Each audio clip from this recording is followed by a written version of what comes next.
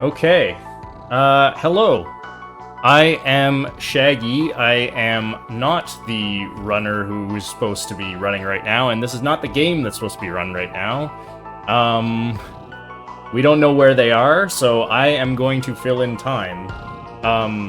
In the spirit of this marathon, I will be running a category that I have never done before, so I'll be learning a speedrun live. I have played this game lots, though. This is Shin Megami Tensei Nocturne, and I will be running the merciful any percent category. And with me, I have my commentator to help me out here, Freedom Pulse. Hey y'all, it's Freedom. I've ran this category a little bit before, not a ton, but here to help Shaggy out on comms, help with sight reading through the notes and everything. So yeah, buckle in and let's have a good time, shall we? All right, you're starting the timer, right? I believe I might be. Let me just go find where that window is.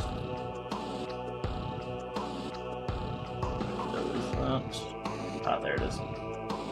All right, yeah. Okay. Ready when you are. I'll give countdown. 3, 2, 1, go. All right. Good luck. Have fun. Indeed. Okay, so SMT Nocturne.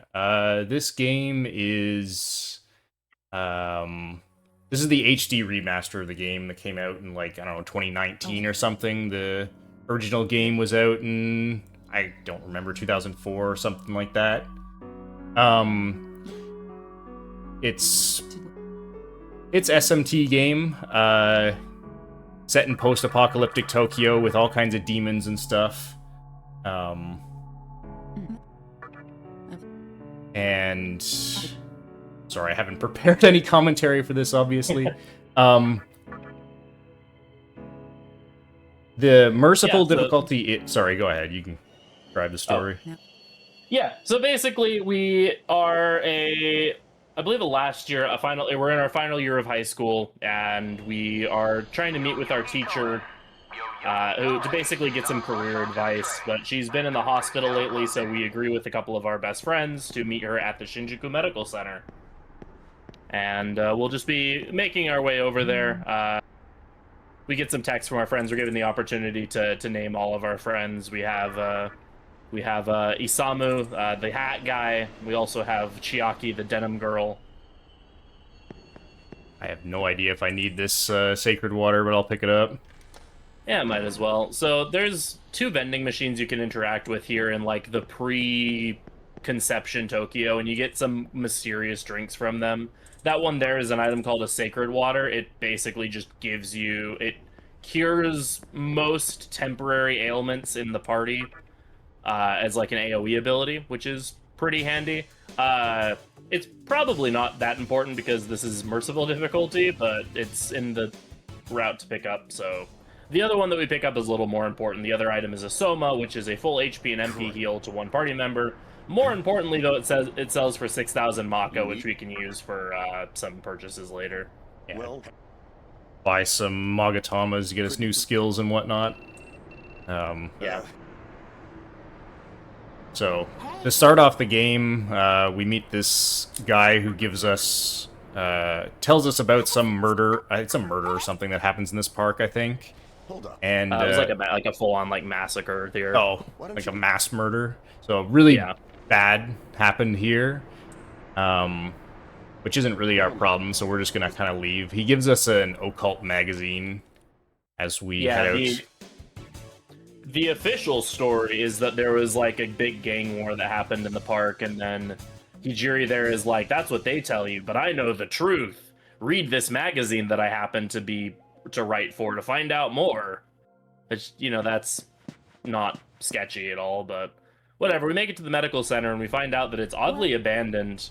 Hijiri had also mentioned that there was some sketchy cult stuff happening in the hospital as well.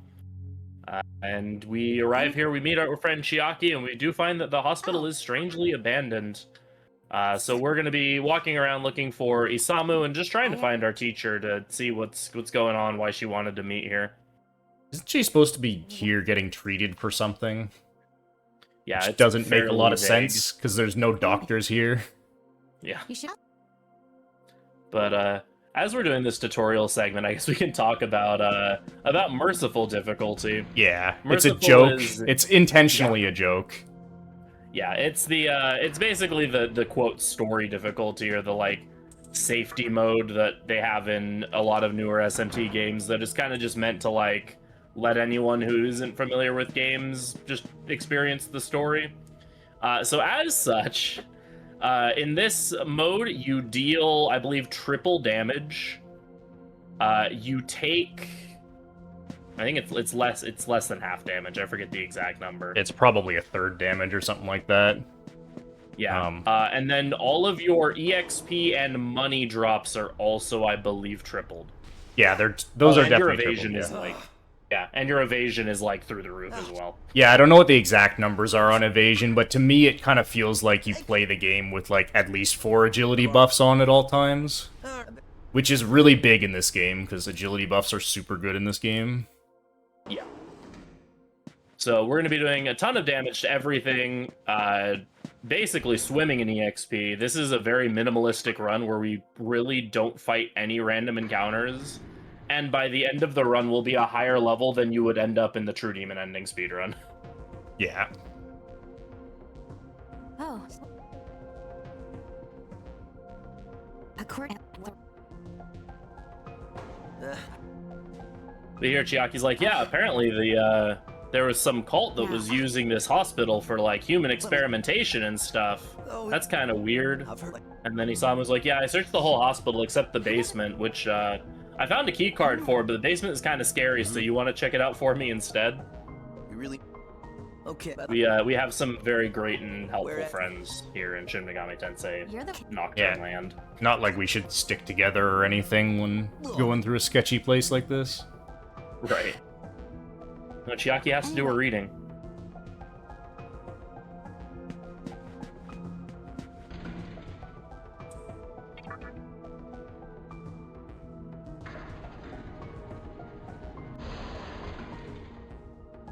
My controller just died. Oh, no.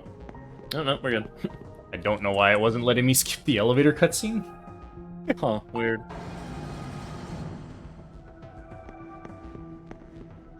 Yeah, at least of all the elevators cutscenes to not skip, that one. That one's pretty short, yeah. At least it's not the Mantra HQ elevator or something. So here we meet the final kind of important human character in this game. This is Hikawa, and he's here performing surgery on a cylinder, as one does. Is basically like, how dare you disturb my moment of triumph? I'm going to kill you now, and he summons a demon to eat us or Your something. life ends here.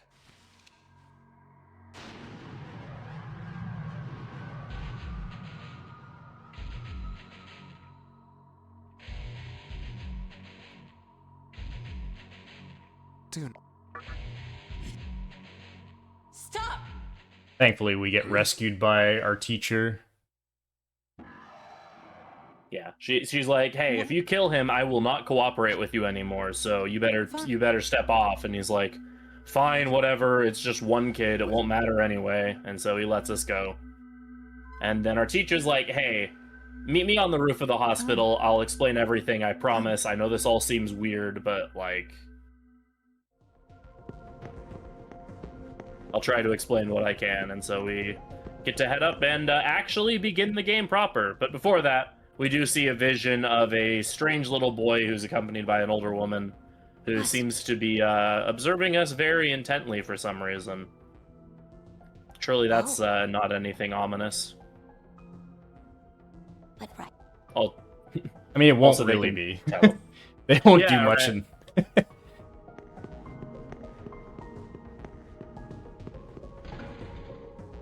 Alright, let's look. You gonna let me skip the cutscene? Yes. Okay. Yeah, there we go.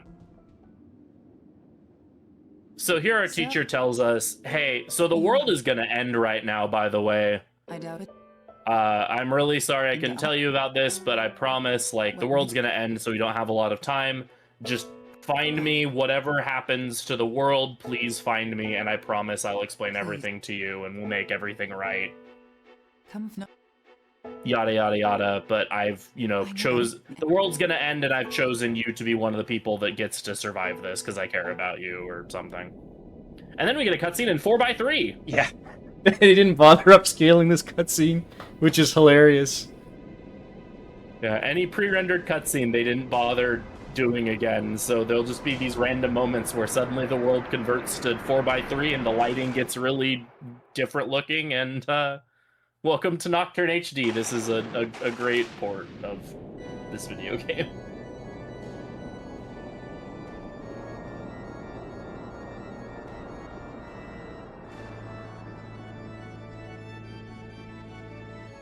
Yeah, so most of the world's getting destroyed here, everything outside of Tokyo, basically.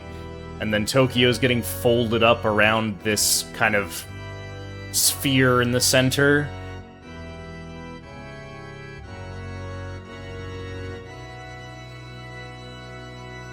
Yeah, and this will serve for the setting of the game proper. This is the Vortex world that, yeah, is basically just like the inside of a sphere that revolves around this giant light that will introduce itself in a little bit as Kagetsuchi.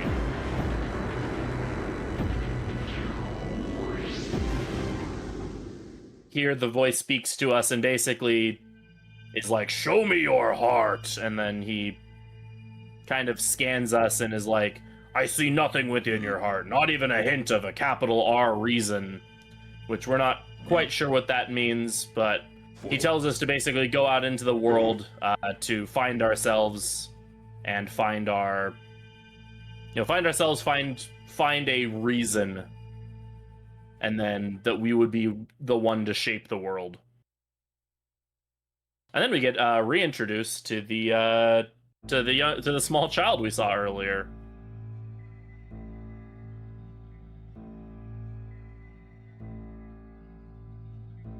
And he's going to take this rather scary looking bug and drop it straight into our mouth. And basically that will turn us into a demon. Yep, we will become the Demi-Fiend, which is basically half human, half demon. We gain all of the powers of a demon, but still maintain a lot of the faculties and stuff of being a human and the more or less the appearance of a human.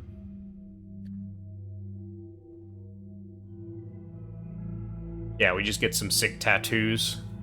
Yeah.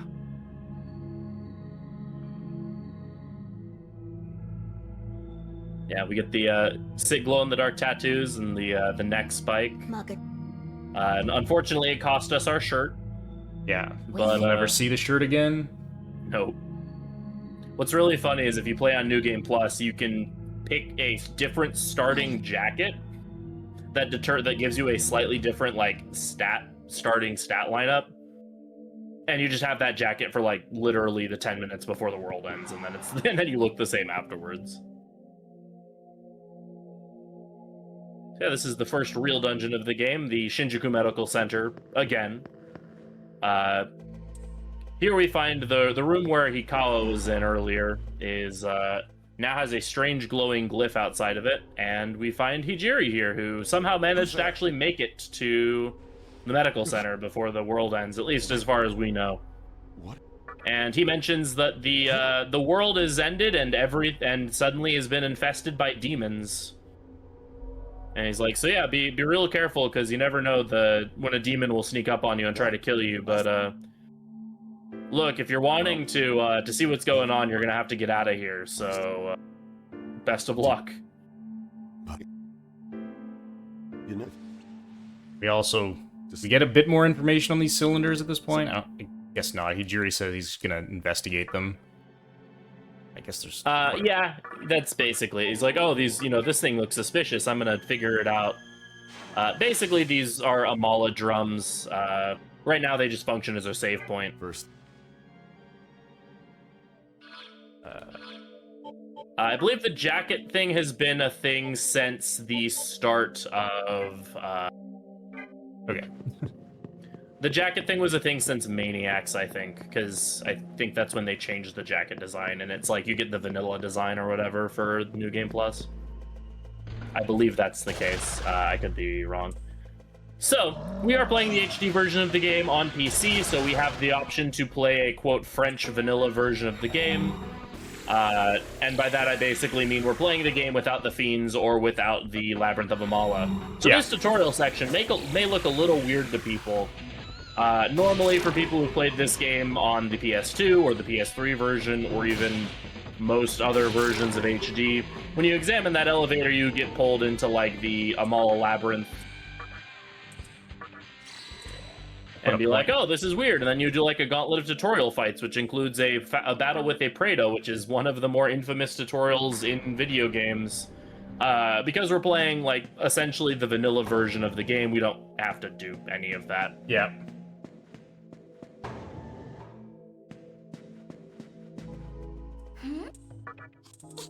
So here we find a pixie, and she's like, hey,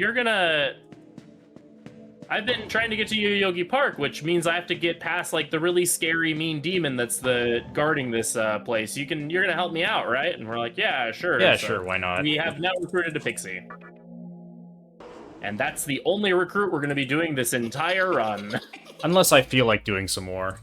Because Okay. I obviously don't have a route for this other than, like, improving. If I run into a Shikigami, I'll recruit one, so I can get Terukaja. So here we have a fight against these three Pradas.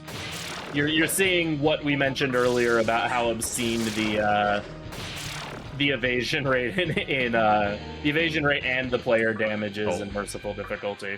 I'll put some points into strength.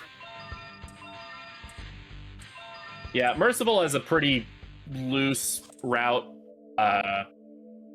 Magic and Nocturne is obscenely powerful for the majority of the game, even more so when it's doing triple damage and you don't have to worry about fighting Lucifer. So we're gonna primarily be going into Magic to make use of breath skills and especially the tornado ability. And then later on, depending on which ending Shaggy decides to go for, we'll also probably go for Glacial Blast and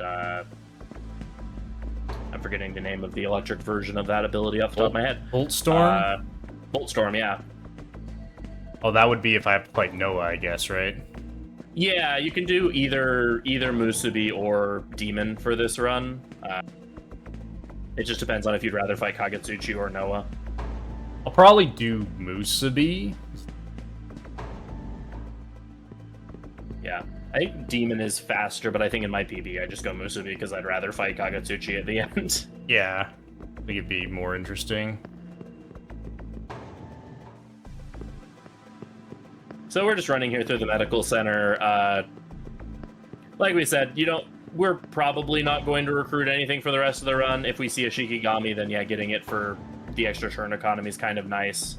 But we really don't need to. We're just going to book it to Fornius here, who is the guardian of the medical center and the person blocking us from leaving. I didn't get an encounter all the way there. Oh yeah, Merciful also drastically reduces your encounter rate. Yeah. It, like, thirds it or lower. Yeah, it feels lower than that. Like, you barely get encounters. Fun fact, you can actually avoid going to Yoyogi Park entirely if you want to. Yeah, I know about that. Okay, cool. So this is Fornius. He's weak to electricity. We haven't really talked about the game mechanics at all, which Merciful is kind of the ignore game mechanics difficulty of the game. But you'll see in the top right corner of the screen, there's those little icons. Those are called press turns. You get one press turn icon per active party member, and each action you take will take one press turn icon until you run out of turns. However, if you hit an enemy weakness, then that one turn will turn into a blinking half turn, meaning you can take, basically once you have a full party, you can take up to 8 actions in a turn. Passing your turn also turns a full icon into a half icon. However, if you were to miss an enemy or hit a nullification or hit a drain or repel, then you would lose turns. And it goes both ways. So there, even though Fornace only really had one action anyway, if he had multiple actions, if he would have whiffed an attack, then he would have just completely lost his turn, or lost 2 turns instead of 1. Okay, now So I that's the medical center down. need to actually start reading notes now. So what do I do in Shibuya? Sell Soma. Okay, buy both Magatamas. Yeah. Then I probably... Okay, I learned Fire Breath off Spectre 1. Okay. Yeah. Yeah, just do the typical checklist stuff. Go see Chiaki, stop by the cathedral, buy the shit. Yeah. No problem. And we won't see Dante in this cutscene. Oh yeah, there will not be Dante. This game will not feature Dante from the Devil May Cry series.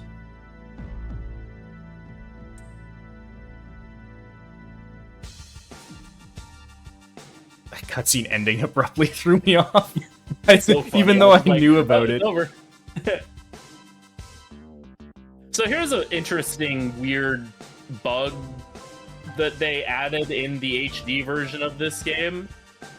Normally, you're supposed to go to Yoyogi Park right now to return Pixie or to talk to her to convince her to rejoin your party. For some reason in HD, they managed to, or not some reason, somehow in HD, they managed to break the plot flag that prevents you from continuing the game. Yeah, you do get a cutscene when you go, not here, but underground in Shibuya, where Pixie says, hey, you need to take me to Yoyogi Park, but nothing stops you from just moving on.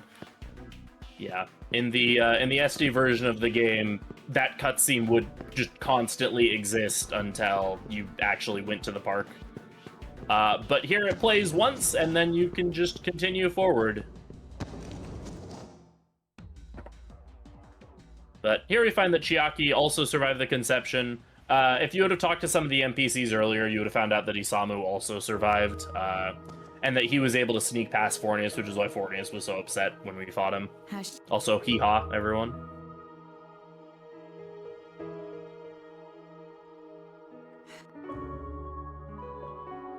What? But Chiaki kind of knows about what the conception, the event that destroyed the world is because of the cult magazine.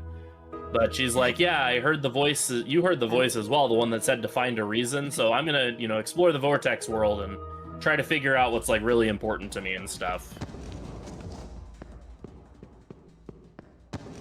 We're like, okay, cool, sounds good. I'm gonna leave now. Gonna pick up like 0 treasure chests. I assume that nothing's really worth picking up. Yeah, no, not really. You get so much money from just everything that, aside from so this cutscene would normally be like a hard plot wall, but in HD you can just keep going. Yeah, the only real influx of money you need is just the Soma to afford both of these. Hee-ho, hee-ho. Jesus. I think part of it is so you can buy out the underpass vendor as well, but... Right. Hee-ho. Used to hard mode where prices are all tripled. Here, everything seems so cheap. Yeah. All the prices here are just the vanilla prices. Merciful doesn't have a shop discount or anything. But yeah, with so triple we're not money do from any fusing. Yeah, we don't do any fusing until I guess until Pixie evolves, right? Then we'll fuse Eros, and that's all we need. Yeah, once we have access to the compendium. At the moment, we only have one demon, so we kind of can't do any fusing if we wanted to. It's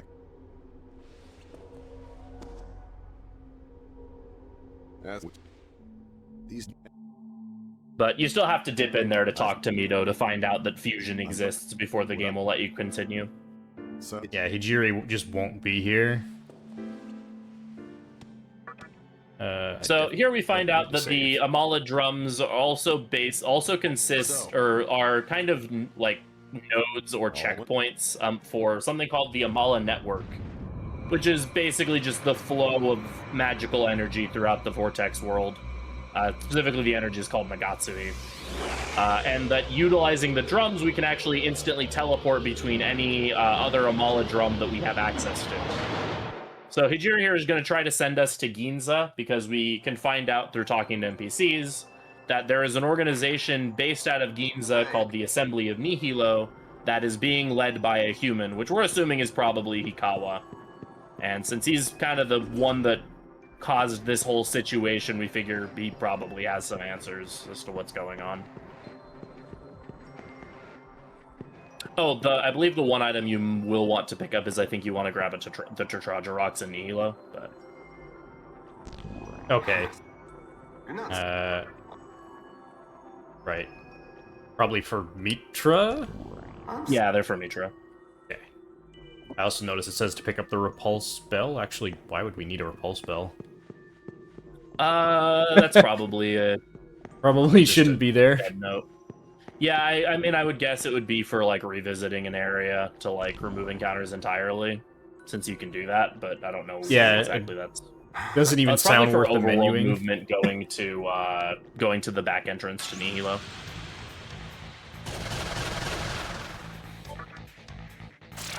Escape rate is 100% on Merciful. Yeah, you can just always flee. Probably hit the healing, so Pixie has MP for Rakunda. Yeah. Is it Nocturne without Matador? I mean, technically Nocturne didn't have Matador originally. Yeah, this is original Nocturne. Well, sort of. An HD version of original Nocturne. It's French vanilla Nocturne. It's like vanilla, but a little fancier. Or Yeah. something. A good way to put it. So here the gimmick for this dungeon is that basically there's all of these there's these gates that get sealed off. Something seems to want to trap us here in the network. So we have to go to these larger rooms that have less interference so that Hijiri can kind of modify the network to let us proceed forward.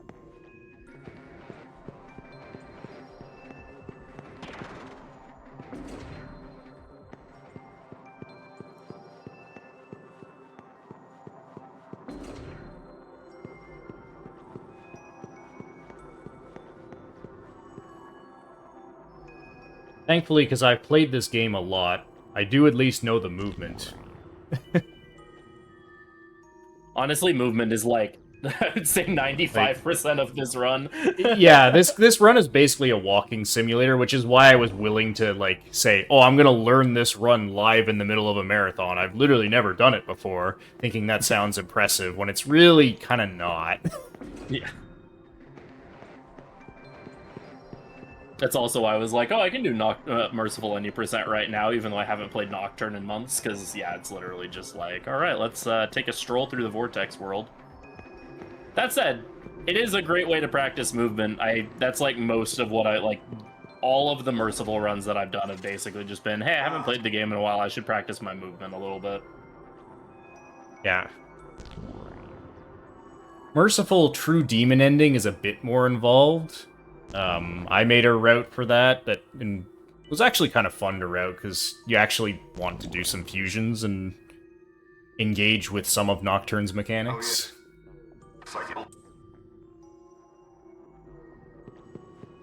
Yeah, for reference as to how ridiculous Merciful difficulty is, this is something we found when the game first came out. If you're playing on Merciful and you're playing a version that has, like, the Fiends and Dante in it, you can lunge Matador with 100% accuracy with no buffs. Yeah, easily.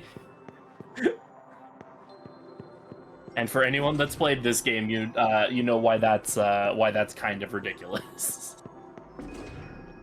Okay, You so have this... Shirinui on, right? Oh, no, I didn't put... Damn it. Yeah, you can just say no to Spectre here. Oh, yeah, that's It'll right. leave you out. Is that the default option? No, yeah, just say no. That is a good call. I mean, I'm sure I would have been fine if I didn't get Fire Breath, but whatever. I might as well do that. Yeah. That's a sound you don't get to hear him do much. So yeah, this is Spectre. The way this fight works, he creates a bunch of clones of himself. After 3 turns, he will reduce or he will fuse however many clones he has together to make a larger body. And the number, how powerful the combined form is, will depend on how many of the clones merge. Yeah, so we're gonna kill one of them. Yeah, because at 6 they're kind of strong. At 4 or 5 it's pretty manageable. At 3 and 2 it's fairly weak, and then if there's only one of them, you can't merge. Worth noting also, if you happen to get him down to like 3, then he will just auto merge. I believe. But again, not that it matters all that much. But just it goes quicker. The difference between 6 of them and 5 of them is pretty substantial. So Yeah, the fight is very much balanced around assuming you manage to kill one. So here we're going to start casting Rikunda with Pixie. Rikunda is an ability that lowers an enemy's defense. The buffs and debuffs in this game stack up to 4 in each direction, and you can already see there the difference it's making. We went from doing like 65 damage to doing 85. Yeah, of course those differences are heavily inflated due to Merciful, but... Yeah. Buffs are pretty infamously strong in this game. They're kind of just insane.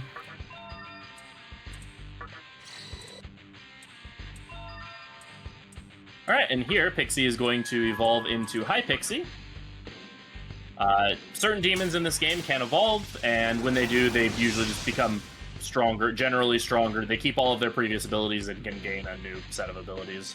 And that's kind of what makes this the run as viable as it is for the ridiculous amount of nothing that we do, is the Pixie evolves into High Pixie, and then later on we'll get access to the Demon Compendium, which lets us rebuy any demon that we've previously had.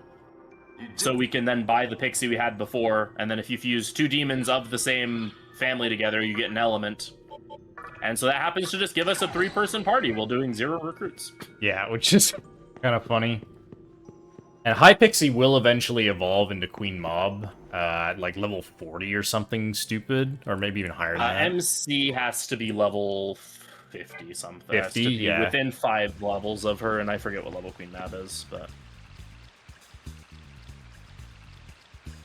that's how it works. Yeah, for demons to evolve, MC has to be within 5 levels of the starting level of that demon when the demon levels up, and the demon has to learn all of their skills. Yeah. So in order to get... What family is Queen Mab? I think she's a knight. That's not the right way. Yeah, so in order to get Knight Queen Mab, you'd have to be level 51. Yeah, that sounds right. Which, in this run, that'll happen usually around the diet building. What's that, Lay Day? Okay. Yeah, it's usually after either the Seraphim fight or after Cert.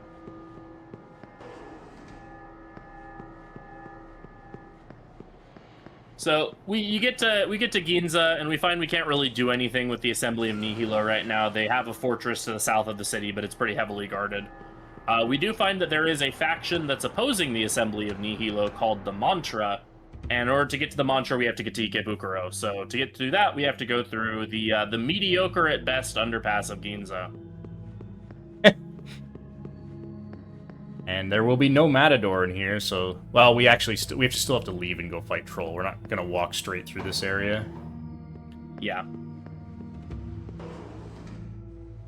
Oh. Yeah, hiding down here is a faction called the Mannequins, who are kind of like clay or mud people.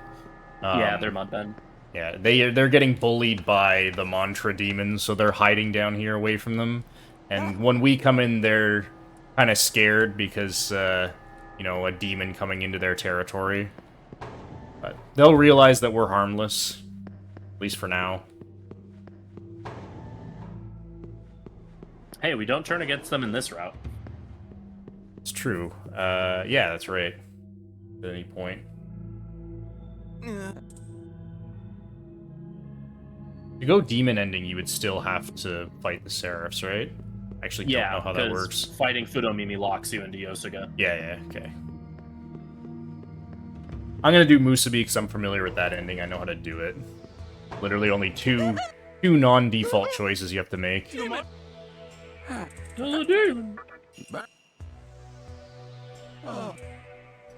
So yeah, they're like, oh, he's harmless, and thankfully we get access to a large terminal here as well, because this is kind of the midpoint in the underpass. Do I And buy once we get this stuff now? Yeah, I believe so. It doesn't mention it in the notes, but assuming I can afford... Do I buy Kamuto? What do I buy? Oh yeah, it's after Troll is After when Troll is we when I'm would supposed buy to do it? Kamuto and- Hello there. Yeah, Okay, there's well, buy Hifumi Kamuto and get about 6 that chakra okay drops. with you? okay, well, I can afford Kamuto Oh, that okay with you? and 6 chakra drops now. Oh.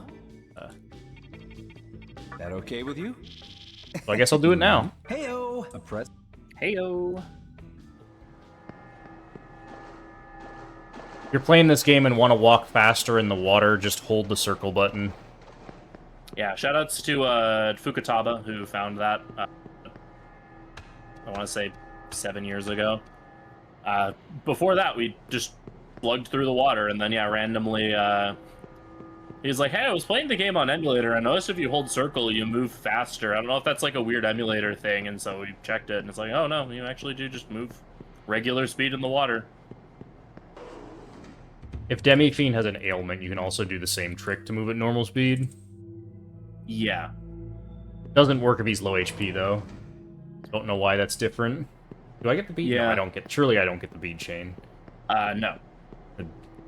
Yeah, okay. I was gonna say you do need to talk to the collector, but Don't worry, So, I know how yeah. to play this game. cool. I just like figured like, or it was like, That's fine. Yeah. because you know how muscle memory works sometimes. Oh yeah, a good chance I make some good movement mistakes during this. But we get to the gate there, and the guy's like, "No, I'm not letting you pass. Like, you may be harmless, but there's scary demons over there. I can't just open the door." And then we talk to the collector there, who's like, "Oh, I'm friends with that guy.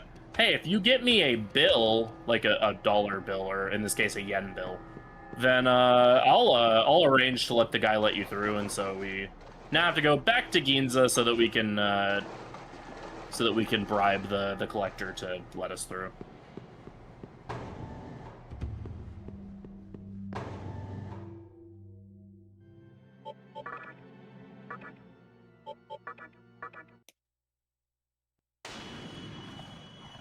And you don't need to set your cycle for the gems. Right for... Okay, yeah. Guess it's not even worth picking them up, eh? Yeah, those ones I think are mostly just stuff you would use for summoning elements. So Yeah. It's a pearl and an emerald. I guess you could get a pot of death. What the hell would you use a pot of death for? yeah, that's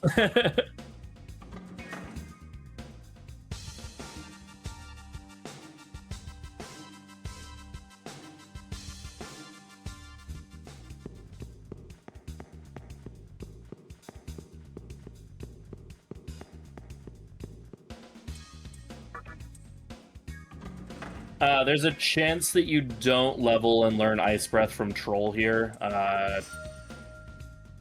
But there's the Onis and Ikebukuro to fight if you don't end up doing that.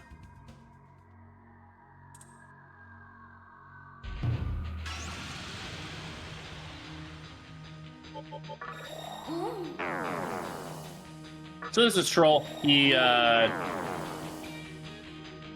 has access to like a bunch of ice abilities and some fizz skills and stuff. We're just gonna lower his defense down and then just blow him up.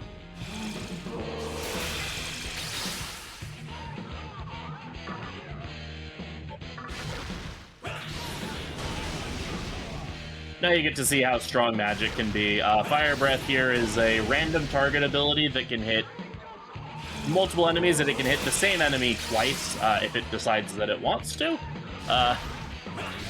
Can being the operative word here. Yeah, it doesn't like to. Or at least I'm getting unlucky.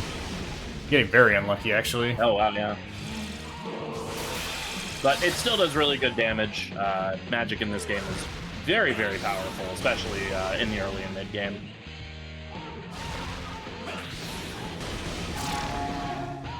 Yeah, that was all single hits. Wow. Okay, cool. Got the level. Oops.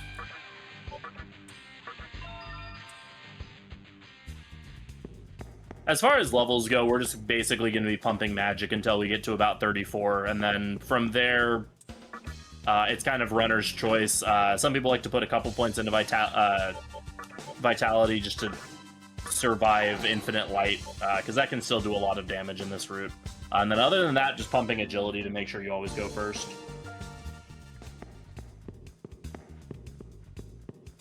We're not going to put points in luck? I mean, you could. It wouldn't really make a difference. Should I heal here? Does it matter? Or I'll just do it. Yeah. You don't have a boss, so, like, you're not doing any fights, so you get Tikebukuro anyway. Yeah, I guess I could have just healed an Ikebukuro. It's probably the same speed to heal here. Yeah.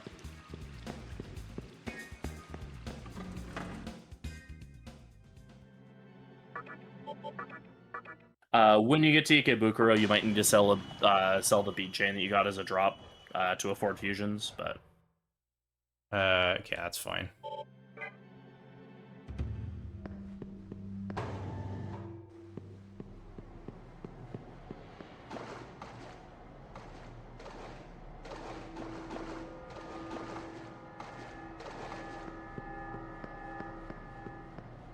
And now we got a nice leisurely stroll through Gein's Underpass. For reference to anyone who's familiar with the other runs of this game, in the Hard True Demon ending speedrun, we'd be approaching the Matador fight.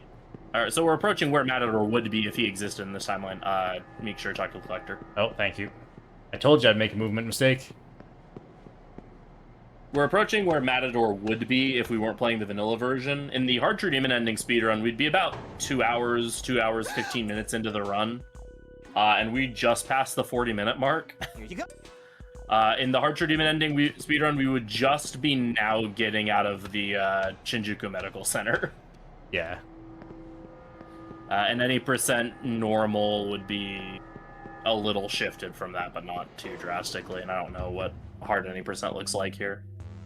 Can't remember that stuff, but it's monkey route until past this point, so it'd be exactly where TD is.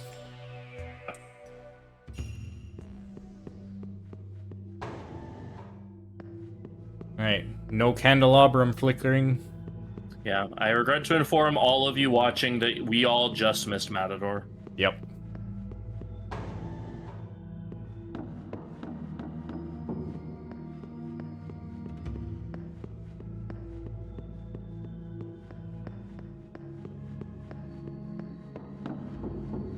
This walk normally kind of sucks, but because it's merciful, it's not that big of a deal.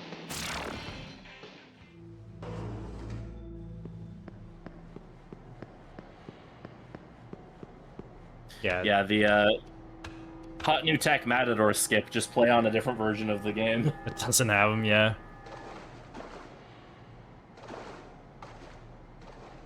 Just wait till you see the tech to get Dante skip as well.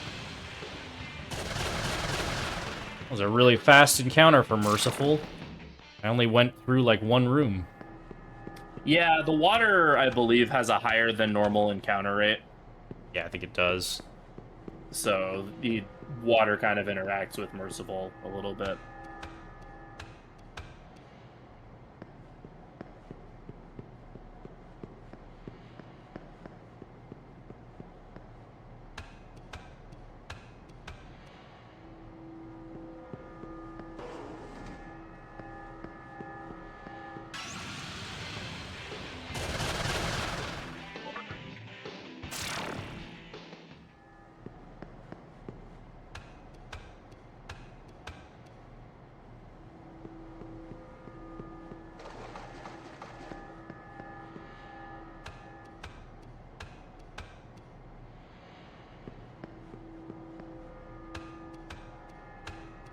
I guess you can try for the magic incense if you want to. I was about to ask if I should do that.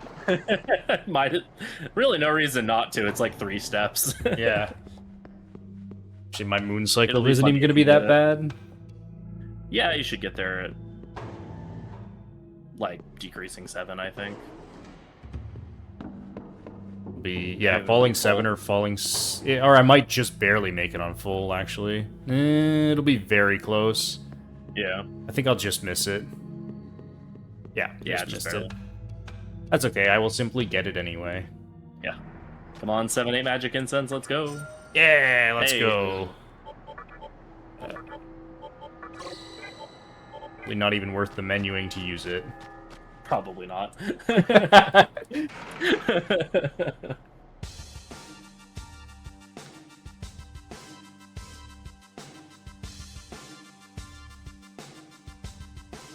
So the only incense you would probably care about would be like an agility incense to fix party order stuff, because that can get weird sometimes, but that's also really not worth it. I don't need to fight the Onis, right? I would only Since you learned Ice Breath, you do not. No. Okay. I'll sell this bead chain and save in case. Well, actually, an accident would be fucking funny, and I should probably keep That the would run be going. so funny. Hello there. Hmm? Oh, that okay with you? Hmm? Hey-o. Got it. Heyo. I'll save anyway, I guess. I probably should save at some points in this run. Yeah, I mean, we still need to tag the terminal anyway.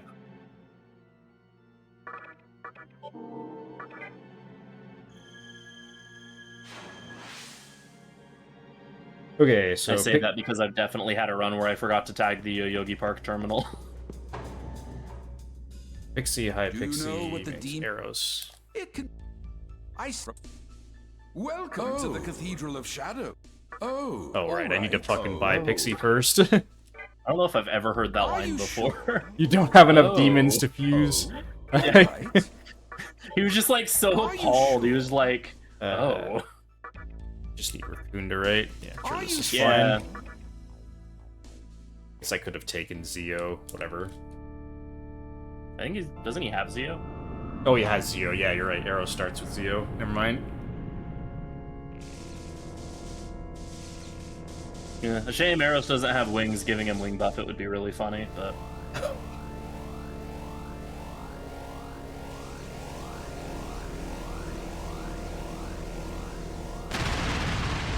Actually, this fusion can't accident, because it's the first one. It's the only one we do here. Oh, yeah, true. You're right. I completely forgot about that.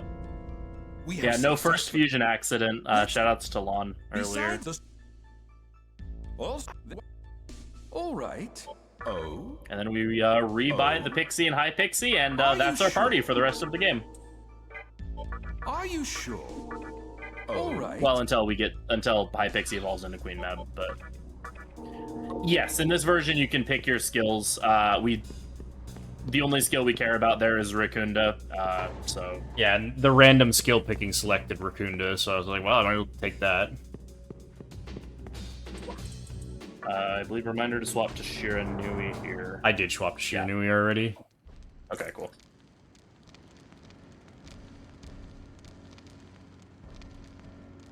Or it might Oh, we be... found a Samu. Oh, yeah. Yeah, he's picking a fight with a guy who he maybe comes up to like his knees. Yeah, the dubbing here is great, by the way. Continuing to speak after getting hit. Yeah. Delivering line like normal as he like cracks his spine against the pillar, and then it's like, oh, I should probably stop talking.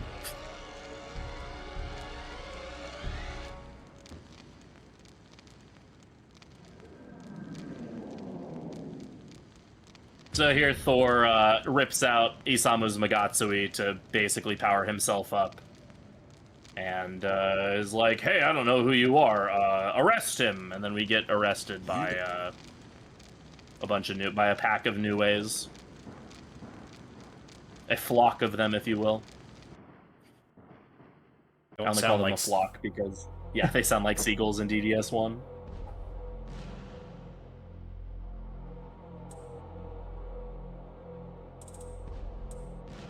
So here, basically the mantra operate on a system of might makes right. And so in order to determine whether we live or die, we have to prove our value in a trial by combat. So we have a gauntlet here of a couple of boss fights that we have to do, or a couple mini bosses and a boss fight that we have to do just to basically prove that we're worth keeping around.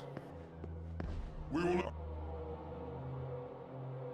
Also, Prosecutor Oni has a great line delivery.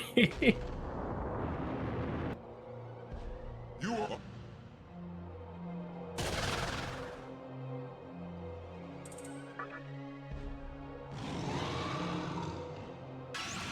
Alright, so first up is Orthrus.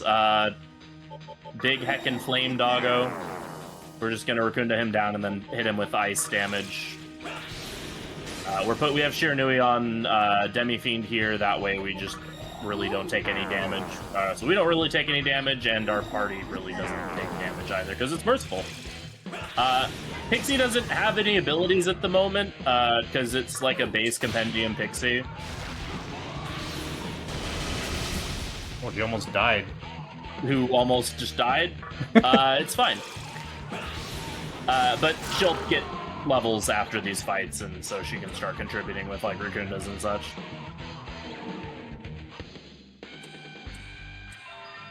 We'll definitely want to heal her up before Yeah. next fight.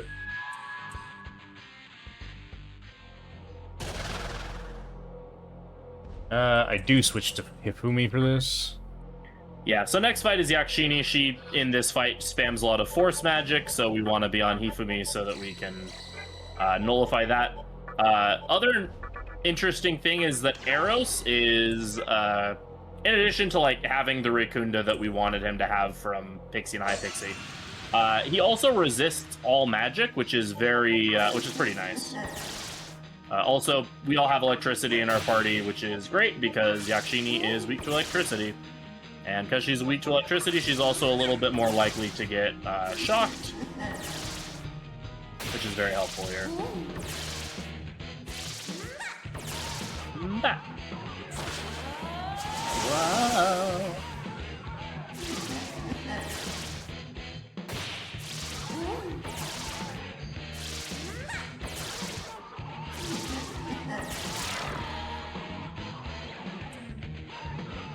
And the final fight, we'll be fighting Thor. Unfortunately, we don't have any elect nulling Magatama. So we can't necessarily block his abilities, but we're still playing on Merciful, so... Yeah, no. I just got a full party heal, so I'm just gonna roll right into this. Yeah. Other thing with Thor is he has 2,000 HP. After he loses 1,000 HP, he will phase shift. So we actually will be doing a little bit of a setup here to make sure that we can get him to more or less dealing about 1,000 damage, then blowing him up in one turn. Because once he pushes into phase 2, he can use Dikunda to purge his debuffs, which would be pretty bad. He can also heal himself, which is more annoying than anything else.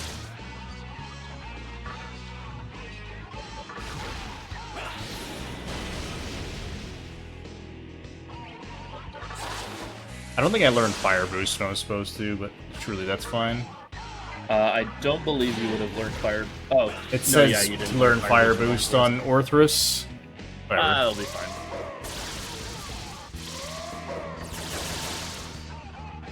Yeah, the leveling in this route's a little iffy, Whatever.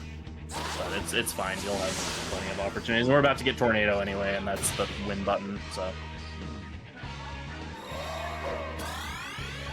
Boosts in this game basically power up an element by 1.5 times, so you just do 50% more damage with attacks of that element.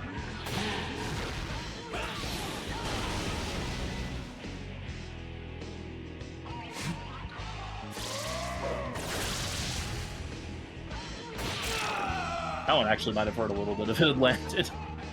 Possibly. Oh, I didn't learn Tornado. Oh, I let a skill change rip. Let another one rip. I lost Zio. Why does no one like Zio? I know Zio is unstable still, but still. Yeah, if I get a random encounter, I guess I'll take it to try to learn Tornado. Or it doesn't even matter. I'm fighting... Well, I'm supposed to be You're using the fighting the, Zios that I lost on Eligor, whatever. Yeah, it's fine. You also have the White Keela dudes coming up next, and so Oh, I guess yeah, learn right. whatever skill you want to there. Oh, yeah, looks like you learn Hifumi there, so... Or you wear Hifumi for them, so... Leave it on, yeah, until I get Tornado.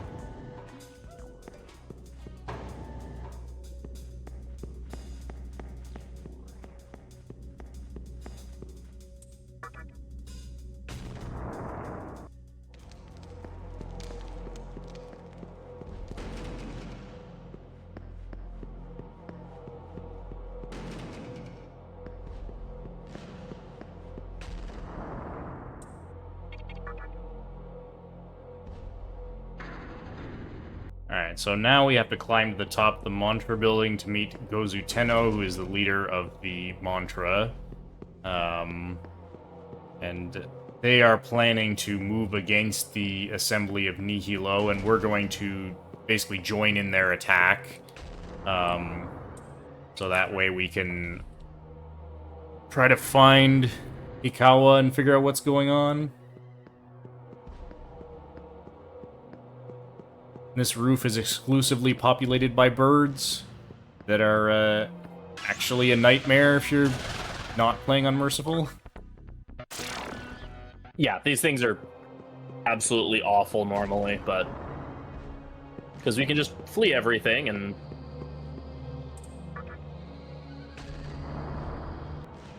generally go first. They're not really a threat here.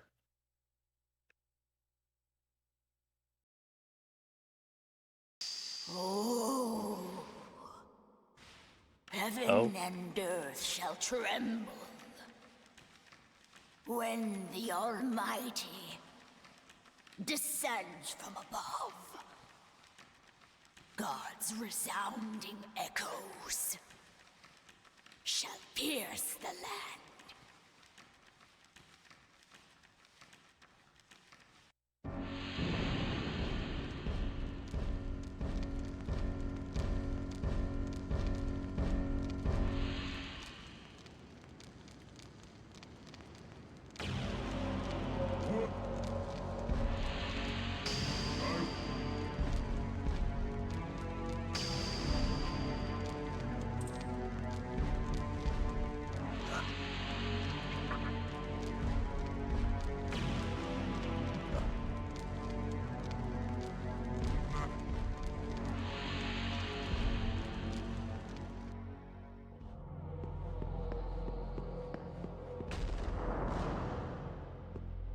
Alright, off to the Assembly of Nihilo.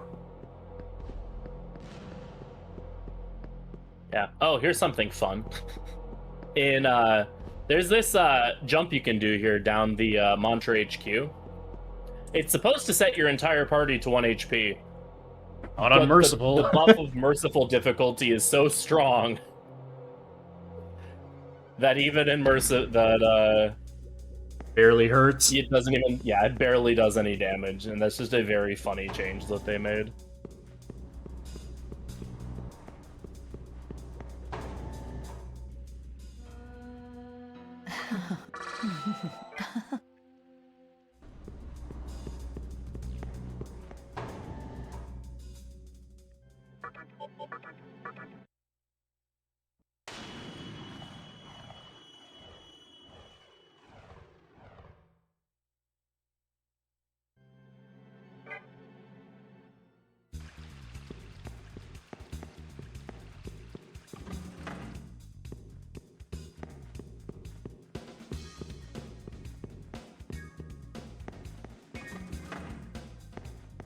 Yeah, once we get into the Assembly of Nihilo, we'll basically pretty immediately, we'll have a bunch of cutscenes, and then we'll be thrown into a fight.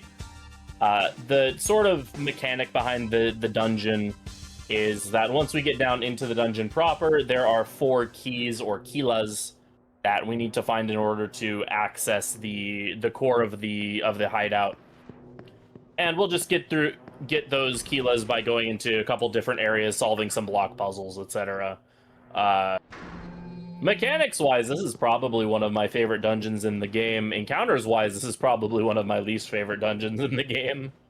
I actually kind of like the encounters and stuff in this dungeon. At least in the hard mode runs, it's very like dynamic. You have to adapt to a lot of different things in this dungeon, which I think is where Nocturne speedruns shine their greatest, when you're trying to adapt to all the random encounters and manage your resources and whatnot, and this is a really good dungeon to showcase that.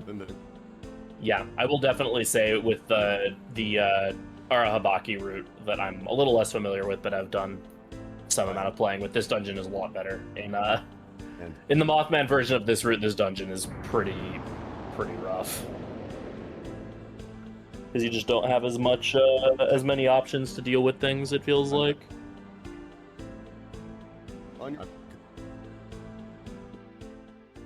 But here, we won't be dealing with anything, because we won't be fighting encounters. Yeah, who needs to do that? Yeah. So here we find out that the Mantra stormed into the HQ and, like, broke a bunch of stuff, and then we're like, yeah, we did it, we won! Meanwhile, there was actually, the regular HQ was just a front for the real base that was hiding underneath it. So Hijiri opens up the real HQ for us, and so now we're going to be doing a solo dive into the Assembly of Nihilo. Yeah, because for some reason none of the Mantra are willing to come down here. Yeah, well, yeah, originally this room was like spinning or something, so they couldn't get through, but... And it's mentioned that they're not very smart, I guess, so... Like, oh, it's a spinning room, it doesn't do anything, whatever.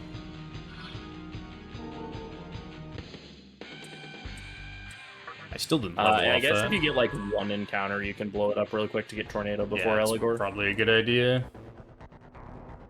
Otherwise, I'll just fight him with Ice Breath. Oh, I need to tag this. Tag the terminal, yeah. I guess I can save. I guess for future reference, not that it matters in the case of... I don't know if you'll ever do any other runs of this, but I guess for future reference for myself, maybe it is worth just fighting the Onis.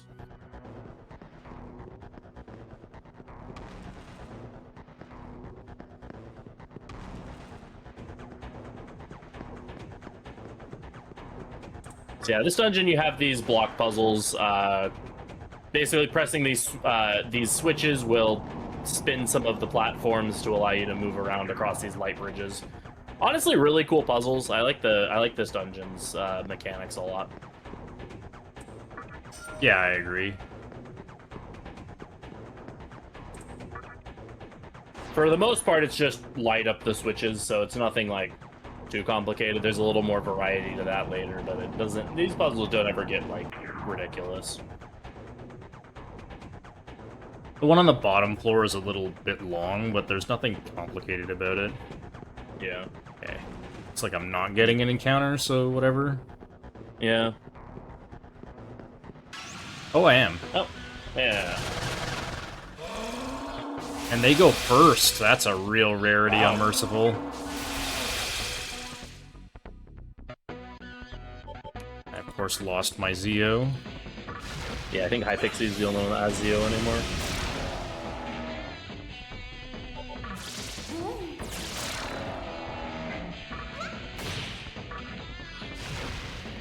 Here's a fun fact for the people who are watching. Fomor here, Fomorian, has 25% physical resistance. Very weird. And he is only one of, like, 3 enemies in the game or something that has that specific phys resistance, to the point that it's not even marked in the game at all. Oh, was I supposed to... Oh, Wadatsumi. Wadatsumi. Does it really matter? No. I believe you're supposed to learn, like, Managain here soon, but it doesn't matter all that much, probably. I don't think I'm going to level off this anyway. It doesn't give me true. very much experience. Right.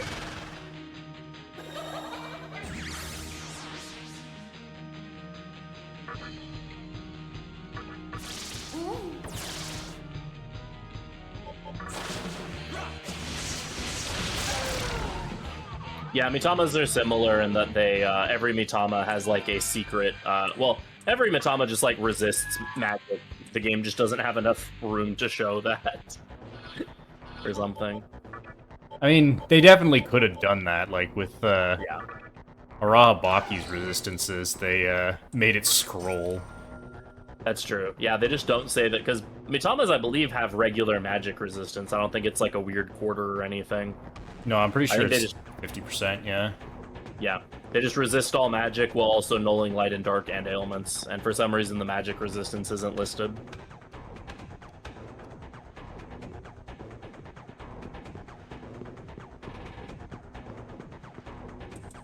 So this puzzle ramps up the difficulty by making you press the switches in a slightly different order. Yeah, you gotta walk past the first switch, you gotta fight the urge to press it.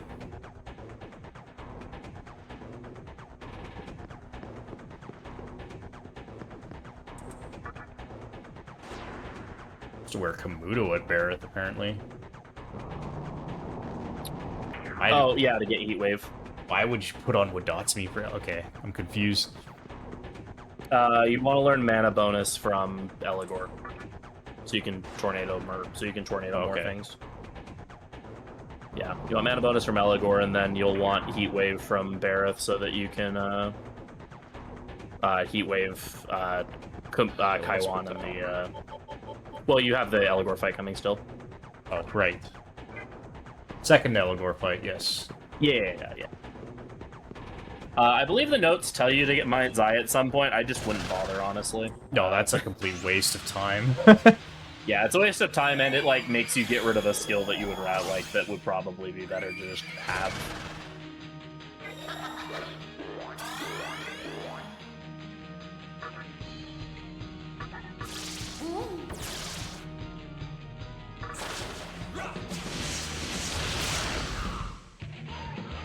Oh, yeah, so as you mentioned, Tornado is a really stupid ability.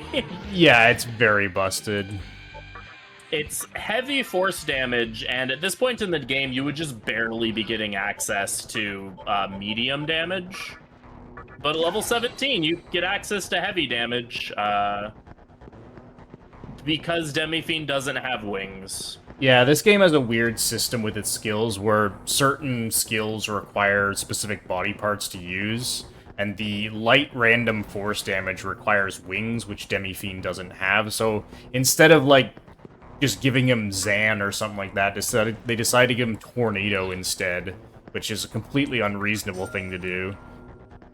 Yeah, it's supposed to be, quote, balanced by the fact that it costs 25 MP to cast. It's really not.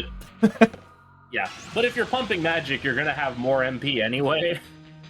And plus, you do get mana bonus fairly early as well, so it's not that big of a... it's not nearly as big of a detriment as they were probably intending it for it to be.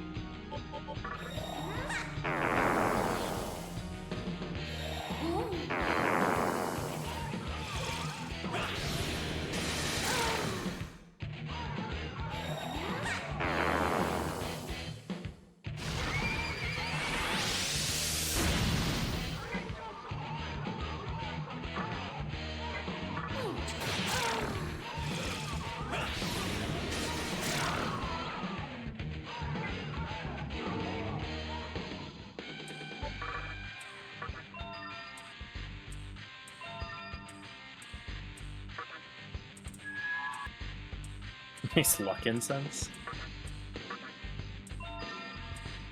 Prefer a very useful skill. Yeah. Makes you guarantees run away from fights, which I can already do. Yeah. I was gonna say, Lucky Find is one of my favorite abilities in the game, but it actively loses you time in Merciful, so... Complete waste, yeah. You do not teleport back. Yeah, you can just go.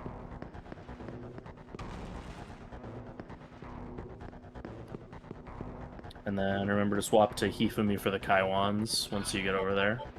You just do it Or you now. can just do it now, yeah. I won't die to a Disagilao. Surely it'll be fine. Yeah. I would be very impressed if you did. It would have to hit you, and also, like, still, it'd probably have to hit you multiple times. Oh yeah, it'd probably take 2 or 3 to kill me, at least. Yeah.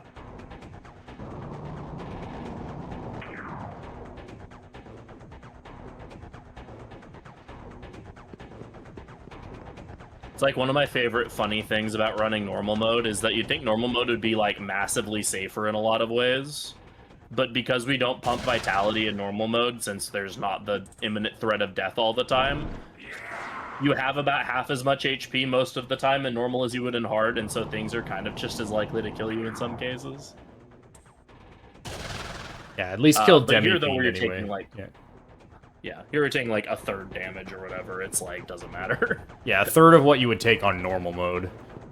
Yeah. So here they spice up the puzzle a little bit by having these Kaiwans teleport in and flip the switches. The Kaiwans only flip a switch once, though, and so you just kind of got to undo it. In fact, one of the Kaiwans will flip a switch in a way that is beneficial to us here, so...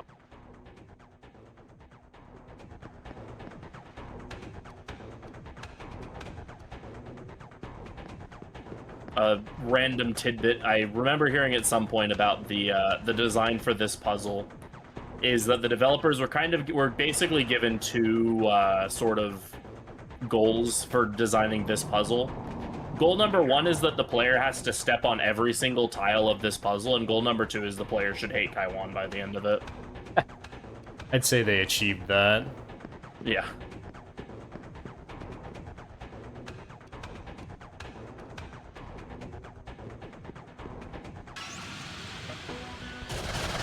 Oh, it's this. But I go first.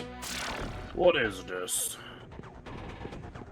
Yes, the encounter rate in Merciful is like thirded or something. I'm pretty sure it's less than a third, but It might even be less than that. Like, it feels so... Normally, the encounter rate in this game is fairly high, but on Merciful, you can go so long without seeing an encounter. Yeah, you can go, like, whole dungeons with 0 encounters sometimes. It's pretty ridiculous. And then sometimes you get, like, 3-step encounters, but those are very rare.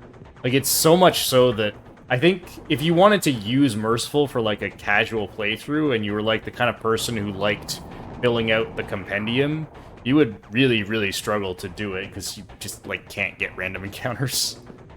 Yeah. To the point that the glitched Merciful speedrun actually swaps to normal mode briefly, just to get a regular encounter rate to do some recruiting. Yeah, so does the TDE not glitched version to get the Shikigami. Oh yeah, that makes sense. Since per the leaderboard rules, the difficulty is just determined by whatever the lowest difficulty you are at any point. So you can up the difficulty to boost the encounter rate according to the verbiage of the rules. You're just, never allowed to lower the difficulty in like a hard mode run or something. Yeah.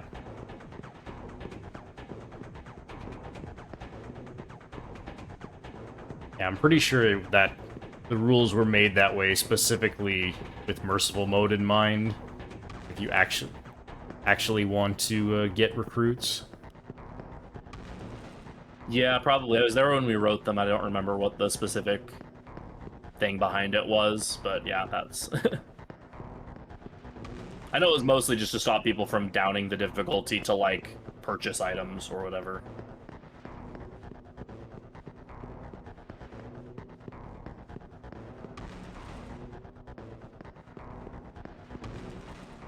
So here Kaiwan has one last trick to mess with us. He has stolen the green Keela.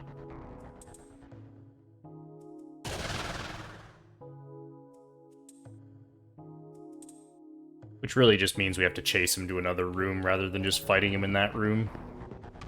Yeah, it just means it just means that we just have another boss fight to get a mini boss to get the Keela instead of just getting it, which, oh no, we have to fight a mini boss. It's not like we did that for every other Keela. First one you fight a normal encounter. Basically. Oh yeah, that's true. They are souped up though. They are technically stronger. Are they actually strong? This is the point where saving would probably be good, by the way. Oh, is... Just because they can potentially Mudo you. Oh yeah, and I guess, oops, do not return to terminal.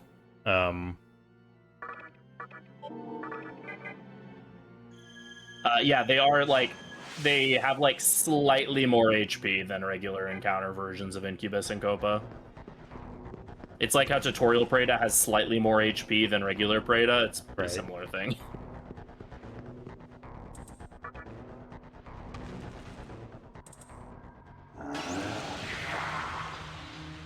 Alright, so this is Kaiwan. Unfortunately, Kaiwan is immune to all magic, so we did learn a cool ability called Heat Wave, though. Heat Wave is physical damage, that's power is determined by your maximum HP. So we'll be using Heat Wave for this. We don't really have any vitality, so we aren't doing a ton of damage with Heat Wave, but it's still AoE fizz damage, and that's all we needed to do. Kaiwan here also likes to spam death skills, which is kind of annoying, but not that big of a deal.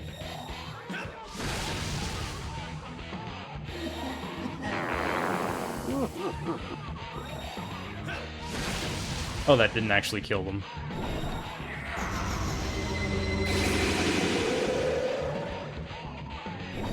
And thankfully, arrows here actually like straight up nulls death, so they clink turns for doing that.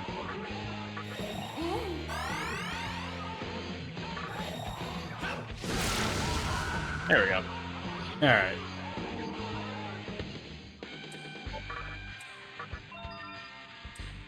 So now we get force boost, so now our force skills do 50% more damage. Because we needed Tornado to be more ridiculous. Oh, Dia to anti-nerve. Oh, baby. I lost my Dia, whatever. Yeah. Epics, you could also, well, I guess you can just use circle to sprint, but yeah. Yeah, it's fine. Yeah, I believe we warp back to heal here anyway, so. I certainly will. Yeah.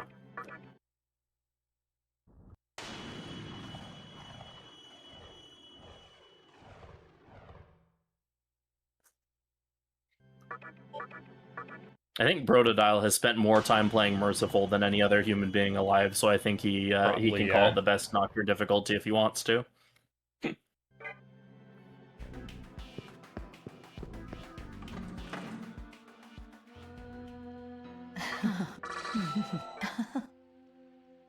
Brotodile being the world record holder for the Merciful glitched TDE category.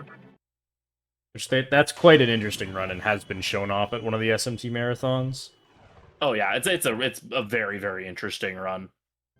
It's so different from every other SMT, from every other Nocturne run, because the majority of runs of this game, and also just a lot of SMT runs in general, though not all of them, are pretty light on glitches, and especially light on glitches that completely, like, major shred glitches, the game yeah. open. Yeah, and that run has some very major glitches in it that do pretty silly things, like using 3 Dantes to fight the final boss.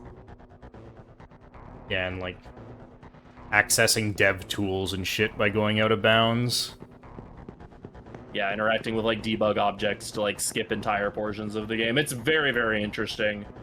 I would definitely recommend checking the run out. I believe it was at the SMT Marathon almost 2 years ago at you can check it on the RPG Limit Break YouTube channel. But definitely give it a watch. It's super interesting, especially if you haven't seen like how broken Nocturne HD can be. It's very very intriguing.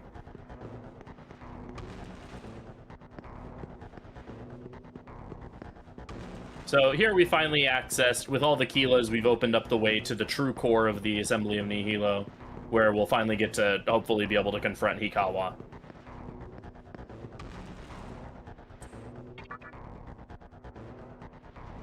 Gotta go down one more elevator.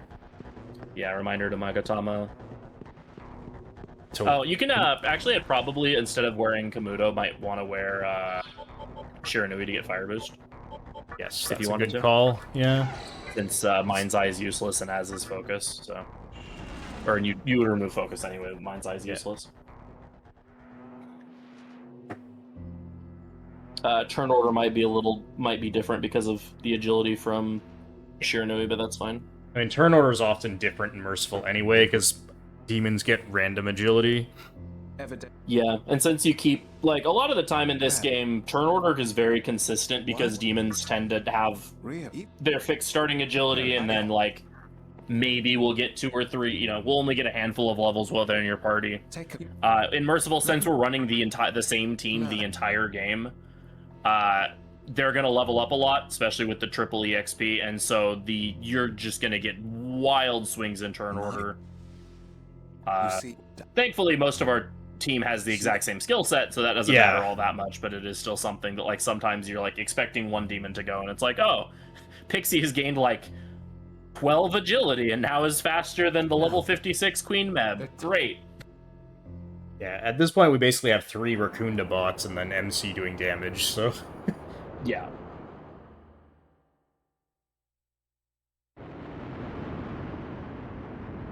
So here we find Hikawa, and he's like, "Oh yeah, you're one of those kids that the teacher that or Yuko, our teacher Yuko, let stay in the vortex world. Well, I let you live once, but I'm not going to repeat that mistake. Also, witness my plan to defeat the mantra." And he uses something called the nightmare system, which is basically a giant vacuum for Magatsuhi that looks like a laser, but it's a vacuum that essentially just drains all of the Magatsuhi from the mantra, which drains them of their power and causes a lot of them to just kind of disintegrate and or die. And he's like, "Oh yeah, don't worry, I'm keeping Yuko very safe," in an ominous way. "But you won't see her anymore because I'm going to stick my dynamic attack kitty on you to try to kill you. So, yeah, bye." So, Also, something Magatsuhi is like the material that he will use to recreate the world or something. would you die if you throw a tornado into Makarakarn in this fight? Probably, right? Oh, I don't know how that interaction actually goes. I'll pay attention to make sure that doesn't happen. Yeah, I'm actually not sure how that interaction would work, if the damage taken formula would interact, how the damage taken formula interacts with the damage dealt formula when it comes to Karns. I don't even know if he can, oh shit, I'm supposed to attack first, whatever.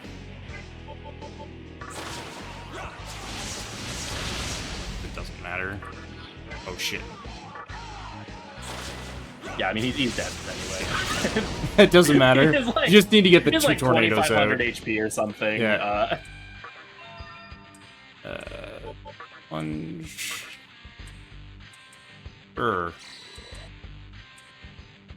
Yeah, 1 point of agility isn't going to do anything here.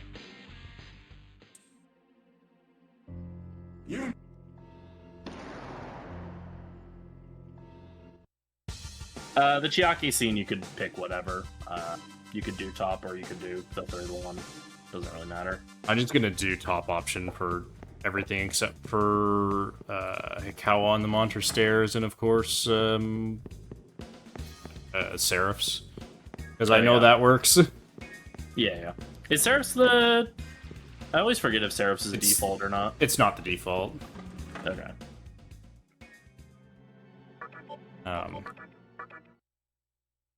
So now that the mantra have been destroyed, we're gonna go basically back there and look at the damage, pretty much. We're gonna go see Gozu Tenno again. We're also gonna run into both Chiaki and Isamu in this building, and they're gonna spit their depressed philosophy at us. Yeah. Specifically, Chiaki's like, yeah, you know, I decided that my world is going to be a world basically ruled by the strong, survival of the fittest, etc., which would have been perfect for the mantra to champion, but they kind of lost, so I'm going to go find someone who doesn't suck to champion my reason. And then we find Isamu, who has been held captive by the mantra since he got his Magatsuhi drained. And he's going to be like, well, they let me out because they kind of fell apart, but... heck you didn't save me or something, and I'm gonna go try to save our teacher because I found out that there's this prison that the mantra had that has a mannequin who apparently has the ability to see the future or something, so I'm gonna go there. And so that's gonna be where we end up heading next after talking to our friends in Gozu Tenno. Also, fun fact, during this cutscene, Chiaki floats like a centimeter off the ground. Yeah, it's very noticeable.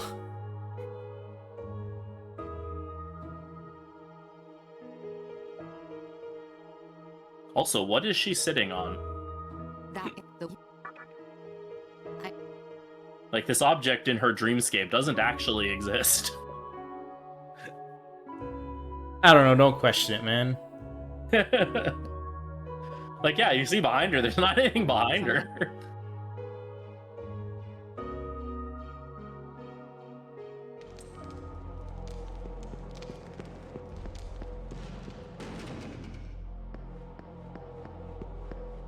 when you take artistic depictions of things way too literally.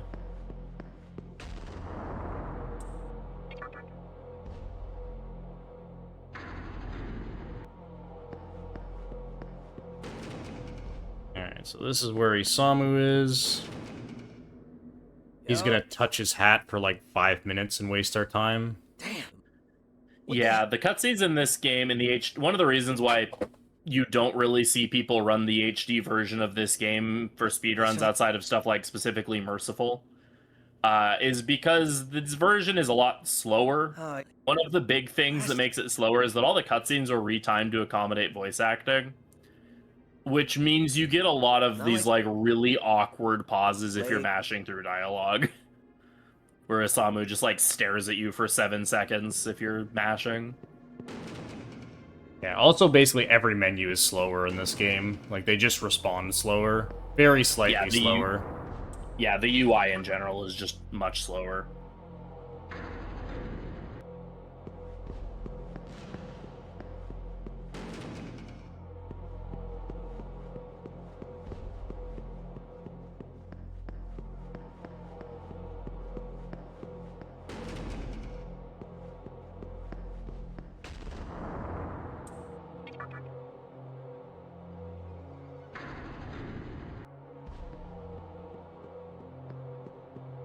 Very cool particle effect of the mantra building being drained of its Magutsui, which is basically like energy in this game.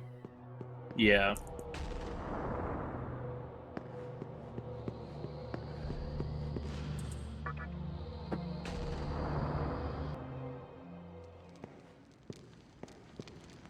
Oh, I just realized there's a note up here. There's a couple points where you should be putting some stuff into it. Oh yeah? Okay. Technically after Bareth you were, but it says Bareth, Sisters, and Gary, so I guess you can just pump it for a little bit until you get to Sisters, and that'll probably... I guess the Bareth bit is probably to help with Iwans. Yeah, more damage and more HP. I'll just put like a few points into it now. Yeah, probably just like pump it until like 9 or 10.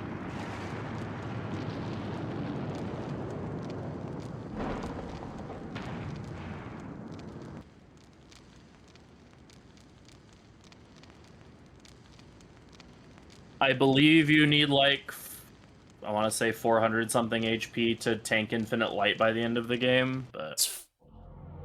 Is it that? Yeah, I think it's something like that. Yeah, because it's thirded, but we don't use any debuffs to lower his damage or increase our defense, so yeah, you need like 400 something, so...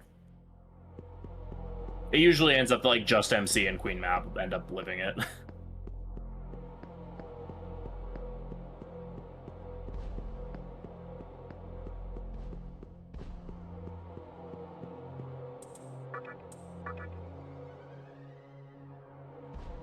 Whee! I probably should have... Did I heal? I don't think I did.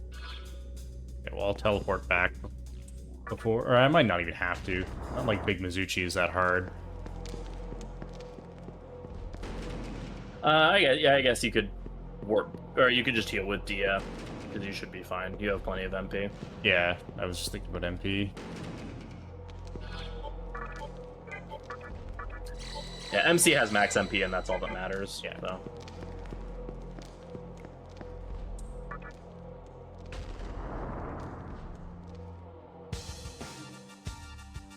No Hellbiker. And, yeah, no Hellbiker, because we're playing vanilla. We're playing French vanilla, so, unfortunately we don't get to hear, Randy Savage Hellbiker this, time around. Or Patrick Seitz is doing an impression of, Randy Savage as Hellbiker.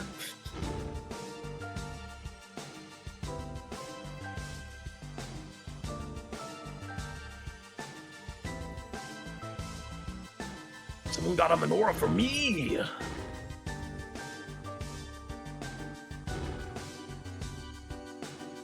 Oh shit! Here we go! Reminder to tag the terminal, though, to warp back at least. What do you mean? I wanted to walk back down prison.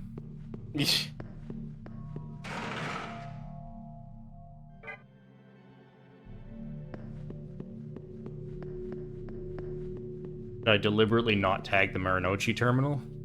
Watch me walk all the way back down Obelisk? Probably not.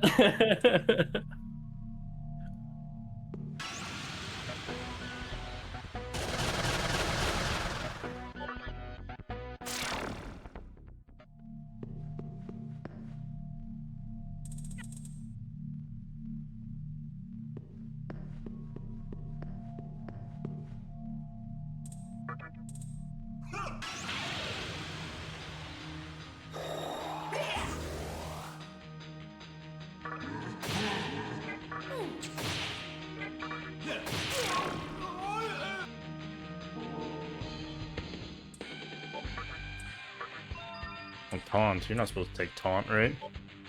I don't remember if you learned that at any point. Probably not. Well, I'm not like I'm gonna need it. Yeah, no. Oh. We got Dark Might! Hey!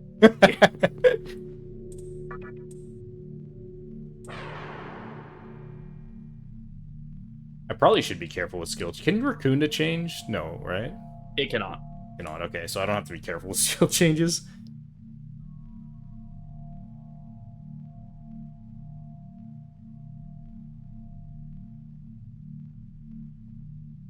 All right. Yeah, So from what I can tell, the skills you'd be learning from now on would be like you learn shock and elect boost from the sisters, and then you get eventually you get Makakaja from Jed, and then eventually you learn Glacial Blast from Miasma. Okay.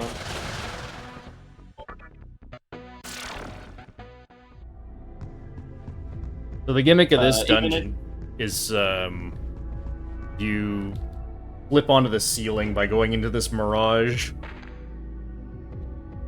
Yeah, and while you're on the ceiling, you can run under some like blockades or whatever that have been put up on the floor. But when you're on the ceiling, you can't push buttons, so you have to bounce back and forth between being on the ceiling and being on the ground. But this is actually probably my favorite dungeon in the game. I really like this place. Yeah, it's really cool.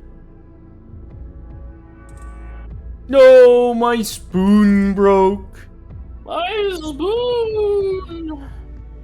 Guy was digging a hole with a spoon and we distracted him. Now he demands that we get him a new spoon, so that's our objective.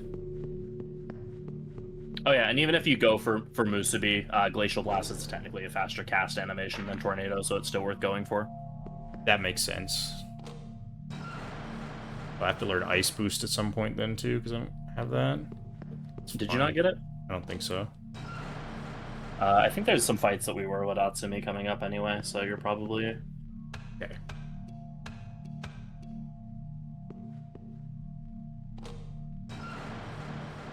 I could just put it on for any random fight after getting Glacial Blast. Right. Oh, Spectre 2, we were with Wadatsumi, and you Okay, get sweet. Ice Boost there.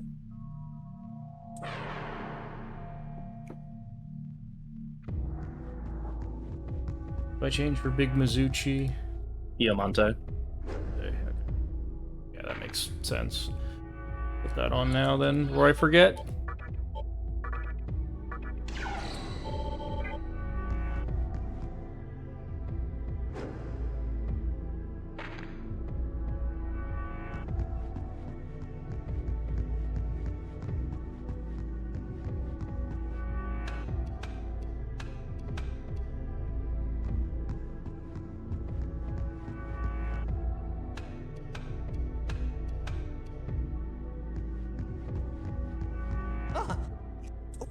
Alright, we got a spoon.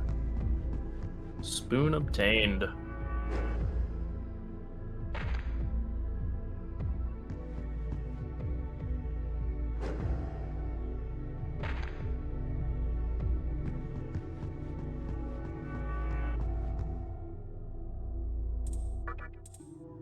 This Alright. is one powerful spoon. Yeah, he digs a absolutely massive hole in the floor of a building with the spoon, so it must be. Yeah, solid concrete, including through rebar.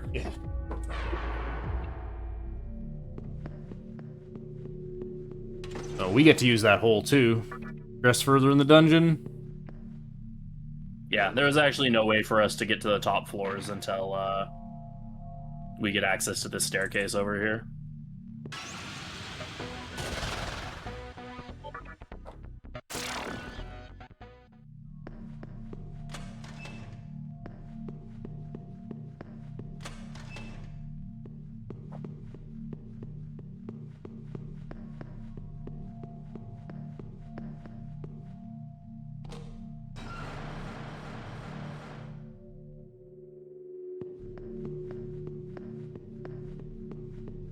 So the boss of this dungeon only exists in the Mirage, and so we do have to flip the ceiling again, or flip to the ceiling again to get to it. Also, that encounter would be absolutely terrifying on Not Merciful. That's probably like one of the scariest encounters in the game on in hard mode runs. Yeah. Yakshini has access to Tentarafu, which is a medium damage panic element attack that does And Dragon a Eye. lot of damage. Yeah, and she has Dragon Eye, so she can give herself 4 turns. She also, I believe, has, I think it's Guillotine Slice she has. I think it's just called Guillotine, but yeah. Guillotine, yeah. But strong physical attack. And Snack. Big Snick. I'll tear you apart! I'm gonna torture you!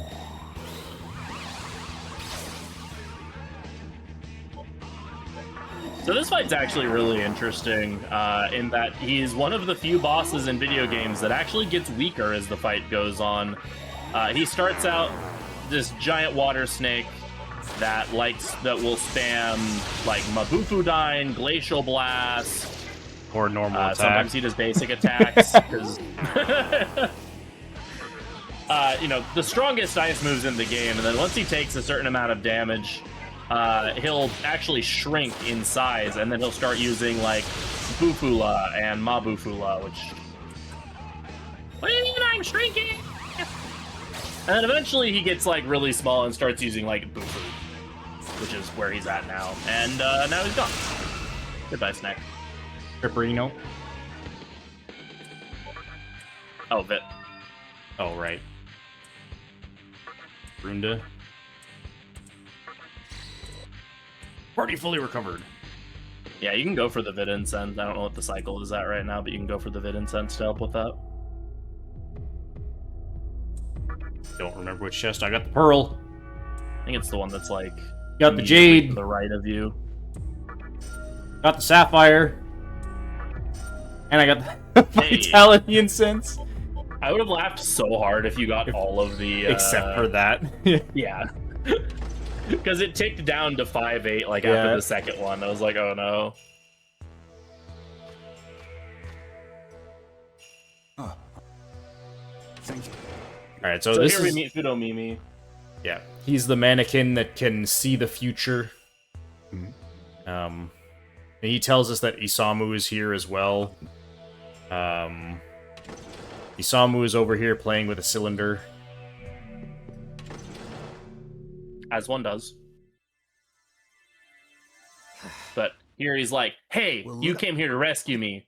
But heck you took too long. I'm angry at you now because I'm a totally reasonable person. Also, I'm going to go hide in the Amala network now because I hate you. Bye.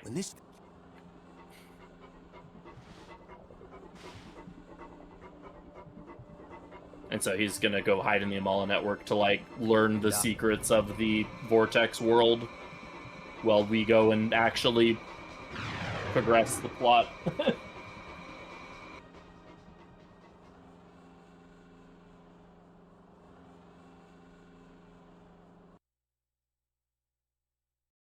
So we've rescued all the mannequins from this prison, and Fudomimi is gonna tell our future in return. I honestly forget what he tells us, other than a man at Ginza is waiting for you. Yeah, he's like, a man at Ginza. And basically just that's where we'll receive guidance on where to go next. This is a pretty infamous part in speedruns, because if you forget to go and talk to the man at Ginza, it will let you walk through basically the entire next area of the game, and you will reach a locked door. And you will have to walk through the whole area again, because you'll have to go back to Ginza. Yeah, you can do the entire next dungeon, and then right in front of the terminal is where the locked door is. Very But here cool we game see- design. Oh yeah, very. But here we see that Hijiri has made it to Ginza, and he's like, "Hey, so I feel like I've been looking into the nightmare system because there's no way we can really stand against Hikawa while he has that. But in order to, but the mantra or the Nihilo has all of the terminals under their control locked down, so I can't really do any digging with the terminals we have access to. However, I've heard that the mannequins have started to basically create a settlement at Asakusa, so the Nihilo probably don't have control over that terminal. So if you can tag that terminal for me, I can warp over and start trying to figure out how to turn off the nightmare system. And so to get to Asakusa, we have to go through the we have to basically go through the a tunnel network that kind of branches off of the metro here in Ikebukuro. Yeah. Which I guess I could have bought light balls for, but I'm sure I can remember how to get through this place in the dark. Yeah, it was probably fine.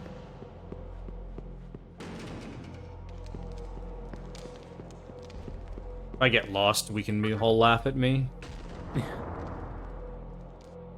That is actually the one interesting thing with Merciful any percent compared to the other categories, is it's the only one where you technically have to do Yarakuchu Tunnel in the dark. I mean, you don't have to. Light balls are really cheap.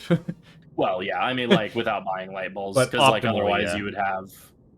Hard any percent now, the route that I made does Yurakucho in the dark. Oh, okay.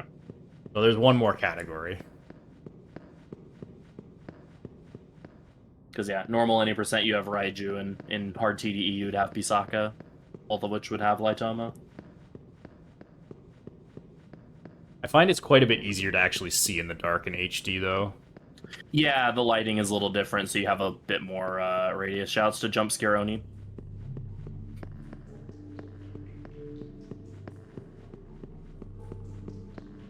Getting ahead of myself. Left turn is down here. And I don't think you need the attack mirror. I'd be very surprised if I do.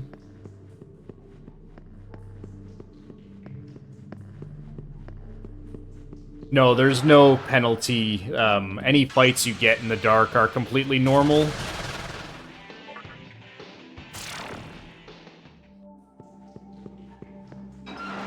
Which I think Nocturne's actually kind of the exception, because I have vague well, I guess in, like, old Megaten, you don't have penalties for encounters in the dark.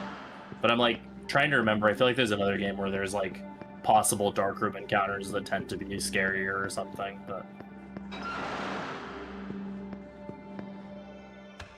But yeah, here in this case, it's just entirely field-based. There's no relation to combat. Yeah, as long as you're capable of memorizing the path through the tunnels, doing them in the dark is not a problem. Yeah.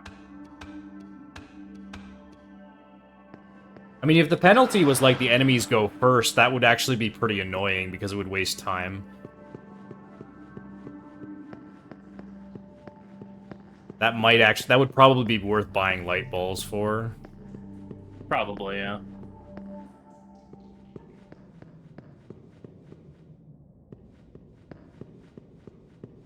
But that's Ikebukuro Tunnel down. Very quick little stroll.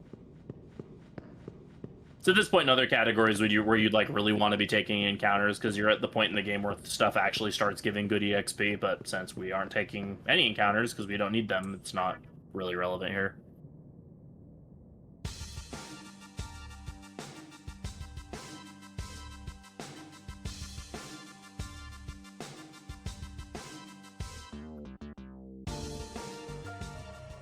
Alright, we made it to Asakusa. Yeah, it's at this point that these, like, big set of doors, you would, like, examine the entrance on the world map, and it would be like, the doors are locked, if you didn't have access to, if you hadn't seen that scene with, Which is Hijiri. super stupid. Yeah. Like, stop us from entering the tunnels, don't, like...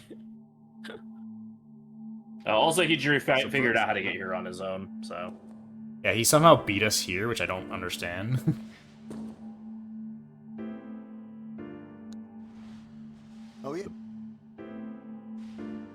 swap his hat back and forth between his hands several times. And a lot of these animation things that are like there to help the characters look more natural look very, very funny when you skip through the dialogue. But he's like, yeah, I need a little time to like actually do my research, so why don't you go look around Asakusa? And so there's two specific mannequin we need to meet while we're here. We're gonna go meet the first of them, Sakahagi, and then we get to go down all the way to the middle, to the center of Asakusa, to Mifunashiro to meet with Fudomimi again.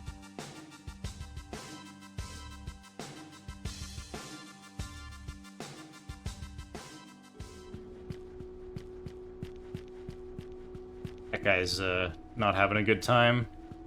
Definitely not.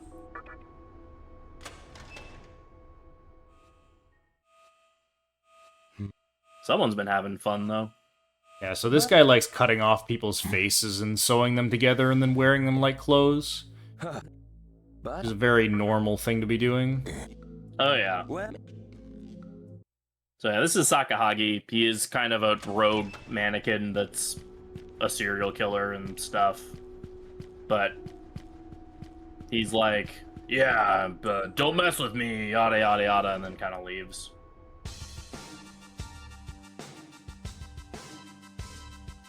And at the end of the day, he is still a mannequin and we're like a full demon, and so there's a bit of a gap in power there.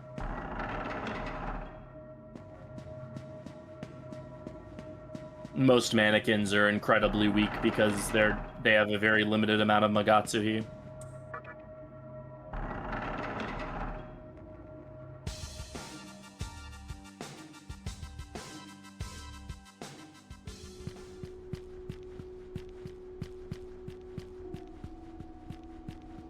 The notes say, I got a Jade, fight Power Succubus for a Ruby, get an Aramitama.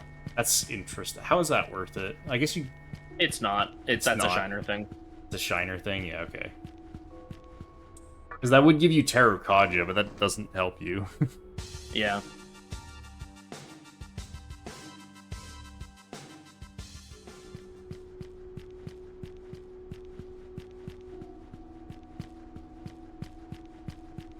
Yeah, similar with, like, fusing Mizuchi. Like, I tried it once in a run, and, like, having a second Makakaja person's kind of cool, but also it's, like, doesn't feel like the time you spend fusing a Mizuchi is worth. What is the fusion for Mizuchi?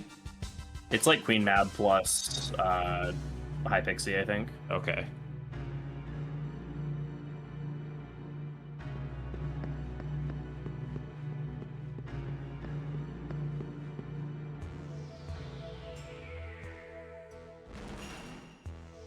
Welcome. Alright, so Fudomimi tells us this is Mifunashiro, which is the mannequin's holy place, and he says, you're not allowed in here. Go away. Oh, By the way, look out for Sakahagi. He's kind of bad news. We're like, oh, okay. But now that we've met with both of these people, we're good to go back to Asakusa to talk to Hijiri. Yeah, this is another scene you can forget to do. If you forget to talk to him here and then try to walk to Obelisk, you'll get stopped at the back entrance of Nihilo, which also really sucks. Yeah.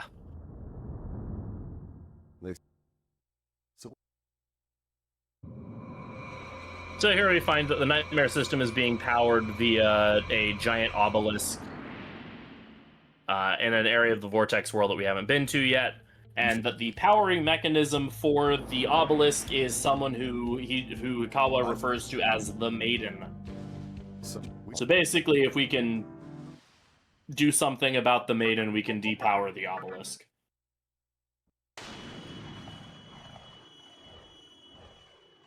So let's go there. This is Yeah. a pretty long walk to get to Obelisk. It's an obnoxiously long walk.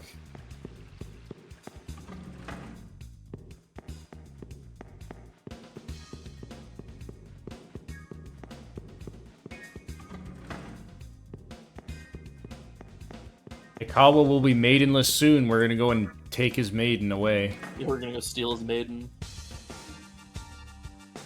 Demi-Fiend, Mr. Steal your maiden out here.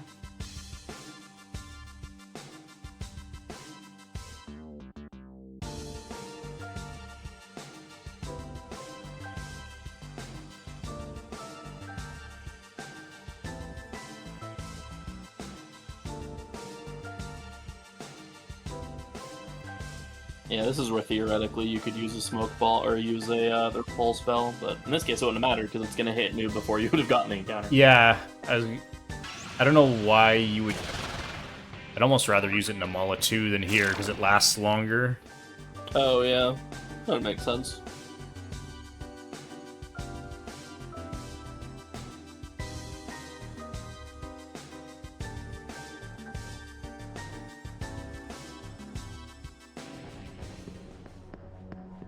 So here we have the back entrance to the Assembly of Nihilo. This gives us a shortcut back to the true core, which is where we have to go through to access the, Another encounter that went obelisk. first. It's crazy. Bad luck. Yeah.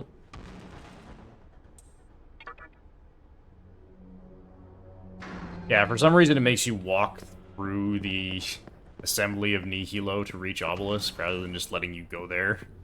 Yeah. I think the idea is to give, like, the world more of an interconnected feeling to it, but it does end up kind of just being a little bit annoying.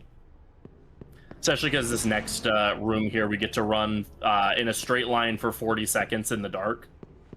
Yeah. Well, there's 0 encounters. Yeah, it's just dumb. I lovingly refer to it as the Final Fantasy 13 room, but Not played that game, but I'll assume there's a lot of walking in it. yeah, it's a old meme that FF13 is a hallway simulator. Just because it's very linear.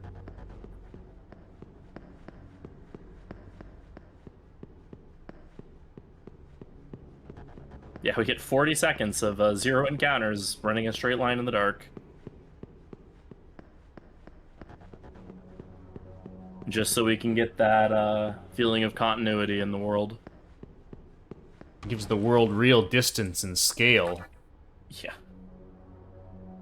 For the realism, man. This is the terminal that you really, really don't want to forget to tag. You'll be in for a very bad time. Yeah, this is the terminal that's attached to the obelisk dungeon. We've hinted at it before, but when you interact with a small terminal, you can use those to warp back to whatever the associated large terminal is. And you can only do that if you've tagged the appropriate large terminal. And that one is the one for this dungeon. And this dungeon is long. The longest dungeon in the game. Other than the last one. Not counting the final dungeon, yeah. So if you were to get to the end of the dungeon and beat the dungeon and then interact with the warp point at the top, then and you hadn't touched the Marunouchi tunnel or terminal, you'd be looking at like a 20-minute walk down. I don't think it's that long, but it is long. Well, yeah, in this category it wouldn't be 20. In like yeah. normal encounter rate it might be, but these are the Morai sisters. They're the guardians of this obelisk. The next boss.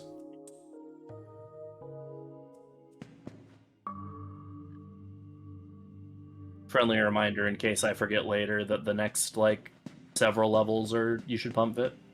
Oh yeah. I'll probably forget too.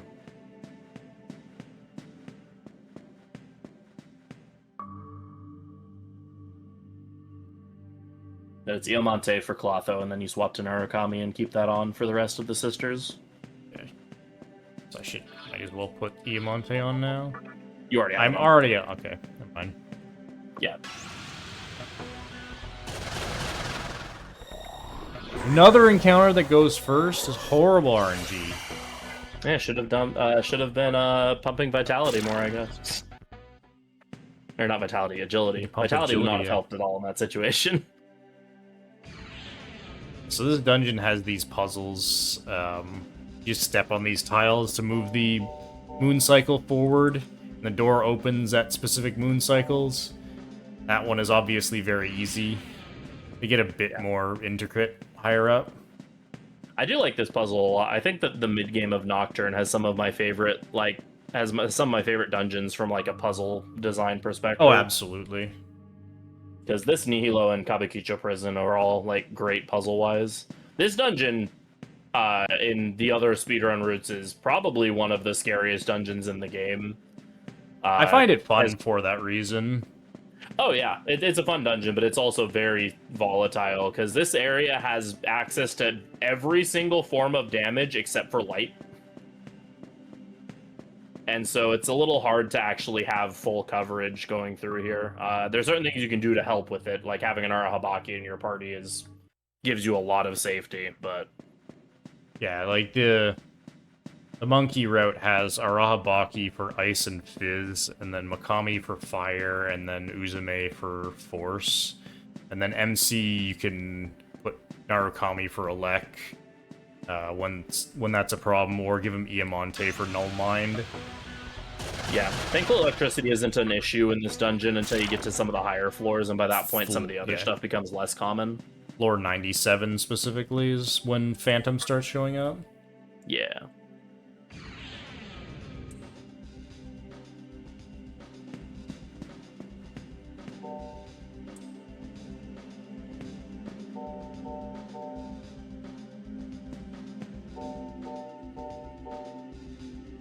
Yeah, I think the concept for the Ongyoki fight is really good. I'm not a big fan of how the fight actually feels to do. Because it's kind of annoying that when you guess correctly that he then, like, does an Omni buff on himself. It just makes the fight feel like it drags out, like, as a consequence of you playing the game correctly, which I'm not fond of.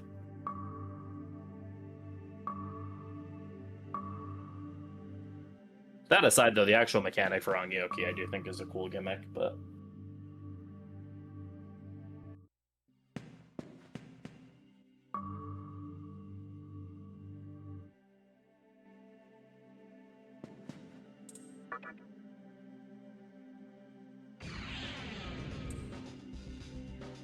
More puzzles, slowly getting more complicated, but none of them are like... Yeah, some of them have some side offshoots that you can go to get treasure chests, and usually those are a bit harder to figure out.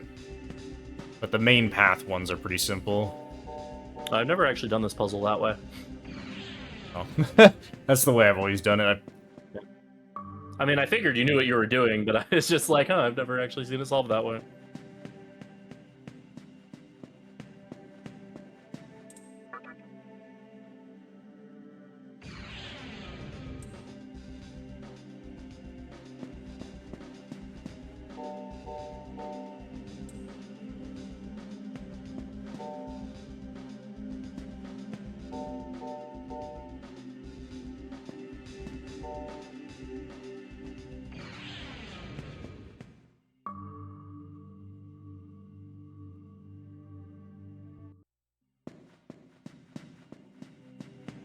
Alright, we're starting to get to the upper floors of Obelisk.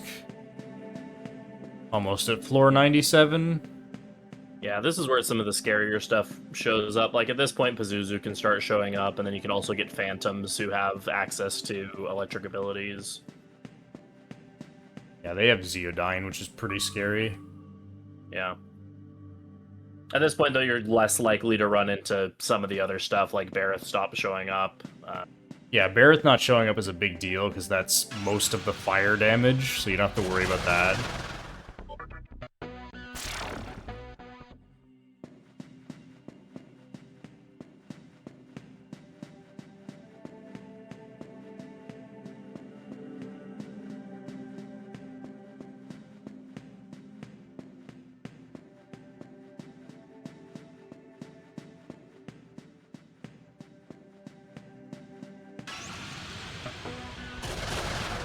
There's Phantom. Eh.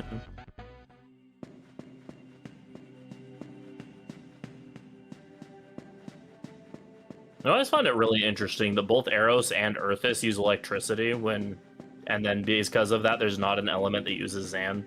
Yeah, which is some classic Nocturne style nonsense. Every other game would give Eros Zan instead of Zeo.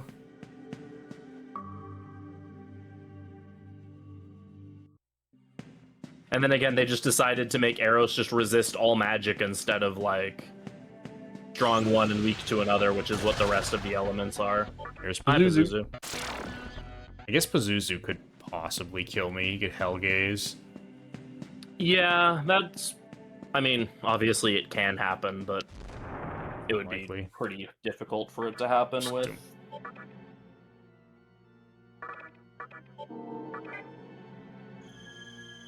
With the merciful evasion increase.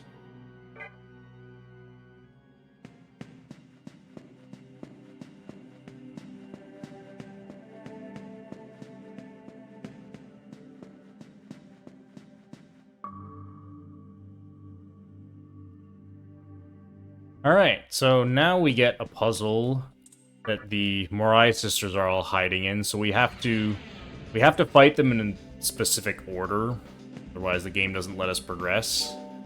Yeah, we have to fight all three of them, and we have to fight all three of them in one cycle. So,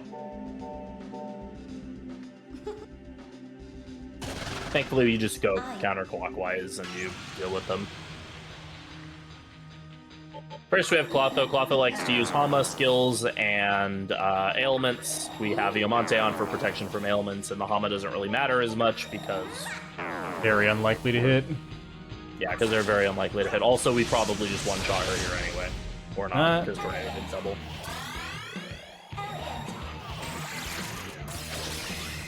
Elegant.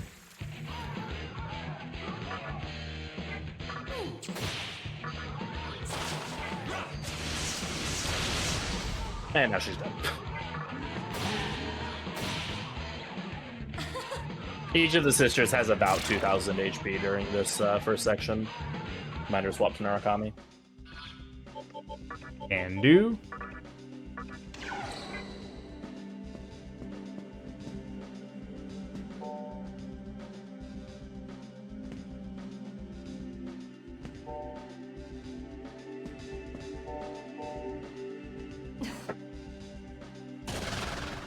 I am.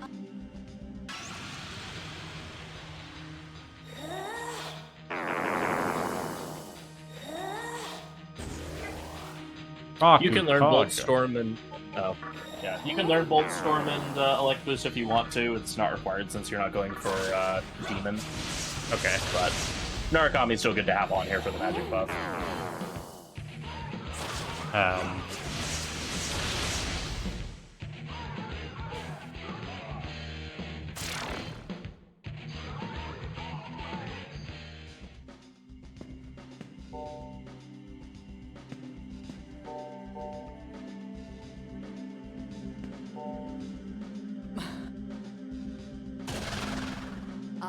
So Tropus there was kind of the support member of the, Lachesis there was sort of the support member of the Moire sisters, so she uses a lot of buffs, debuffs, Karns.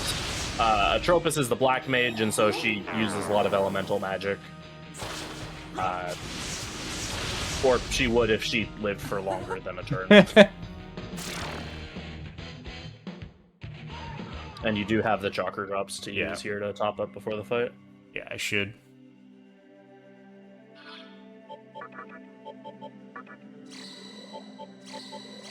On that.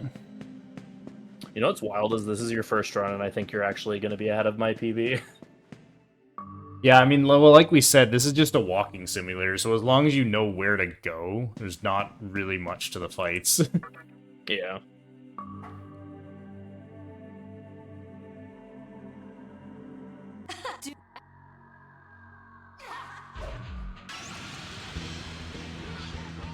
So yeah, this is the sisters. This is supposed to be, you know, again, a fight where you're fighting like a balanced team that all has access to different things.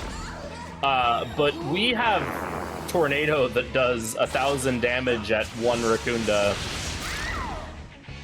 So, yeah.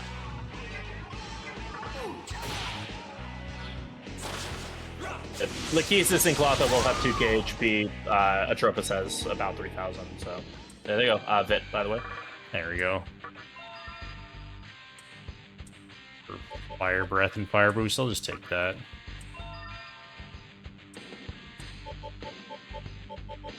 Not Force Boost, that would be bad.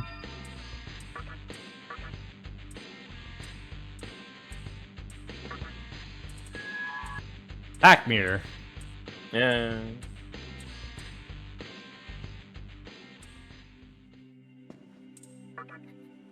Yeah, you're actually like 2 minutes ahead of my PB, funny.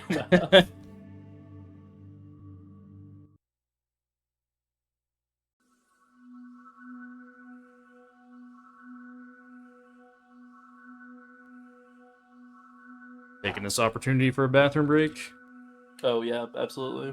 This is like one of the few big breaks that you get in this run, so.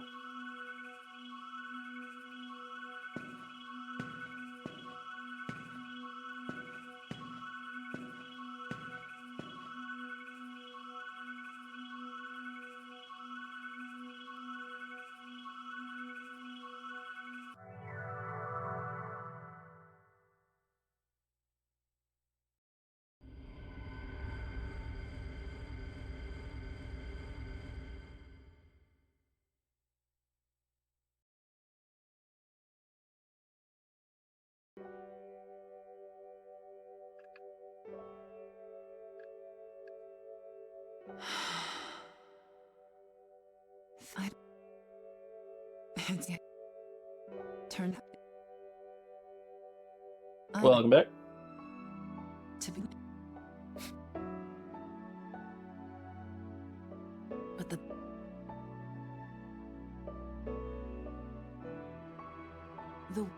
and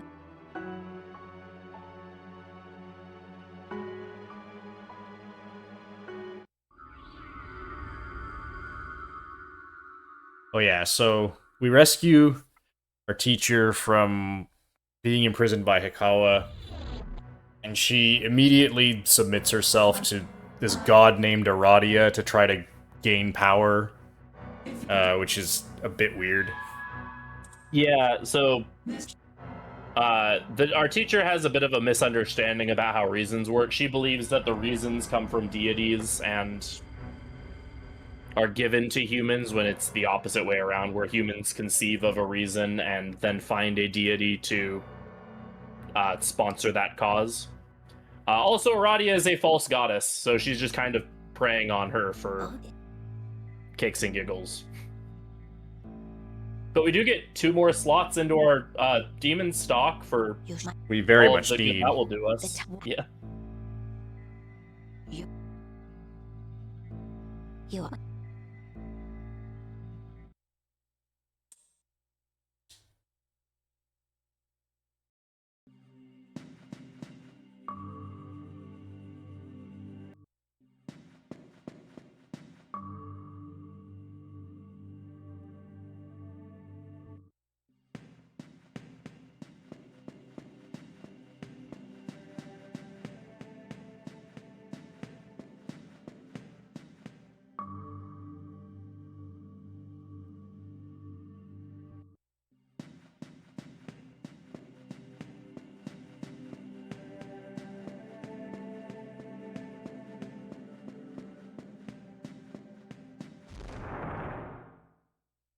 Alright, now we're going to...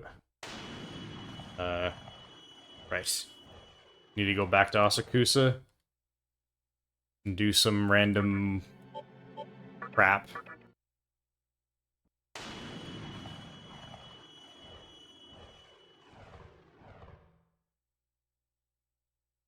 Yeah, Jiri- here we tell What? Hijiri that we saved our What? teacher. Oh, yeah. And so he's like, "Oh, cool. By the way, do you know this Isamu kid? He's kind of been snooping around the network, and I'm a little worried about him because he's kind of been in there for a while, and it's pretty easy for someone to just like get swallowed by the network or lose their humanity in this whole thing. So can you like go look for him? But first, we're gonna go progress a plot flag. Yeah.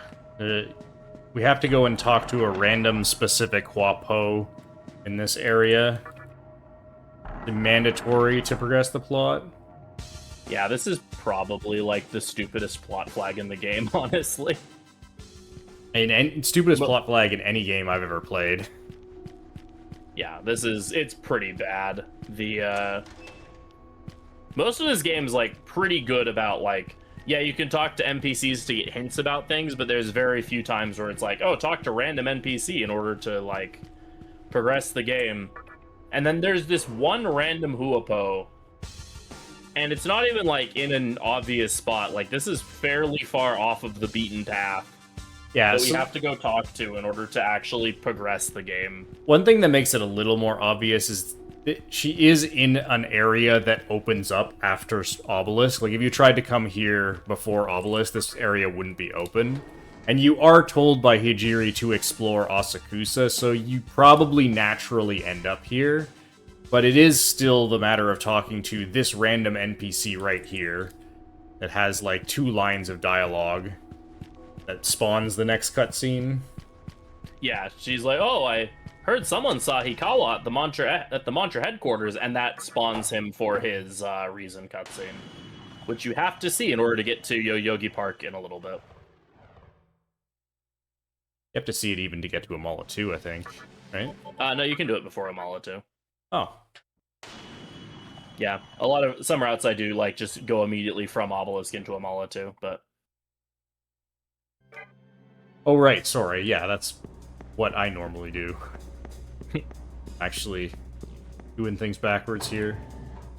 yeah, it doesn't technically matter. This is just like a list of things you have to do before Yoyogi Park opens, so here Hikawa's like, I thought aside from you looking familiar, I thought I recognized your sick tattoos.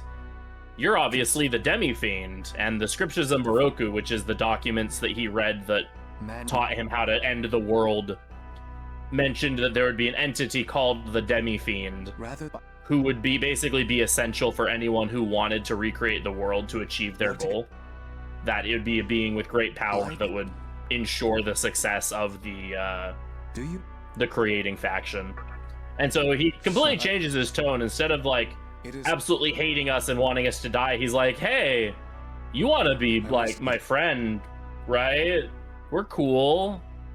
We're like bros. Cylinders are cool, right? Wouldn't the world be cool if there was more cylinders? And we're like, no. And it's very important there that Shaggy actually does pick the second option. Hikawa represents the reason of Shijima, and the ending we're going for, Musubi and Shijima happen to be an interesting set of reasons in that they're the only 2 competing reasons in the game in terms of like plot flags. Every other ending in the game has a very clear thing that you have to do in order to get it. With Yosuga, you have to side with Chiaki to defeat Fudomimi. For neutral ending, you have to reject everyone, including fighting like Samael, and then pick certain options when talking to Aradia. Demon is similar requirements, but you pick different options when talking to Aradia, and then you don't have to fight Samael in Demon ending for some reason.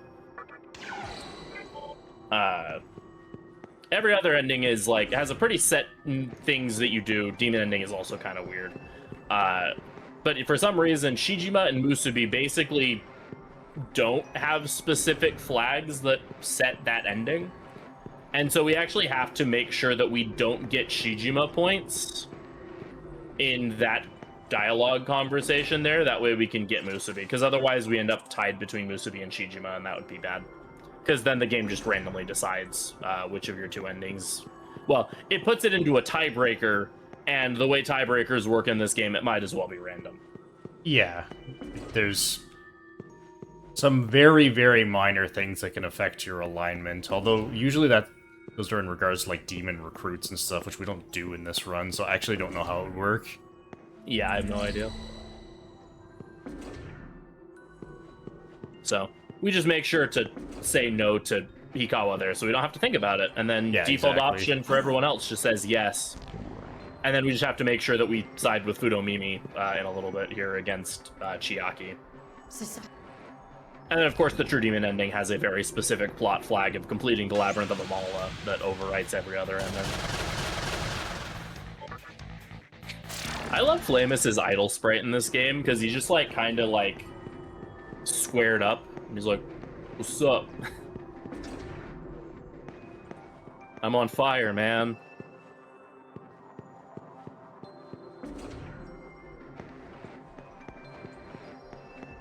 This is Network 2. It's similar to Network 1, except it's like, basically you have these rooms that you have to navigate. If you take a wrong turn, a bunch of walls show up and you have to leave to try again. So here we know the path to take, though, to not get blocked off, so we just do that. Yeah, there's some treasure chests and stuff you can get if you go other ways. There's two What odds magic are we for this fight, mirrors by the in this way? dungeon. What's that? What Atsumi for this fight, Yeah, by the way? I already put it on. Okay, cool.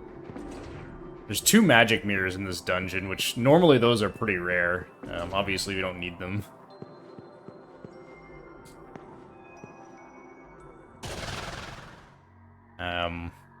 Vector 2 nulls all magic, so we're gonna have to use Heat Wave again. Yeah, it's part of why we've been pumping Vit, along with we just need more HP to be able to survive an attack from the final boss. Lots of me! So the gimmick with this fight is that he would normally basically try to mana drain your party in order to cast Megiddo, which is an almighty element attack. It's really hard to cast Megiddo when you're dead, so just Heat Wave away. Also, Mana Drain does almost no damage on Merciful. Yeah, implying it even hits. I do love the comedic timing here, though, where there's just, like, awkward pause after he tries to cast Megiddo and nothing happens.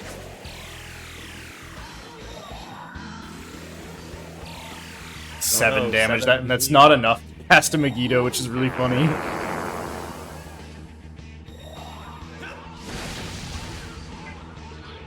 Probably after this fight, put a little bit more vitality. Yeah, I'll go to like 10. I guess I should have been punching them. Kikinga! Yeah, so they Dakundo when you get them down to when you kill 3 of them. They're all at low health though, so it doesn't really matter. This would be Dark!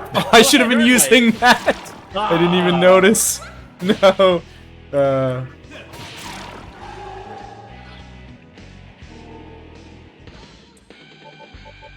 Go to like that. That's good.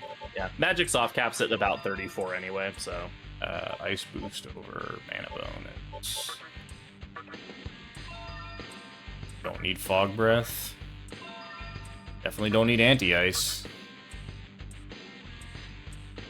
yeah. I think the final Magatama that we wear for the Oh, Dark Might became Might. Dark Might, no. Oh, we got Suku. Oh, wait, what did that? That was Dia changing That to was Dia, Sukukaja. it's fine. That's fine, yeah. I don't know if we have any Dia anymore though, but I'm sure I have medicine.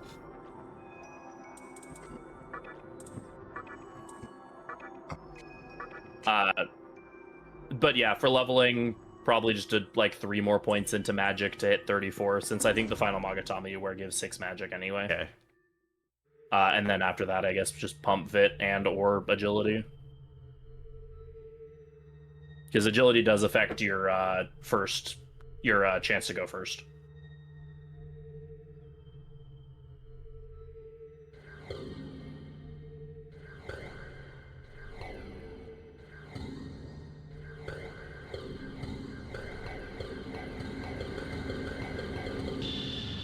So here we see that Isamu, throughout his life, has grown pretty tired of everyone just checking out his body, and him having to go, "Excuse me, miss, my face is up here." And so, in order to combat this great tragedy in his life, he has decided to, in order to deal with that, to grow faces everywhere.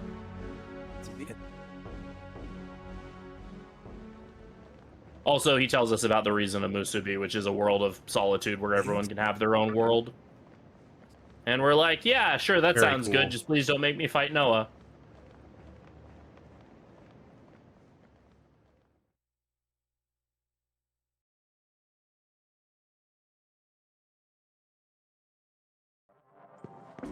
I guess to explain, for those who aren't familiar with the speedruns for this game or have only seen the True Demon ending runs, the reason we are going for a Musubi ending specifically is because the boss that you fight in the boss that represents Musubi, so Noah, is a barrier shift boss that is quite slow to fight, even in Merciful, because of the barrier shifting.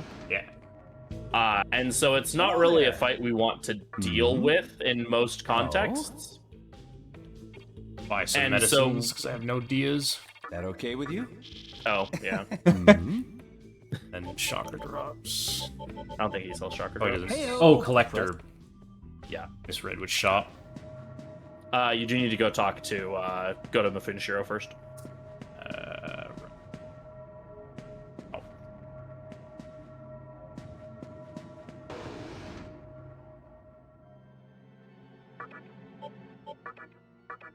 And then once you get Queen Meb, she has Meteorahan, I believe, so that should be Oh, fine. right, I forgot we're gonna get that. As, like, I'm not gonna have any healing whatsoever. Yeah, Queen Meb gets Meteorahan. So you should be fine until then. Everyone, what I'm about to say is critical to our future.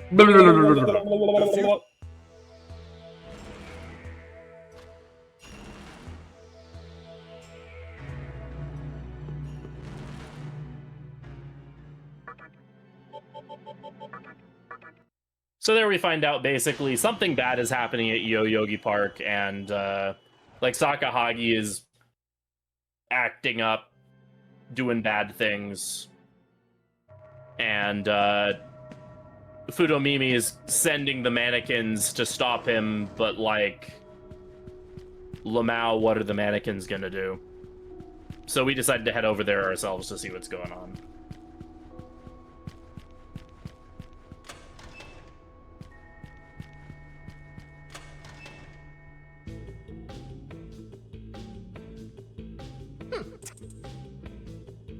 Welcome. What?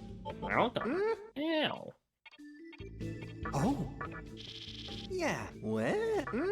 What? What do you want? What? I'll. So there we'd stock up on chakra drops just so we have them to just throw at things so we don't have to spend time healing. Especially as we get into more and more sections of like doing a bunch of fights in a row, as now we're just going to be hitting the tornado button over and over again. Not like we haven't been doing that already, but... Yeah, I would like to be able to do it without going to the healing fonts, because that's slow. So here we get another filler dungeon. I mean, another tunnel. This one's thankfully very short.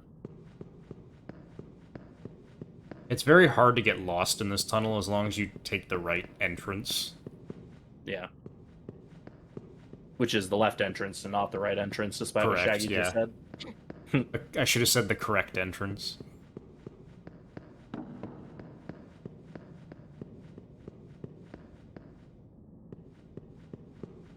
Don't go in the first one here. Go in the second one. Yeah, aside from that, though, this path is, like... Yeah, at this point, Fairly linear. this path is completely linear, except there's one singular room with some chests in it. I guess you could get this Noma drop if you were really concerned, but... Nah, we're good.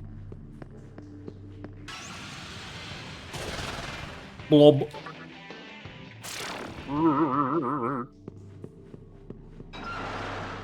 Black Ooze makes one of my favorite demon sounds in the game. Oh! Yeah.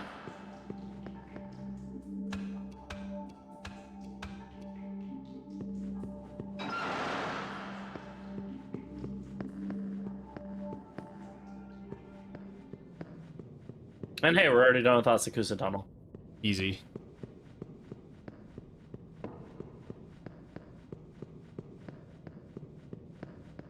Wonder who installed doors into the tunnels. Yeah, I'm assuming they're like maintenance tunnels of some sort, but They certainly don't. They almost look like they almost caves. look more like caves. Yeah. Like they're very round and they small. don't look dug out. Oh yeah, reminder to tag the Yogi Park terminal. Nah, I want to walk back after Gary. Yeah.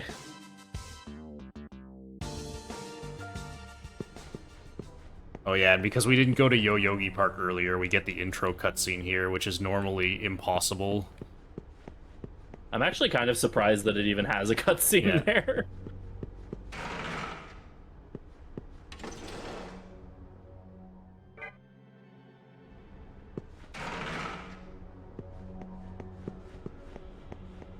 Also, Gary is another vitality up level, by the way. Surely his vitality doesn't need to be so precise. Well, yeah, just because we're doing Spectre 3 after this, so... Oh yeah, okay. Actually, Gary gives a ton of experience. It's probably like 5 level ups. Yeah. Thanks to... And I... Has the... Alright, so Yoko's here. She's all depressed. There's an object that I can't remember the name of that is needed for creation that she's trying to get, but Sakahagi has it and she's too weak to beat him, so she's like, please help. You go get it for me. Thanks. It's the Yamahiro no Hiro no Hiro pronunciation. The game calls it Pyramidion in the game's code. It's a pyramid. Yeah. She's sad her pyramid got stolen because it's a key to basically open the final dungeon, and it has a lot of Magatsui in it. And so she's like, hey, if you get my pyramid for me, I'll let you have all the Magatsui, because I know that'll make you more powerful. I just want the pyramid. So the way this dungeon works is if you walk under the wrong path, a pixie will pop down and teleport you back to the start.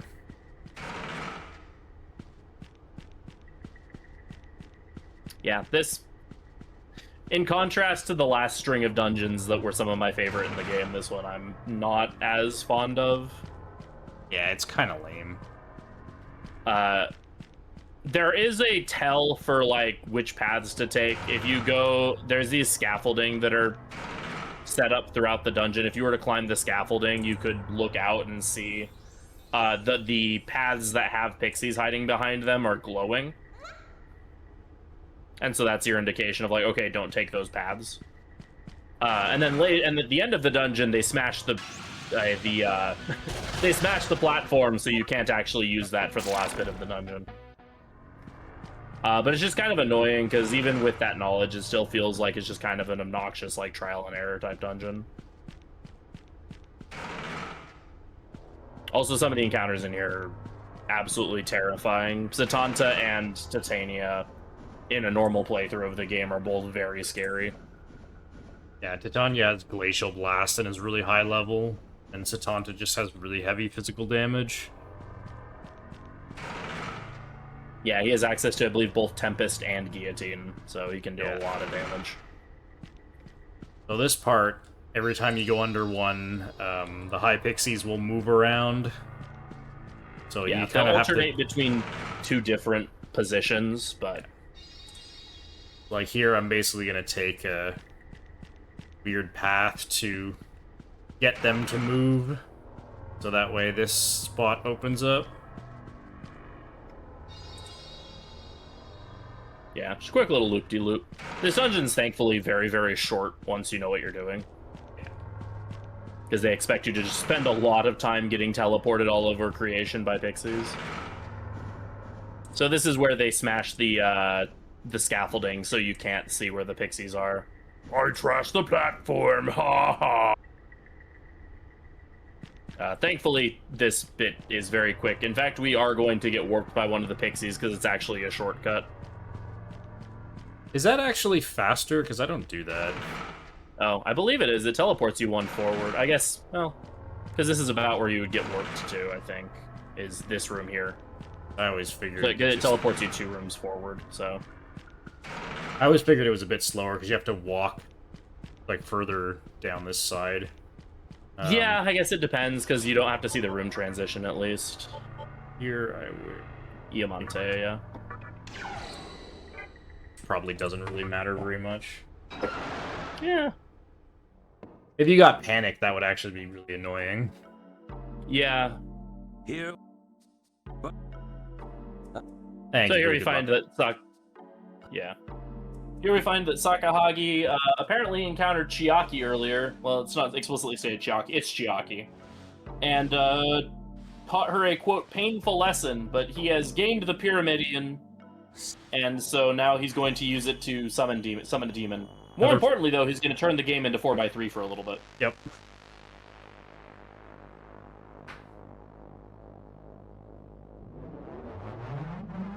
Here's Gary. I love the sound effects in this cutscene. They're so, like, whimsical. Just ridiculous.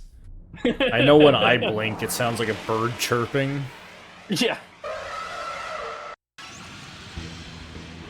Alright, this is Gary McCullough. Pro tip, never punch the elephant. He repels fizz. However, we have a tornado button, so... Normally, when you do this fight, you're not supposed to use debuffs on him, because if you do, he can start purging them and then casting debuffs and debuffs of his own. But he dies in one turn. Yeah, it so, really doesn't matter. Bye, Gary. Also, Sakahagi has a gimmick, and he's also going to die because he has like 1200 HP. Rip in peace. Yeah, 4200. Yeah, and that's probably, with like the level ups you'll get, that's probably enough vitality for the rest of the run. I'll get like 35 magic, then just put the rest in Vit, I guess. Yeah. You only need like 34 magic, but yeah. Wagtail Plume is such a like weird and dumb item. Yeah, shoutouts to Gary in Vengeance, where if you talk to him in a demon haunt, he tries to gaslight you into dying. He's like, hey, if you ever see me out in the wild, be sure to use lots of really strong physical attacks on me.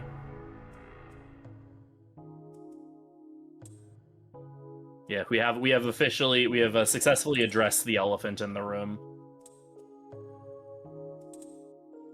So apparently Sakahagi was like mind controlling the fairies or like making them go berserk or something. And so now that he's gone, they've gone back to normal. And they're like, yeah, sorry about that. And yet, despite that, they will still attack you and try to kill you in random encounters. So I don't think they're actually that sorry. But we did get the pyramid back. Unfortunately, the pyramid's been drained of all its Magatsui. But we'll return it to the teacher anyway.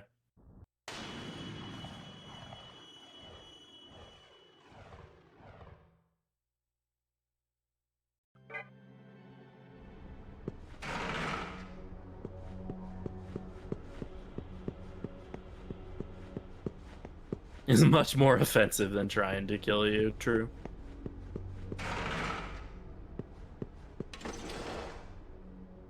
So here we give the Pyramidion back to the teacher. I'm glad. And then Aradia asks us some questions. This is where, if you were going for freedom or demon ending, it would be important what you respond here. If you pick the first option here in both dialogues, you get demon ending. If you pick the second option, you get freedom ending. We're not going for either of those endings, so we don't care, so we'll just mash the first option.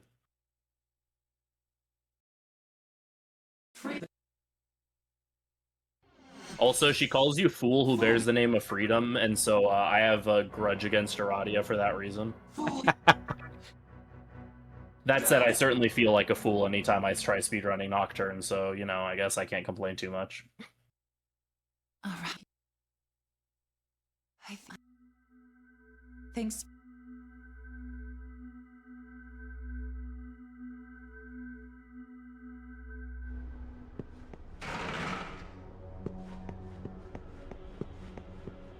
Okie dokie.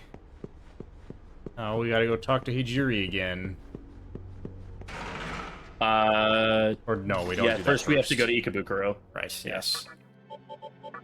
Have to go talk to Chiaki first. Yep, we found that unfortunately in the War of Words, Chiaki was unfortunately disarmed by Sakahagi.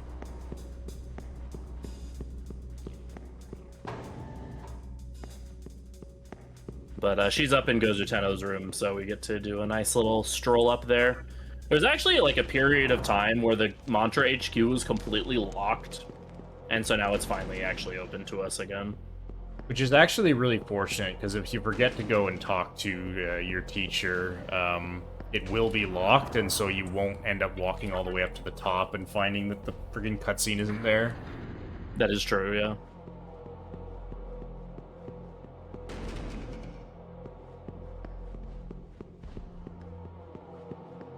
It is pretty annoying that this game makes you climb this entire building 3 times. Yeah.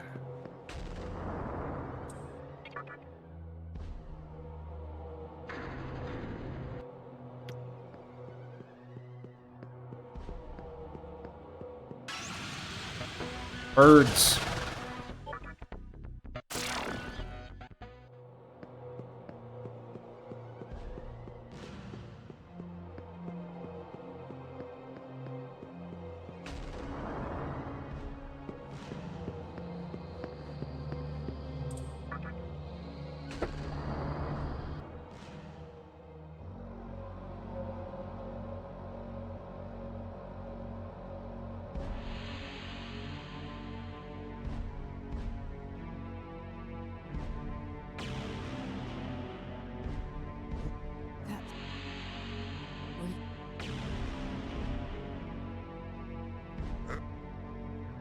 So Chiaki. here Gozu kind of sees that Chiaki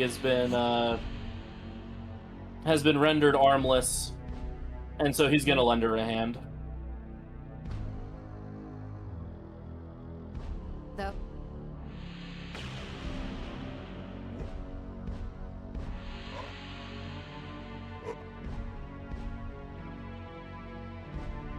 But since Gozu Tenno and Chiaki were both going for the same thing, a world where the strong thrived, he's going to give her what remains of his power so that she can actually see out her reason.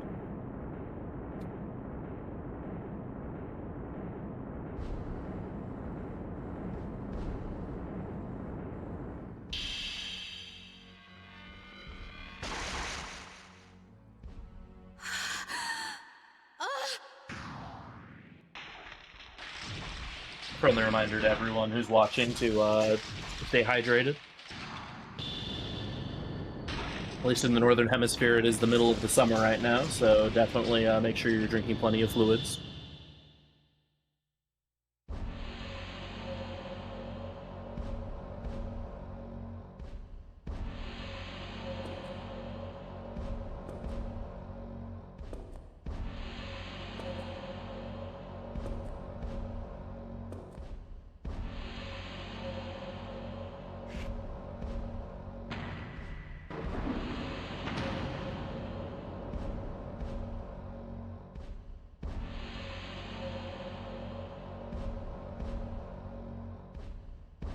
Yeah, she's got a lovely new arm and some white hair. It took me a long time to see the actual like hand part of her arm. Thought he just like gave her a tree trunk for an arm and called it good.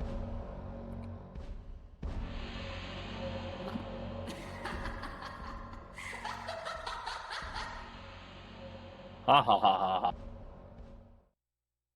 Alright, cool. Demi-Fiend is just like standing there for that whole cutscene. It's like, oh, alright. Bye.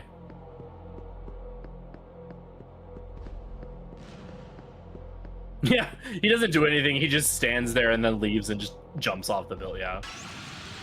Also now the area has upgraded its encounters to all of these angels and stuff, and the interior of the Mantra HQ has changed from nacho cheese flavor to Cool Ranch.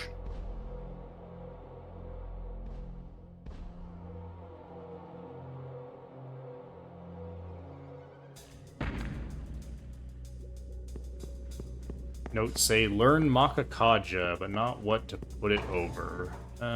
Sure, I can figure that out. I would probably shock, or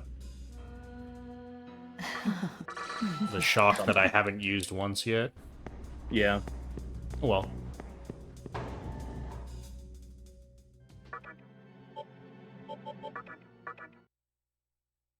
You still have Zeo on someone, right? Nope. Oh, okay. Albion might be a little weird, but I guess I'll just have to punch it. yeah, that works. Oh, go.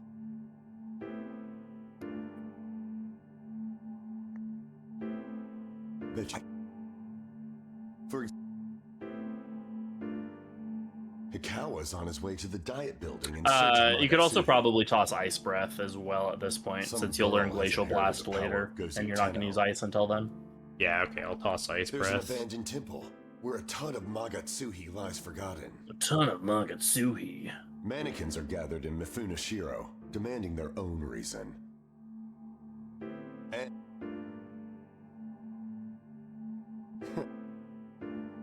that's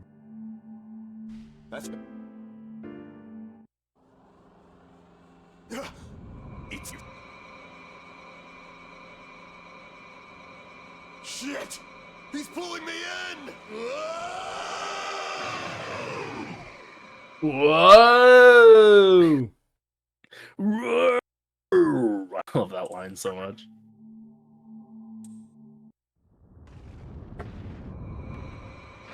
But yeah, you threw Jet on, right? Yeah. Cool.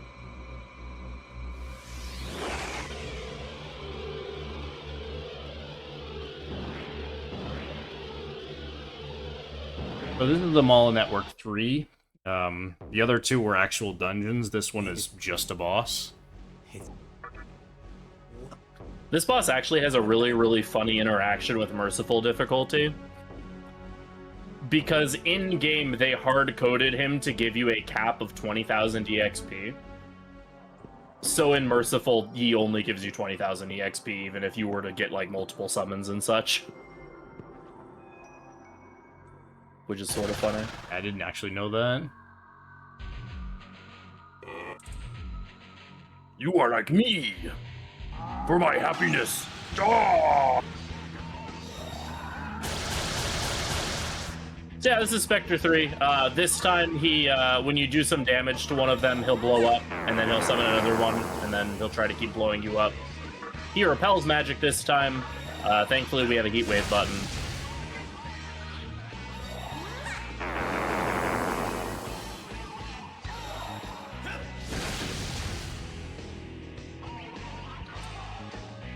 Just kill you, that's all I knew!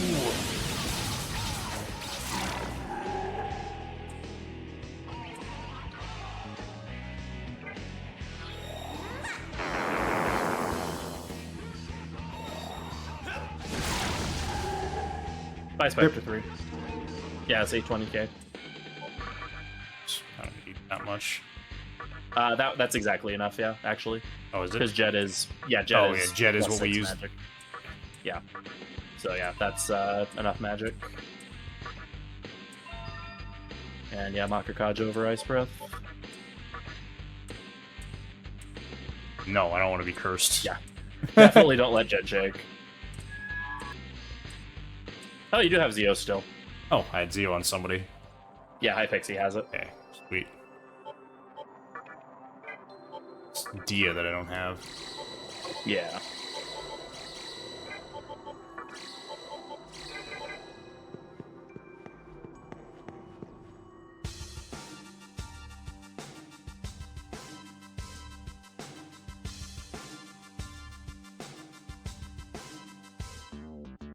So now we're going to go to the place where the tons of Magatsuhi was forgotten and find that it's infested with demons.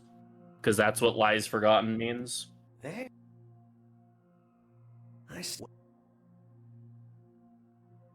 Heading.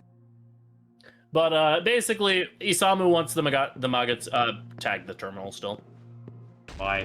I'm just gonna So you walk can- out. Oh, right, no. Yeah, totally. Never mind. You're right.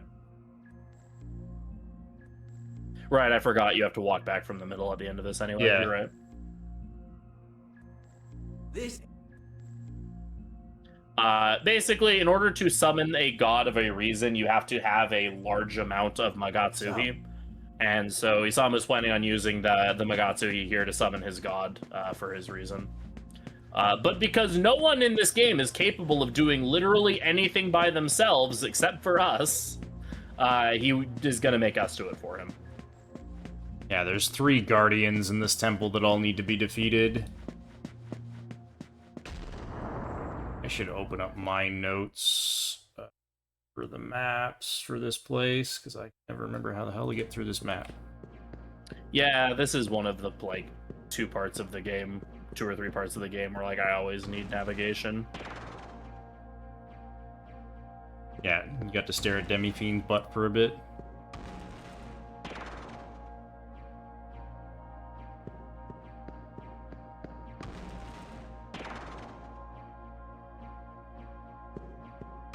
Yeah, it's funny. It's to the point that, like, the game even calls Demi-Fiend out for that in the Amala Network in the TDE content. Where Beelzebub is like, "Ah, yes, I see you have come down here to take your place by the side of my master as Lord of Chaos." And he's like, "Wait, you had no idea that's what you were doing, and you did all of this?" Like, very surprised that Demi-Fiend was just going along with it without any sort of, like, any sort of context for what was happening. But I think in the base game, Isamu also calls you out for being gullible or something, so. Miasma for this. Okay.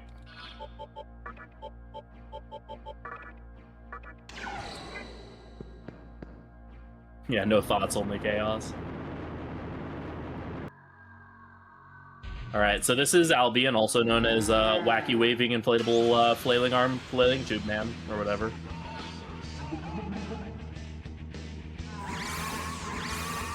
And he summons his fellow Sour Patch Kids to wage war upon you.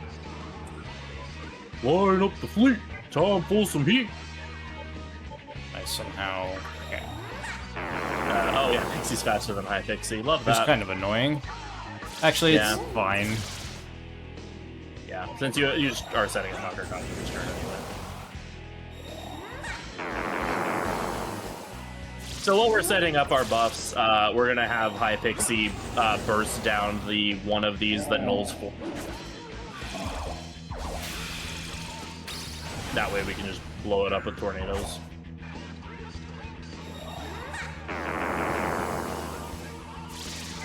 So yeah, each one of these little Jolly Rancher Gonna friends. kill it, unfortunately. Nice. Yeah, each one of these Jolly Rancher friends here, each nulls an element, and then I would just do a Makakaja and kill next turn. I was about to say, it's a bit risky depending on what it actually hits. Yeah. Yeah. Is associated with an element, weak to the opposite element, nulls that one, just, you know, element check. Oh, whoops. I'm gonna reach. Whatever.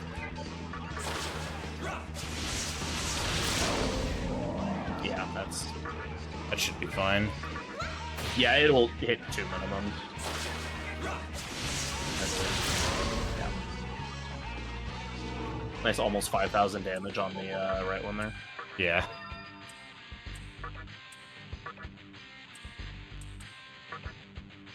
Poison.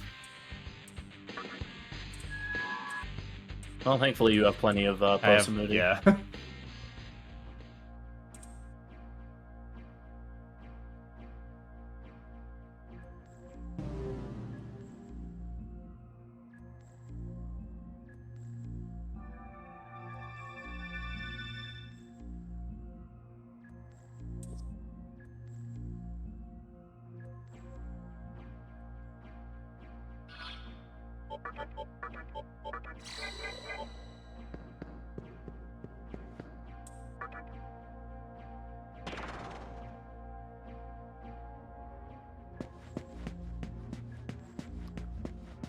Alright, Red Temple time.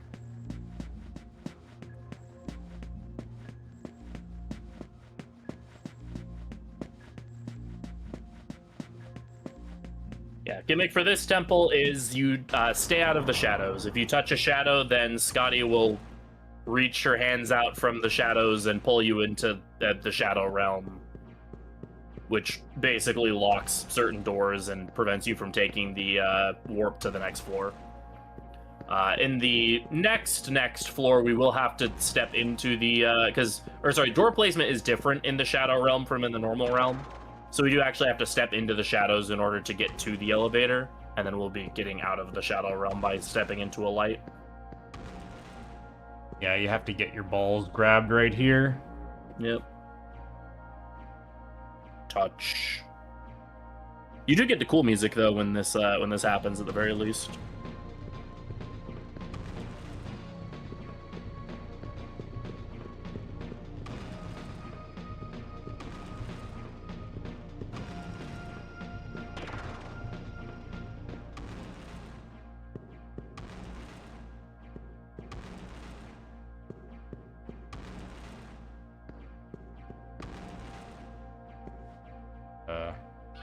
First door or The second second door? one. Second door. Second door. Thank you.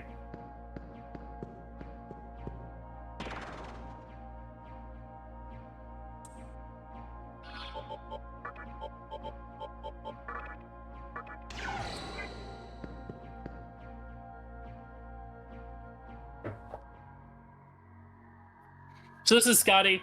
Scotty has 4,000 HP. After she takes 2,000 HP, she uses Dakaja Dakunda to like reset her HP and stuff. So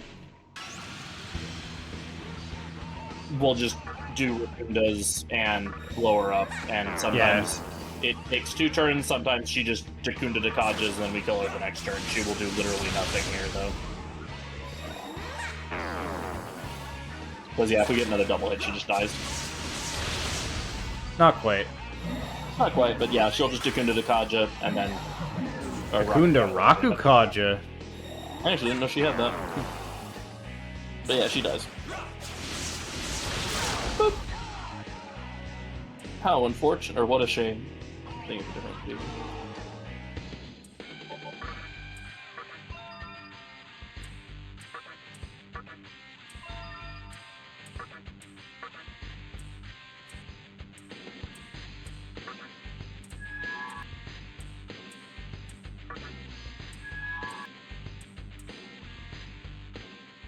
I think it's funny that they both gave you dismutes after the fight that has Makajamon. Save before ACL. Oh yeah, I guess you could technically die to, is that move called? Oh, yeah, Soul Niger into basic attack. That's right, yes. Yeah, this is one of, like... this is, like, the only fight in the game that, or in the run that actually can kill you. And, in the merciful TDE route I have, you have Endure by this point. Oh, yeah, that helps. Yeah, this next boss, Aciel, has an ability, it translates to Black Sun in Latin, that sets your entire party at 1 HP, and then he follows it up with a basic attack, and so if he happens to... And you cannot dodge Black Sun, I believe. I think it just always hits.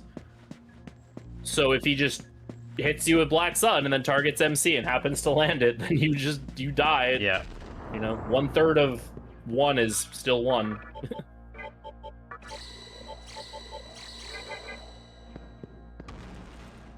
This is another dark area which has a very complicated pattern of walk straight.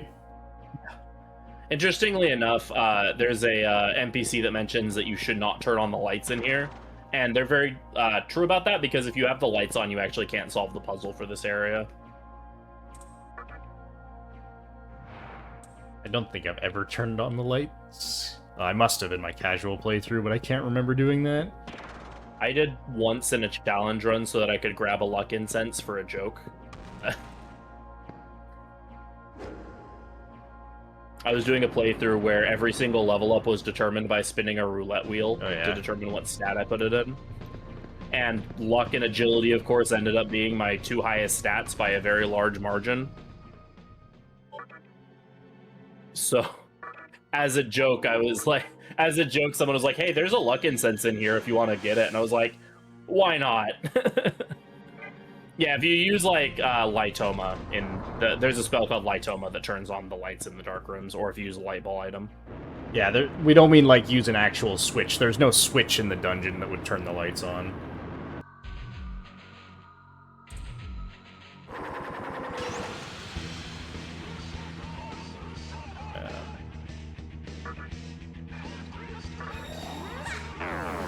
So ACL actually does resist magic, however, we still do a ton of damage, but we are going to spend a turn buffing up first, so we can kill him quickly.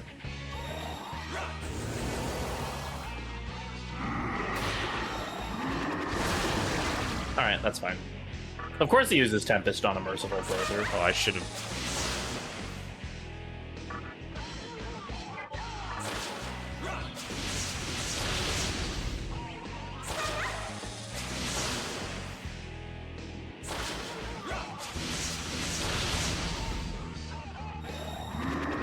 Mana drain. Yeah, so this is how he telegraphs that he's going to do Black Sun next turn, is he does Mana Drain, and then... Or he does Dragon Eye into spamming Mana Drain.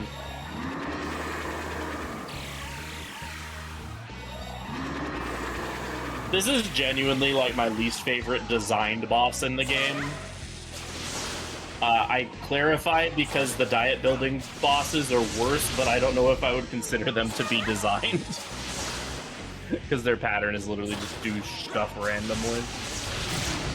Yeah, but the actual gimmick for this fight I do not like. It's just stupid.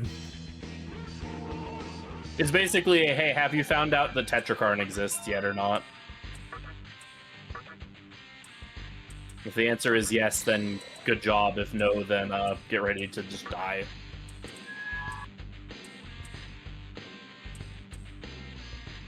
Your HP is probably fine at this point. Yeah, I could just pump agility, I guess.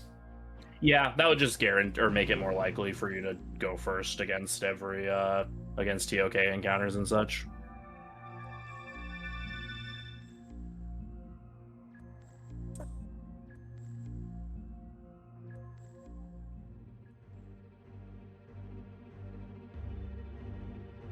Yeah, the die building fights are just dumb because they literally just do stuff from their pool at random, and so you get some like dumb stuff like Cert using Takunda 3 times in a row.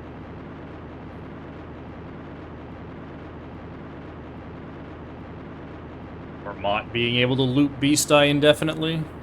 Yeah.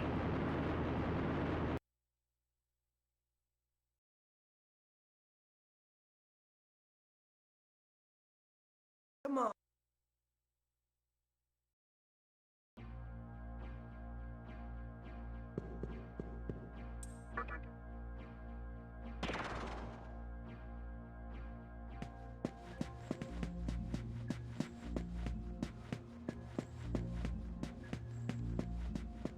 Alright, so Hijiri is gonna die in this cutscene.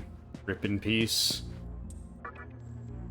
Yeah. In addition to needing a ton of Magatsui, all of the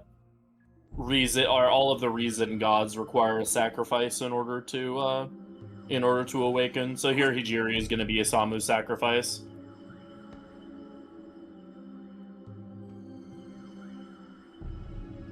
You're What?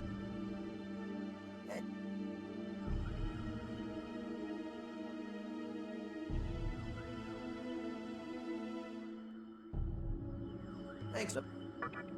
What's it? yeah. Oh, It doesn't. Just no. No. well.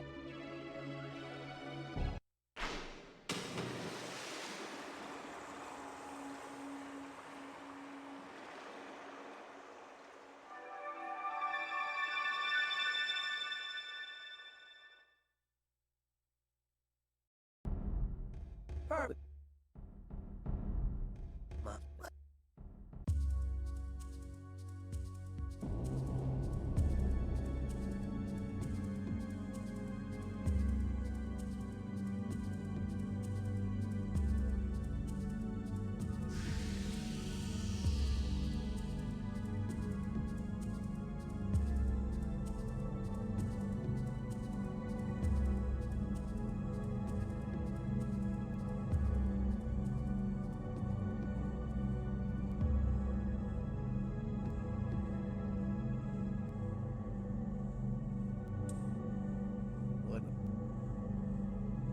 There's no other boss we won't be fighting.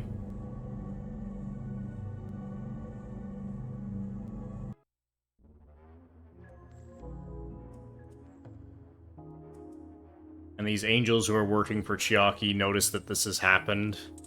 So they realize that another reason has been formed. Yeah, which is also our hint that, like, hey, something seems to be happening down at Mifune. We should check out what's going on there.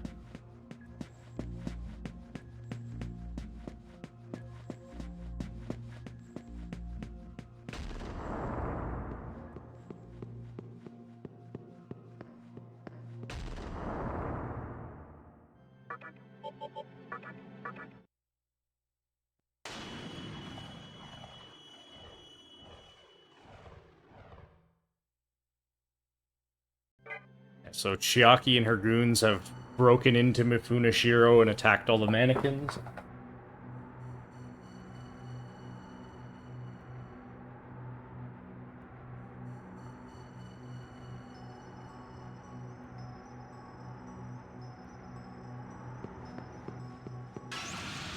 A very fast encounter. And it goes first! Oh, and it's the mannequins.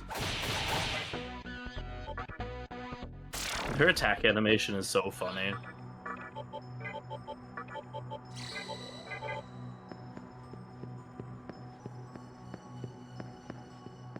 The mannequins are basically just an Astoma check, because I think they're actually level 1 or something ridiculous. I wouldn't be surprised. So it's just like an irritation encounter if you aren't running Astoma. This is a very short dungeon. Yeah, you literally just like climb down to the bottom and it's like 3 screens long.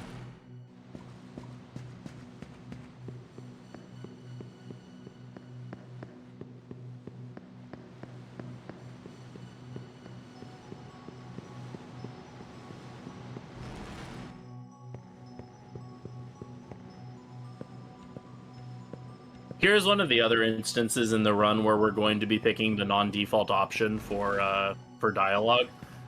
When we're going to get down to the base of Mifunashiro, Chiaki and Fudomimi will kind of be like locked in combat with each other.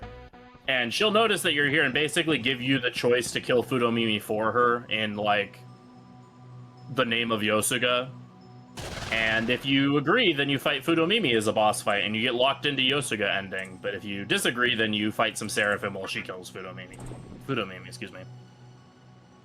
And I believe the default option is to actually side with Chiaki. So. Yeah, it is. And we do not want Yosuga ending, because Yosuga is the slowest of the 3 reason endings, so... Yeah, because you still have to fight Ball in that ending, which is really dumb. Yeah. It might actually be slower than Demon even, since Demon doesn't have to fight Samael and skips to Kagutsuchi. So it might be the second slowest ending that's not yeah, I think it Freedom is. ending. Freedom is always the slowest. Yeah.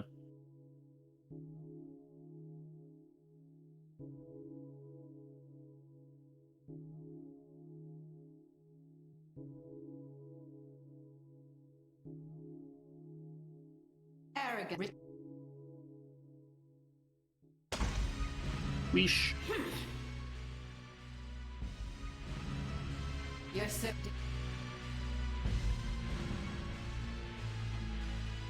Please. Good. You would. You are. I'm shut. The Wii is... Come on. Oh. So she sends 3 of the Seraphim, Raphael, Uriel, and Gabriel to fight us. They all resist magic, but Tornado go burn, so it doesn't matter. Yeah, they also have both Karns, so you have to kind of pay attention to what they're doing. Yeah.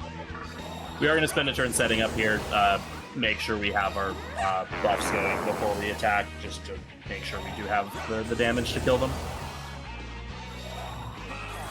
The Karn's unfortunate. That just means we can spend another turn setting up, I guess. I still have Heat Wave. Oh yeah, true. Ah.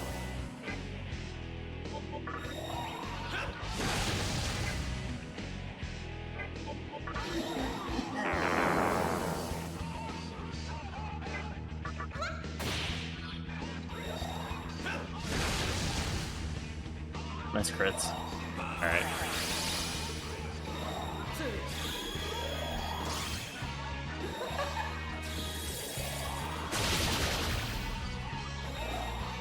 VR That's on.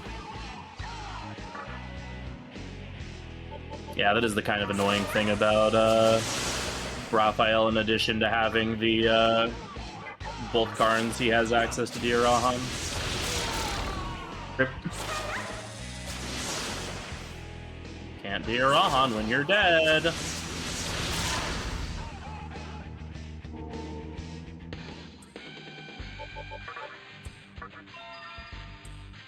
Glacial Blast over Heat Wave, yeah.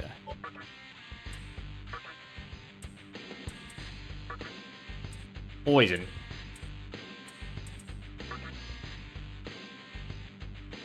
And now Hypixie evolves into Queen Mad.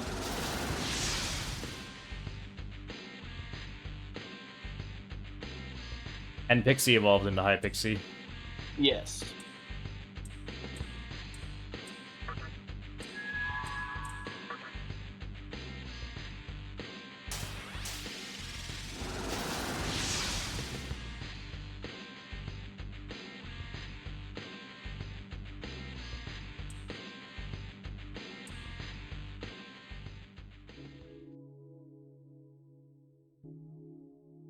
Unfortunately, in the time it took us to blow up the Seraphim, Chiaki is laid low Fudomimi, and he will serve as the sacrifice for the reason of Yosuga, along with all the Magatsuhi that the mannequins have been storing here. The god who once died is returning to us now. Let us lay the sacred cloth across the coffin. The soul shall remain affixed and never leave us again. Another 4x3. 4x3!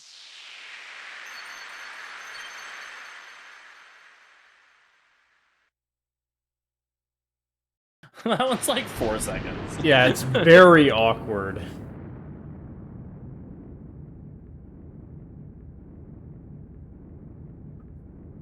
The other fun one is the one where Dante fake stabs you or whatever. Yeah, it's Because that one again is like another super 10-second short. one. I'm just like, what? I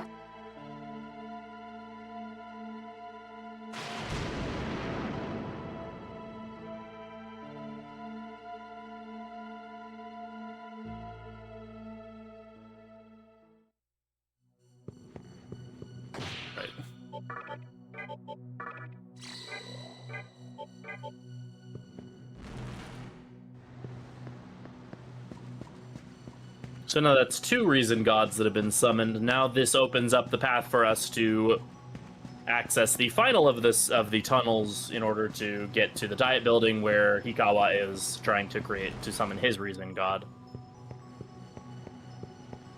Which means more walking. It would mean a potential fight against Trumpeter and other routes of the game, but since we are again doing the French vanilla version, we will not be fighting. Trumpeter will not be. Trumpeter's existing at not all. there yet.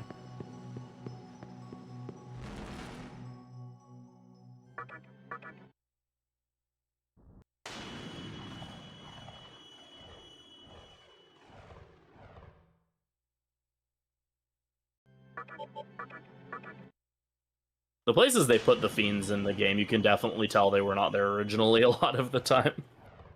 Yeah, they're very haphazard.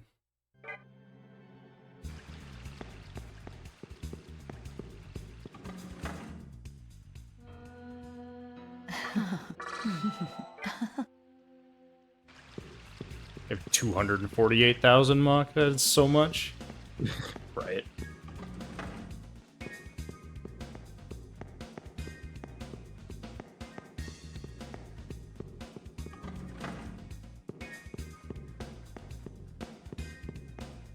Alright, that long walk we had to do to get to Obelisk, we gotta do it again.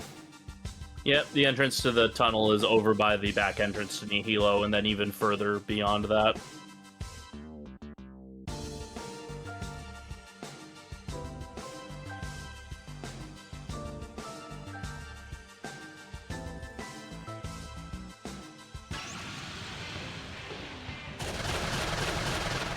Shin!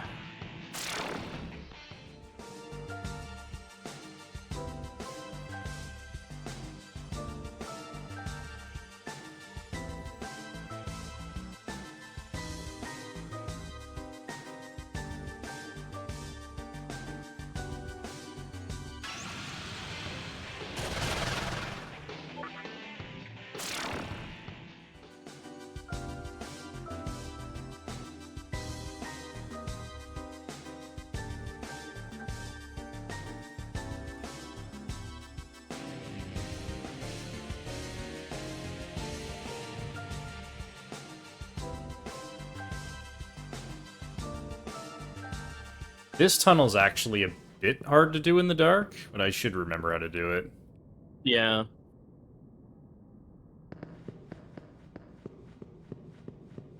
I'll save at the terminal, so that way if I get lost, I can just load back to the start. Oh, yeah, that makes sense.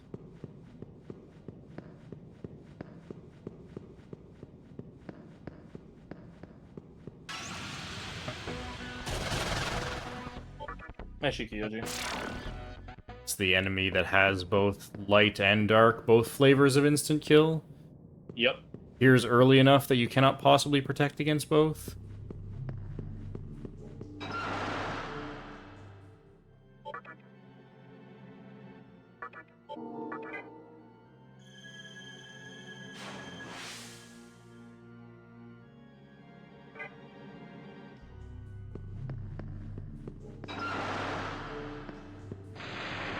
Okay, so first turn is left.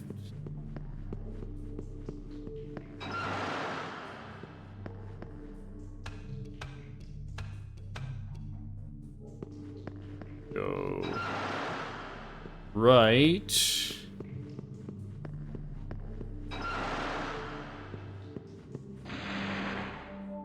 Here, take another right.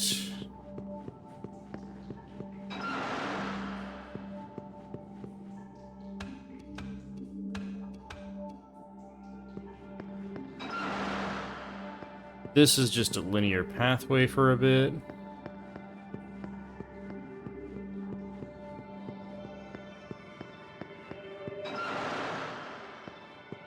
Need to enter center of this room from the west side.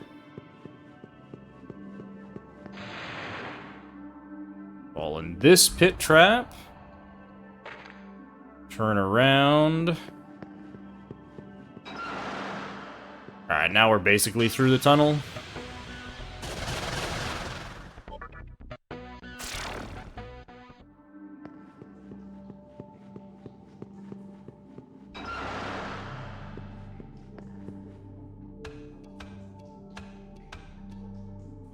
Yeah, from here on the path is a very linear route, so... Yeah, you just keep going straight. If you, turn to the right or left, you might go through a one-way door, and then you're kind of in trouble. Yeah. Like, that door, I think, is one way. I believe so, yeah. It's back in that, like, twisty-turny area you were in where you were trying to approach the room from the right side.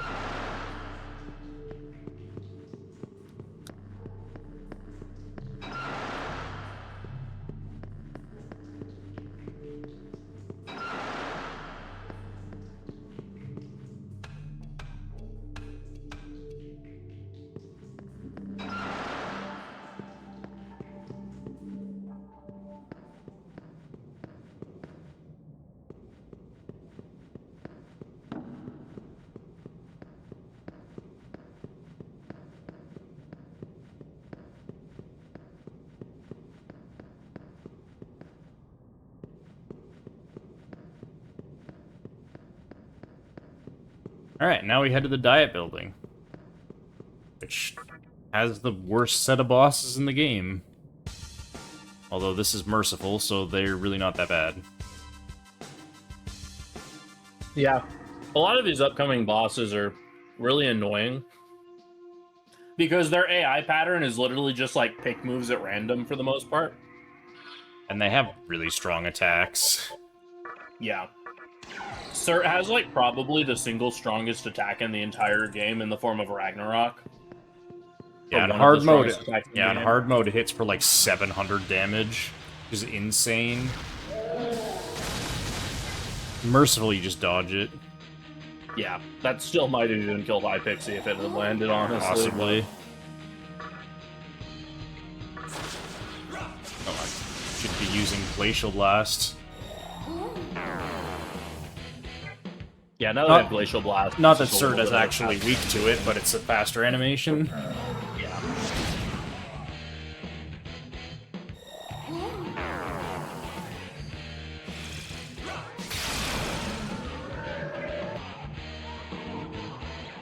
Yeah, basically for the rest of the game, we'll be hitting the Glacial Blast button just because it's a little faster to cast. Now we get Metairie Ralhan, which is nice.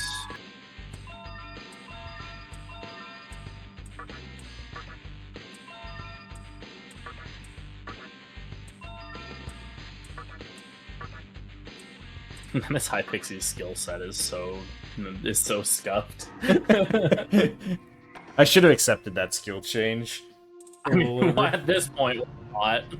I mean, she could have upgraded Anti-Nerve into Null Nerve.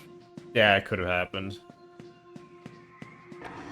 I just on instinct declined that skill change because I actually saw what it was. Okay. This area of the diet building I'll usually get lost in. Yeah, for some reason I have a hard time with the diet building. I don't know why, but... I mean, it's It's a lot deliberately of very meant to be similar looking confusing. hallways. Huh? Yeah. It's a lot of very similar looking hallways that kind of double back on themselves a lot and very twisty-turny.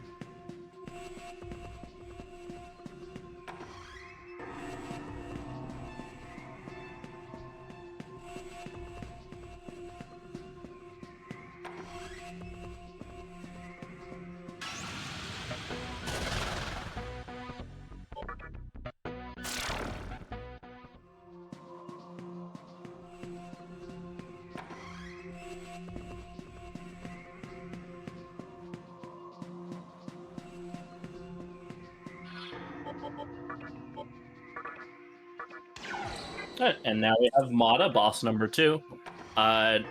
He can be he's known as a bit of a casino fight in other routes because he can just open by using Hades Blast and one-shotting your party. He still goes first here, but again, we have... Oh, that's not what I meant to do. Hey, we dodged it, it's fine. Literally everybody dodges it. Yeah. But good news is he has very little HP. He has 2,500 HP, which at this point in the game is basically Very small. I didn't get dubs though, so he didn't die. Yeah.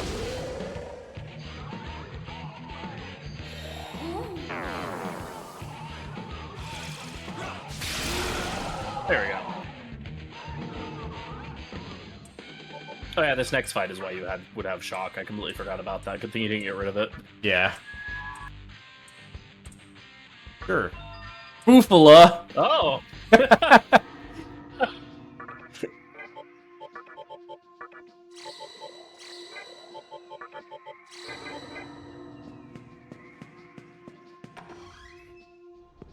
If that would have been Zionga, that would have been really funny. That would have That been would have very actually funny. used it. But I don't know where I'll use Boofala.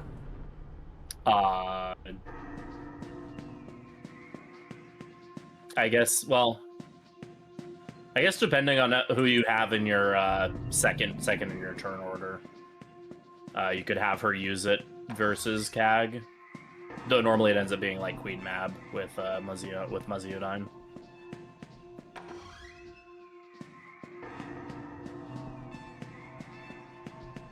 I don't know how much worth that extra damage is as compared to just passing, but Doubt it.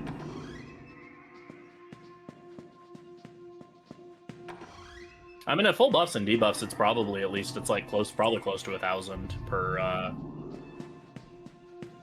but.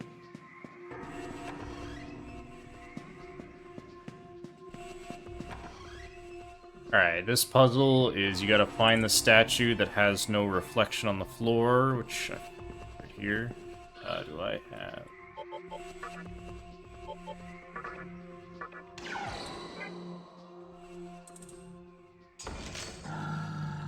I don't have my Zeos. Whatever. Yeah, you still have it on the Queen Mab, I think.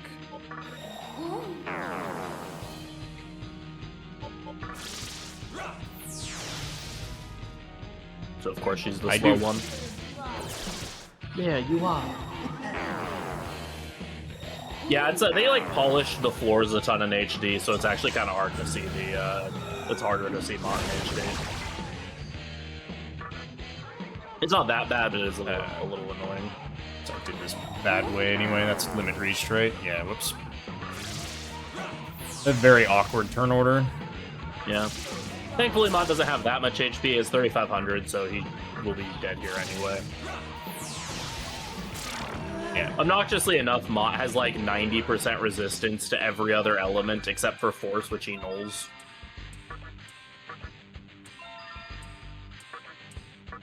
Yeah, there's only two ways to kill Mott, which are elect damage or yeehaw damage. By yeehaw, I mean, kamikaze damage. Kin speak, my Bufala! Oh, way! Oh, also, your agility might actually be a little too high at this point, because I think you might have more than Is it? High Pixie, but...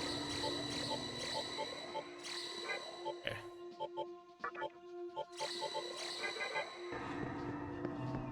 No, we'll see if that's... Oh, a well, thing or whatever. not. Yeah. Connection. Yeah, I have no idea why connection is such a high-level skill. Does not make any sense. I mean, I guess it's good that it means it doesn't pass very often, but still. Alright, so this fight in this run taught me a very interesting lesson about how Tetraja works in this game.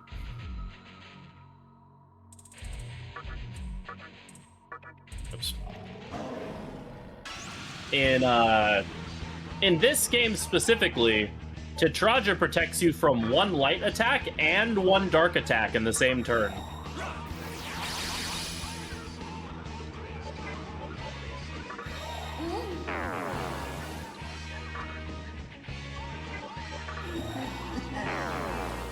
Which we might see come into play here, depending on what he decides to do.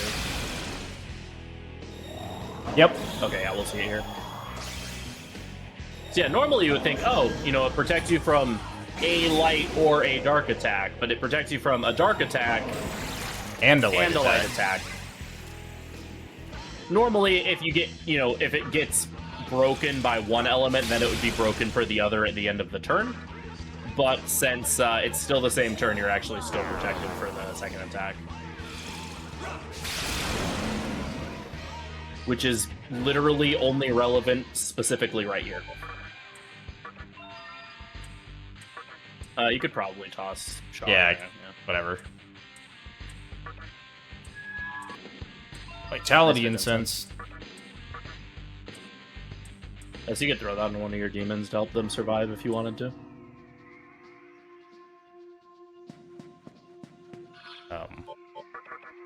Because Queen Nabel Arrows. already survived, you could probably throw it on, like, arrows, yeah.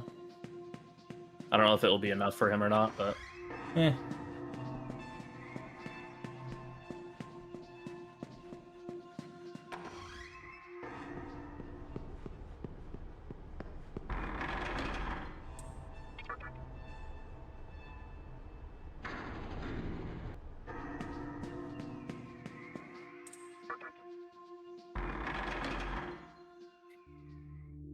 Side note, I think you might be on pace for a sub 4. If you, All. you do you, all That reminds me, I should ping V, make sure GC.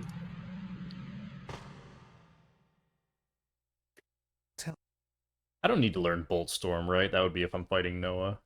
Yeah, that'd just be if you're fighting Noah.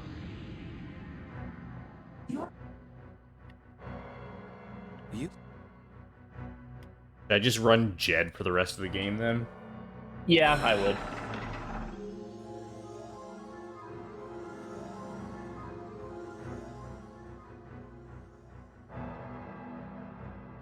Listen. No, I should.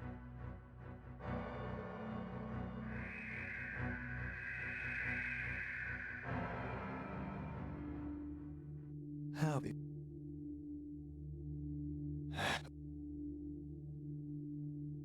Ah.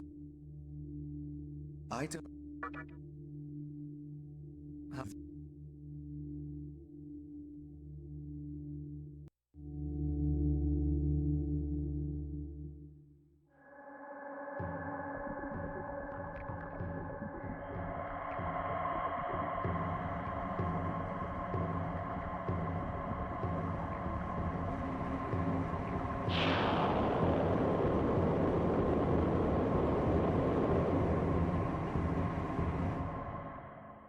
So here, Armin, or Brain, Hikawa summons Aruman, the god of Shijima, and then uses our teacher as a sacrifice. We discover that basically Aradia had been doing very much nothing for Yuko this whole time, and then just pieced out as soon as things started to seem a little sketchy.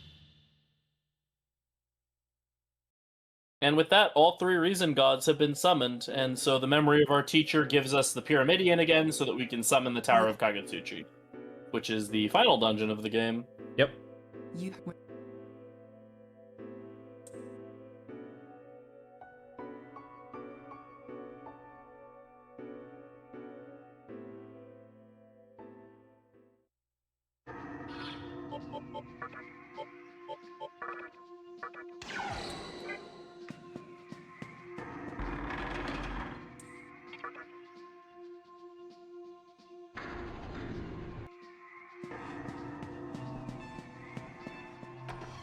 So you gotta go back to the Amala Temple to use the pyramid, summon the tower, and then climb it. All the way to the top. All 666 floors. Which we do start like 100 floors in, but... and skip a lot. But it is funny that it is 666 floors.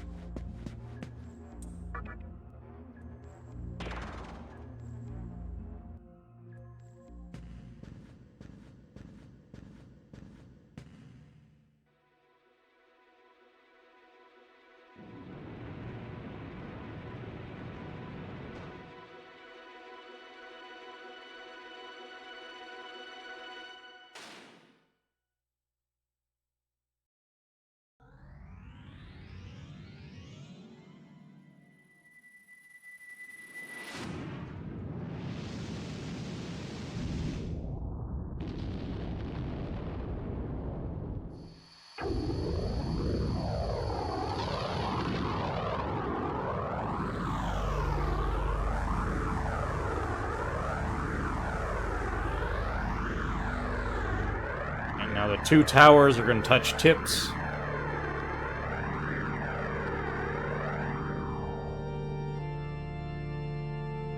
In a 4x3 glory.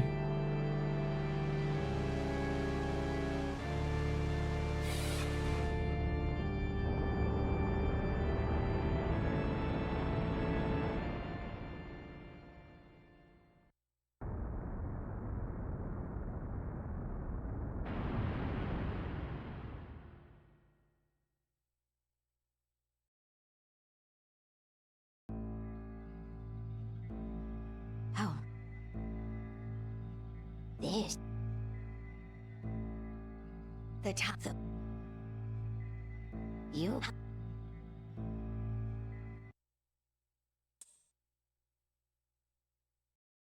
The reason of 4x3, indeed.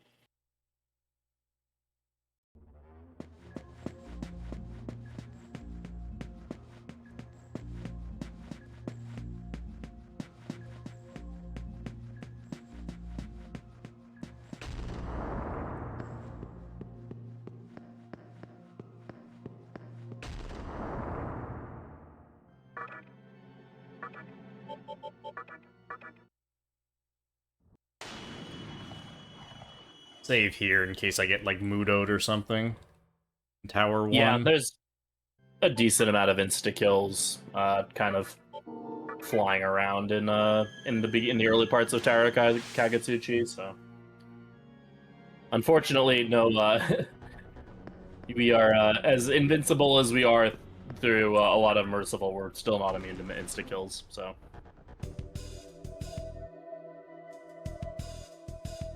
Anyone who likes this music, enjoy your 5 seconds of it. Yeah. Get to hear the Very guitar criminally riff. underused song. Muguro composes like super sick field theme, plays for 5 seconds, and you don't even get to hear it.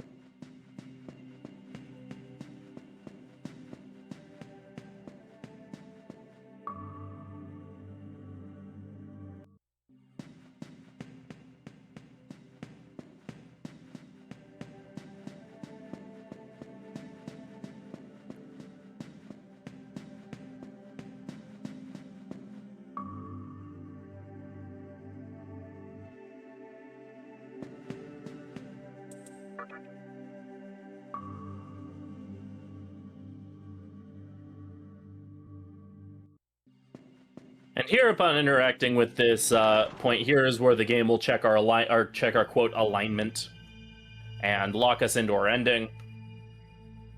So here we should spawn on the west side. yeah. Show me your heart, as hard as a flawless gem, which is Musubi. Musubi, yeah.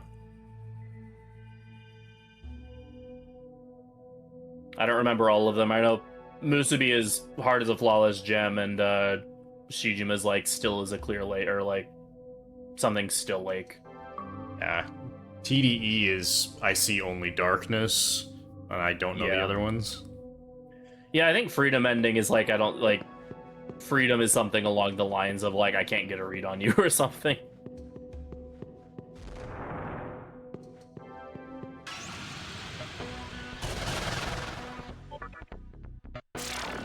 And I think demon is I see nothing. Yeah. Sounds right.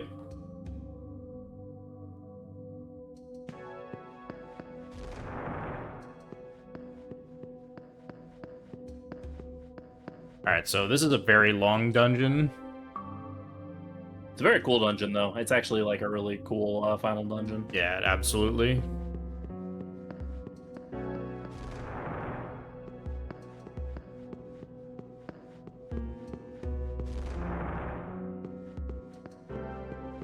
Yeah, Shin Megami Tensei final dungeons can generally be pretty hit or miss. Like, they're either really good or they're pretty bad. And this one's definitely one of the better ones, like on the good side of things. The mannequin door is faster, because the elevator is on the ground floor that takes you straight up to the top. Musubi, you have to like climb up some stairs before you get to the elevator. Yeah, it's a ways around.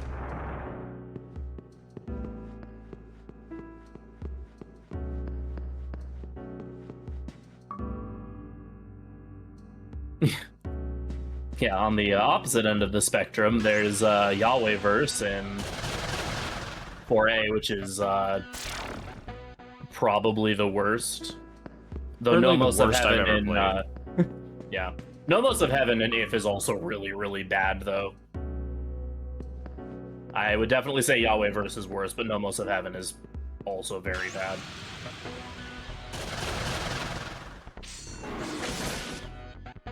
The Claw of the Law.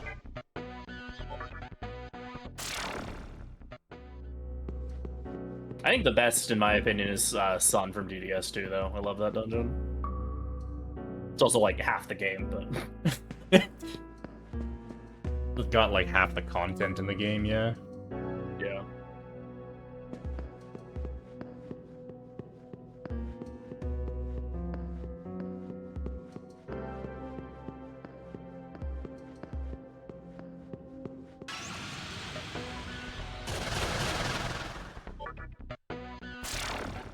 Karma Tower from DDS 1's kind of in the middle.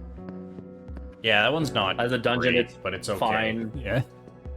Like, as a dungeon, it's fine, but it's just terrifying, and it's definitely one of the harder final dungeons in, like, SMT speedrunning.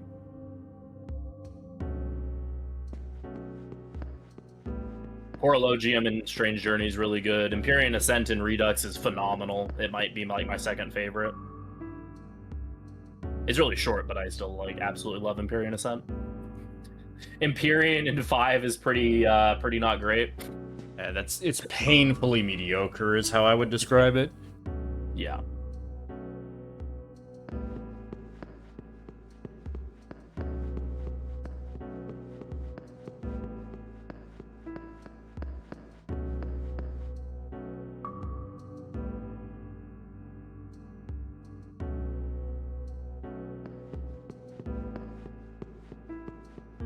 Painfully unfinished. Yeah.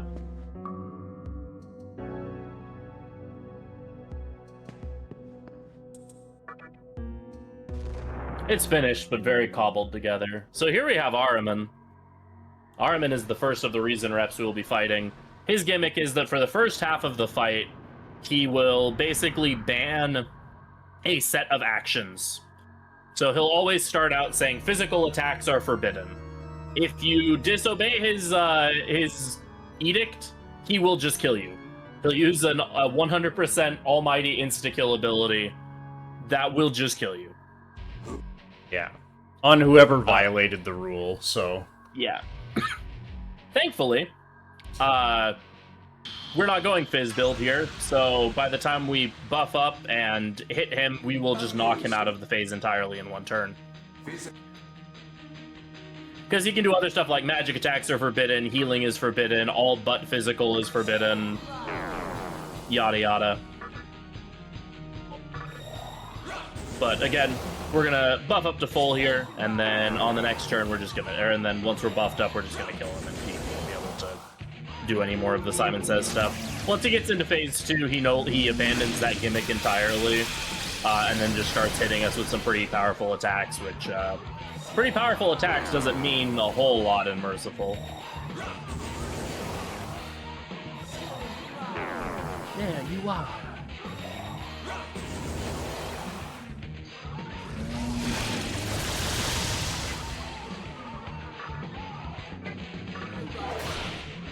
Oh, what am I doing? Doesn't matter, though. Yeah, that's fine. Ideally, you'd like her to get some EXP so that she can get Maziodyne to help with damage versus Kagetsuchi, but it's not the end of the world. I think I needed that. It helps. Also, now your turn order is a little awkward since Demi-Fiend is third and you only have 3 party members, so you won't be able to get him to go twice. Well. But it is what it is. Such can be fixed. Oh, yeah, that works. I was more worried about MP. I accidentally didn't recover MP. Oh, yeah, you should be fine. Especially because you just got a bunch of doubles there, I think another double kills. Yep, alright, we're good. Yeah, and you should have plenty of revival items to bring back Queen Med, so... I could also just go to the healing terminal, it's not that far out of the way. Oh, true, I think it's like literally in the way, actually. Or even.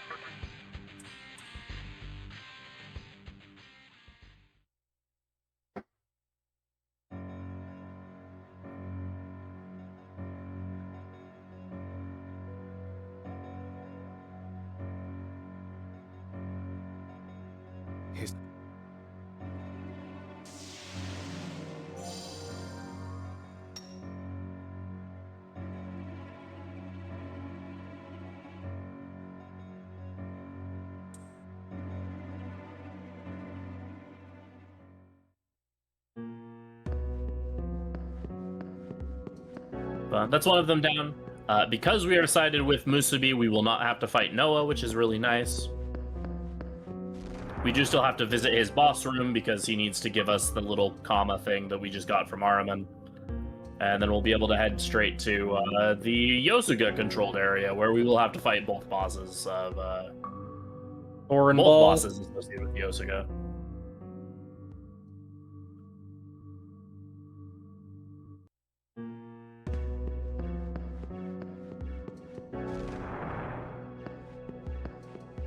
Oh yeah, the yield terminal is like right here, huh?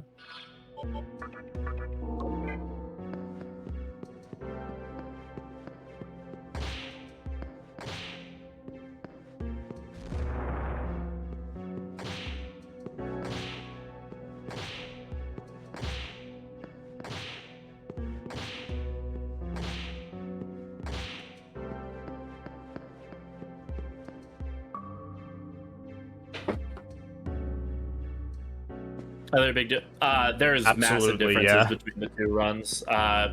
Just for reference, in comparison to normal difficulty, in Merciful, you deal triple damage, take like a third of the damage, and receive triple EXP and money from fights, while also having a massive buff to your evasion. Yeah, Merciful is intentionally a complete joke of a difficulty. It's meant to be for people who don't really want to play the combat, but just want to see the story. So in a speedrun context, it's kind of a fun walking simulator. Yeah, also the encounter rate's way lower. That's forgot that too. So yeah, the runs are completely different. Even from like a normal any percent run, which is around like a 7 to 8 hour run, this is a 4-hour run that you really don't interact with the game mechanics much, aside from just buffing and blowing things up in one turn.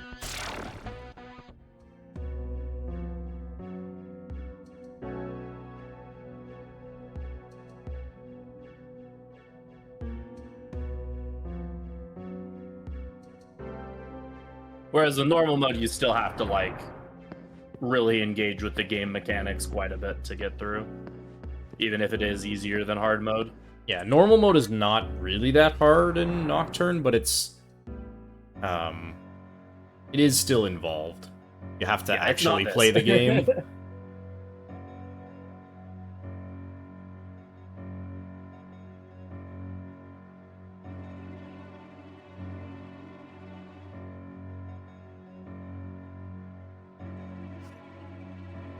Oh.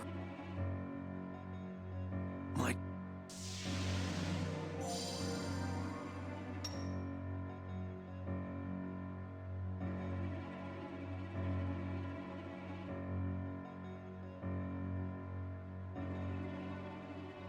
Yeah, funny enough, this game doesn't. Nocturne actually doesn't have a defense stat either, but you can just give yourself more HP.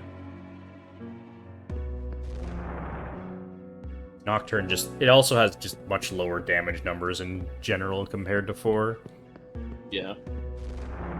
My theory with 4 is that it was probably built off of Strange Journey, and Strange Journey does have defensive stats. And so then, like, removing those kind of caused a lot of the numbers to get pretty ridiculous, but... Because then in 4A, they tone the numbers down again, so...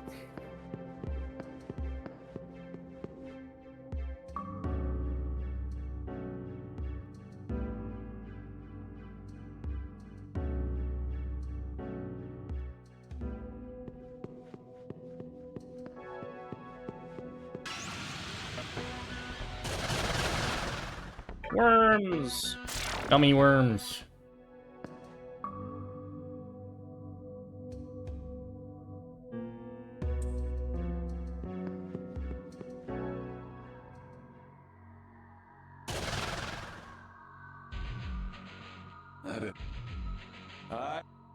I'm 4. The war.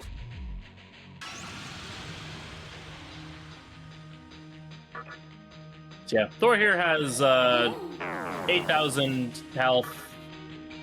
We're just gonna blow him up the same way we've been blowing up everything else. Buff, debuff. He probably won't even get to see his... Once he takes about 4,000 HP, it's a little less than 4,000 damage. He will, like, phase change and, like, do a bunch of random stuff to power himself up and buy himself a ton of turns, but he probably won't get to see that because he's just gonna explode in a single turn.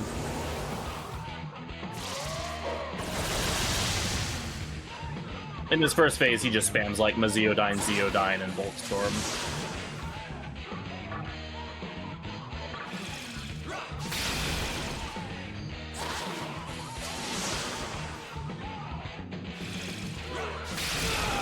And there he goes.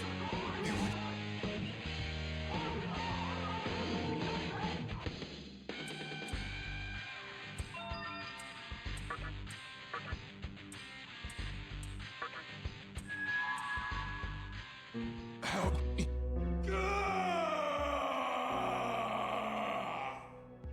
Indeed. I forgot how dramatic that was in English. So, of course, no SMT game would be complete without a random teleport maze. We had one earlier, now we have another one. This one's a pretty complicated teleport maze.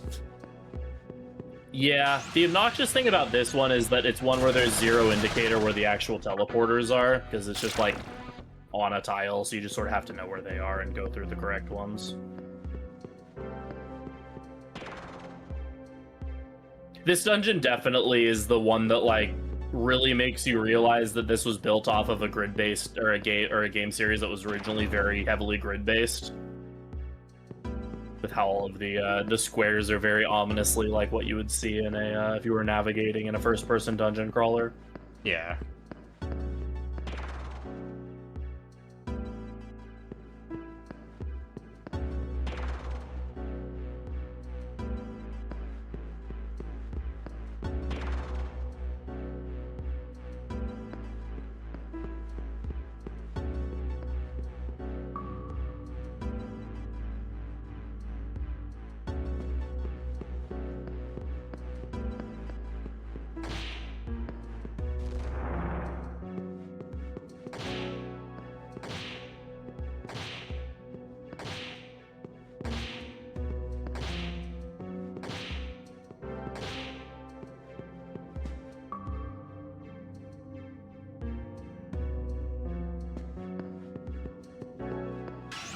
Those Yeah, funny damaging enough, the damage tiles have their damage nerf as well, so you just like, really, don't even care really about them. nerfed. Like, getting hit that many times probably did like 10 damage to everybody.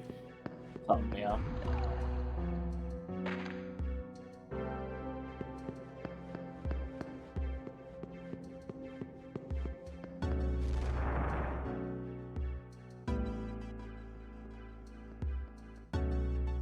But we are out of the teleport maze now, so there's just like another like little light bridge puzzle thing, and then we're at the end. Yeah, we are almost there.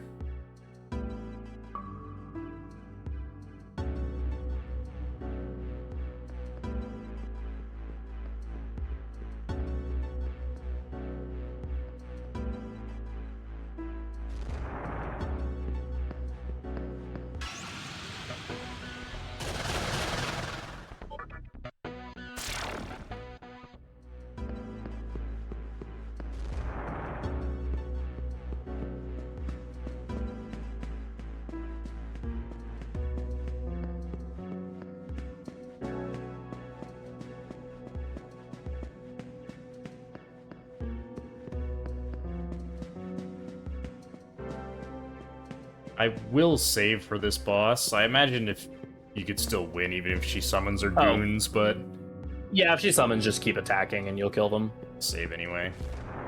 Yeah, might as well. But yeah, you can definitely, even if she summons, you can just still blow them up, it's fine.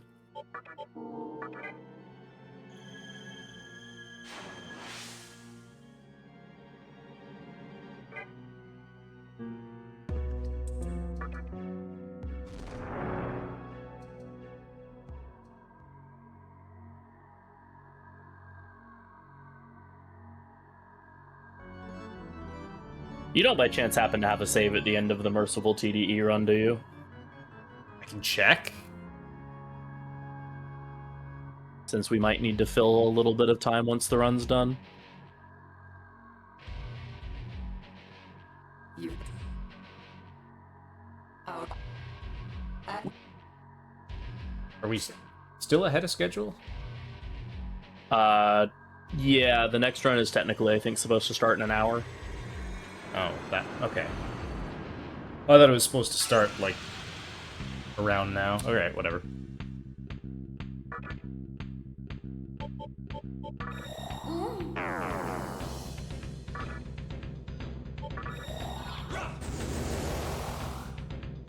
Puzzle Boy time. I don't know how to do Puzzle Boy, man.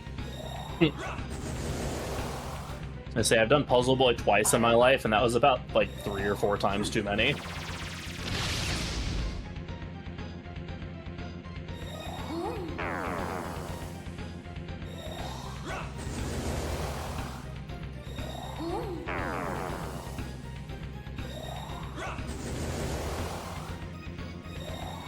But yeah, I don't know if the next runner is actually awake yet.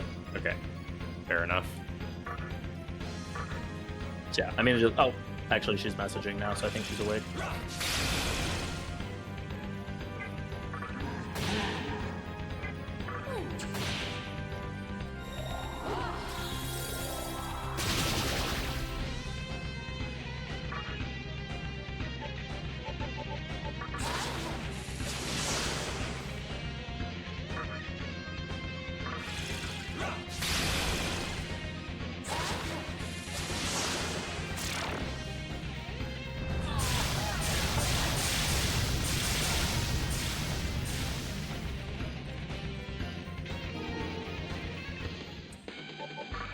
Alright, and that is Baal Avatar down. Easy peasy. And there's Miziodon.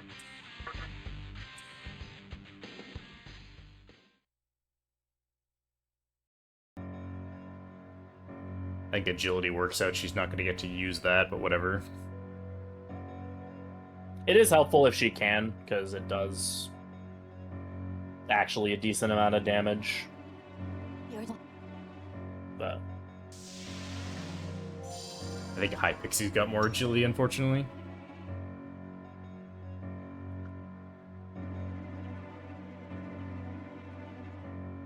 I believe so, yeah. Well, once Kagetsuchi nukes the rest of your party, then she'll be fine.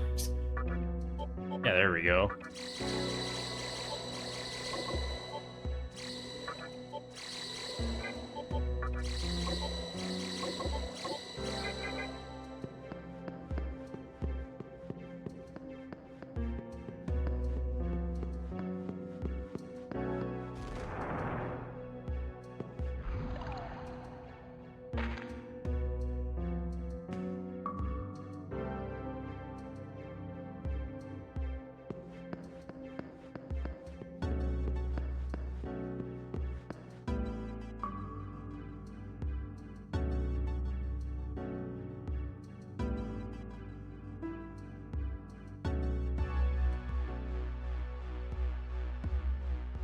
Yeah, so next runner is awake, but you'd appreciate it if we could fill for a little bit once we're done.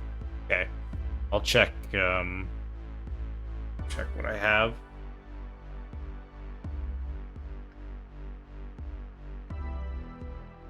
Yeah, if nothing else, we can let the credits play for a little bit. Yeah, I'll do that first. I'll let them play, and then after, back of the title screen, we can, we still need to fill. Cool.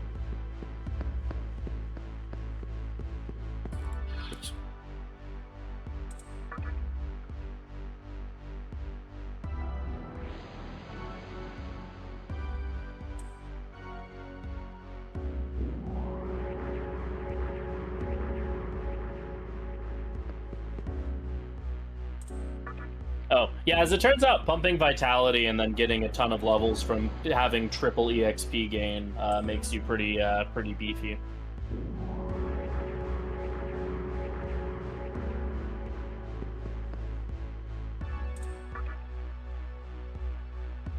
Well, I mean, 600 HP on a protagonist isn't unusual for a Nocturne run, considering, like, most TDE runs you're in the realm of, like, high 600, low 700. Yeah, TDE runs you aim for 700 as an HP value. Yeah. To try to survive double High King.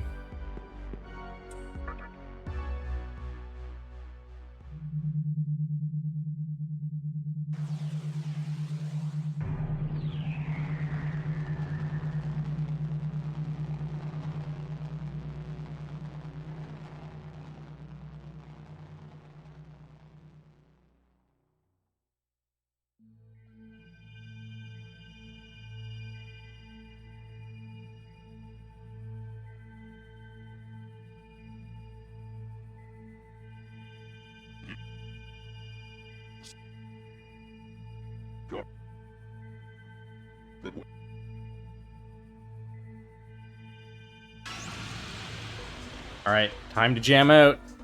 Oh, yeah. So, Kagetsuchi, same as basically every other fight. This fight is actually interesting, though, and this is, like, the only fight in the game that has a defense stat. Depending on the cycle, he actually takes more or less damage. At new, he takes more damage than he would normally. At full, I believe he has raised defense to, like, And I think at like half he has neutral defense. That's just like an interesting, weird little quirk of this fight. Like no other fight in this game has a defense stat at all.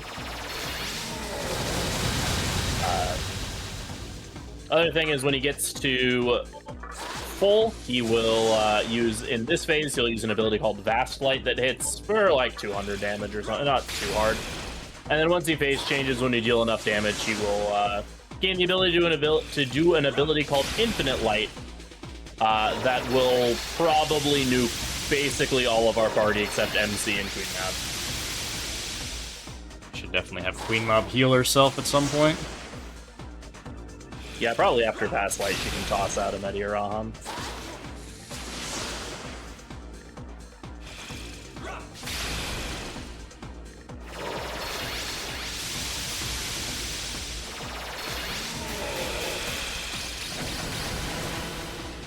Or when you get into the phase change, either one. I'll do it right now.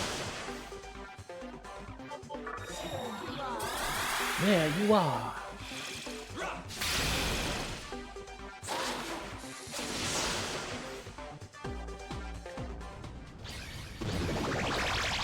Yeah, Wing Buffet's actually doing some decent damage still. If it double hits, that's like 900. Alright, now get your jam emotes out.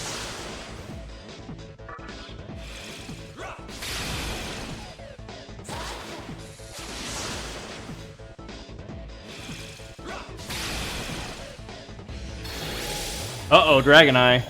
That's potentially scary. Oh, that's good. Alright, he did the not scary stuff. Yeah, he did the... He didn't normal attack. Unironically, the scariest thing he can do there is Dragon Eye into 5 basic attacks. In this phase, his basic attack hits the entire party, and it's like really hard to actually dodge. Uh-oh. Oh, goodness. He's going ham. Hey, no, he's not.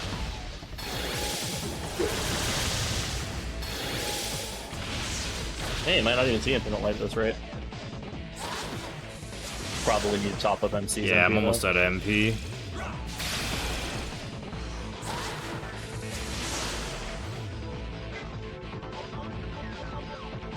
And I only have... Okay, well, whatever. That'll do. Hey, 88 MP for a chakra drop, still not bad.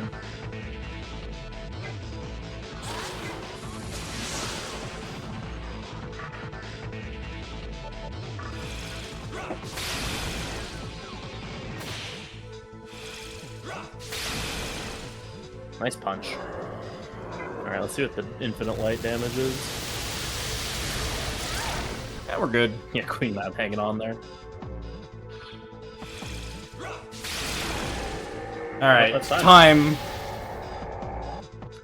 That is a 5802. Nice. Or 35802. 358.02. So I did Yeah, get some for it. 35802. I think that puts you in like second or third place. Nice. So I guess you gotta submit it to SRC when this Yeah, I might as well, eh?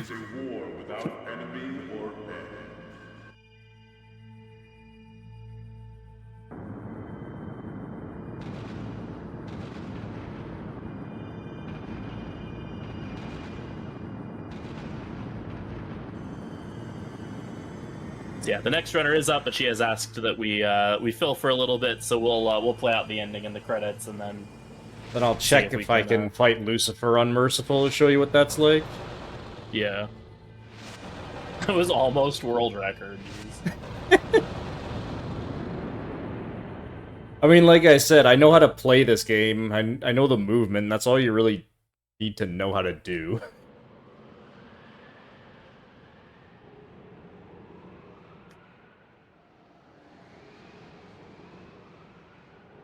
Wonder if I skipped all the saves that I did, if it would have been enough.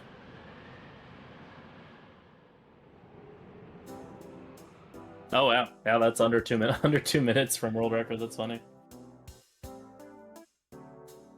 Where will I go from here? Will I return to nothing? Or will I be born again? Somewhere in your new world? I'm already out of strength. I'm just waiting for fate to pass its final judgment on me. But if I were to live on, I wouldn't want my life to be dictated by others. You alone have the power to create a new world. The moment you wish it, it'll come into being. In the world of Musubi, everyone can live the way they want. It's a world that's never been seen. If only I could be there to see it.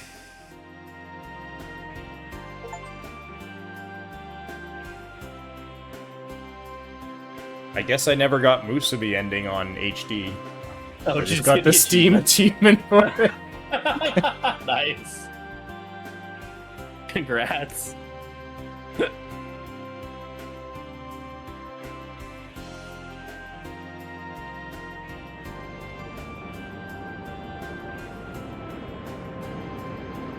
The final frames of the ending are in 4x3.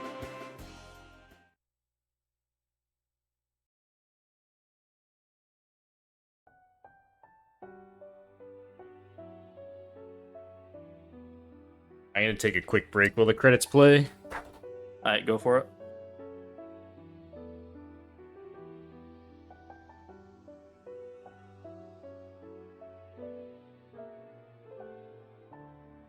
Gentleman in a wheelchair. Dante. Raito Kuzunoha.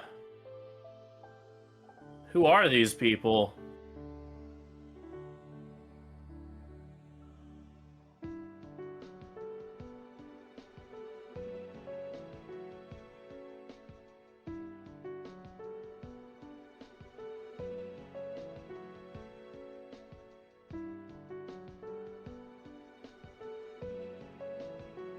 And surely if someone was being featured, I'm sure we would know about it, and there would be a logo plastered on the box art about it.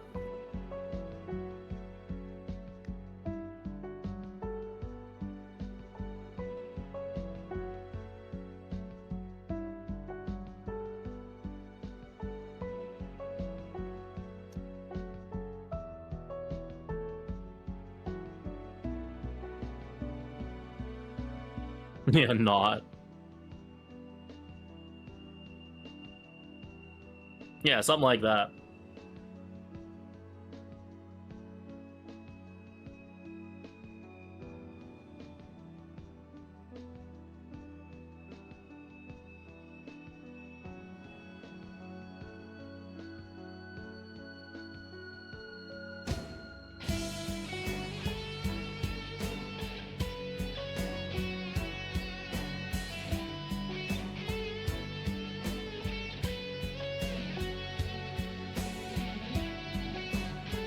And we definitely didn't see anyone named Raito arriving.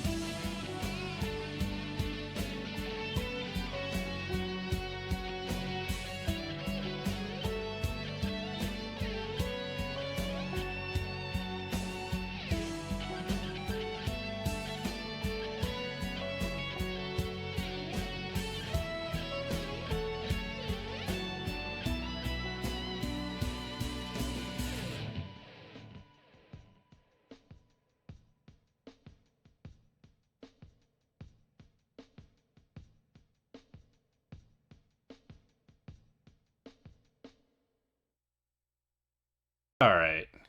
No. Yes. Let's see if I have anything.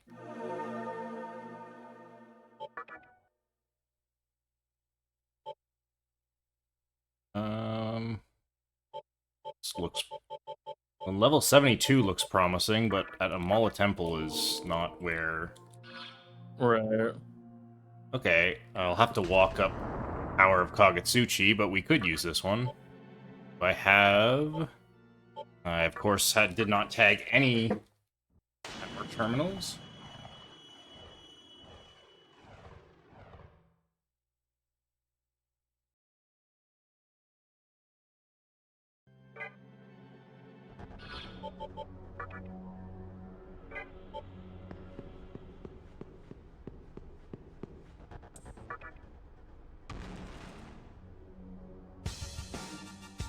Oh, yeah, we haven't even placed the pyramid. Oh, okay.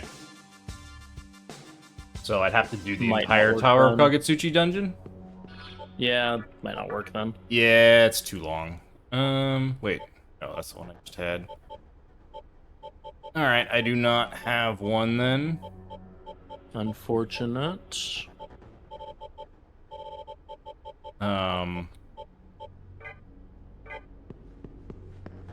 Let's see, I did... It has been about 15 since she asked for 15, so we might not need to fill Okay. too much longer. Fair enough. When I can go... Not that I'm gonna get very far with this, but let's go do it. I was gonna say, you could fight Mara real quick. I could fight Mara. Nah, let's go Puzzle Boy. Oh, okay.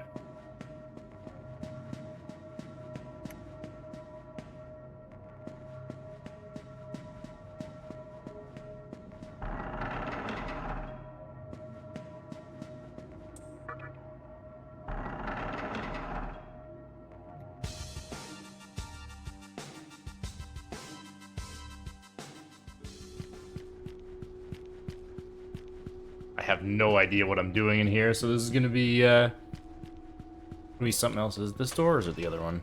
Not that door. That's the next one. Up there, bud.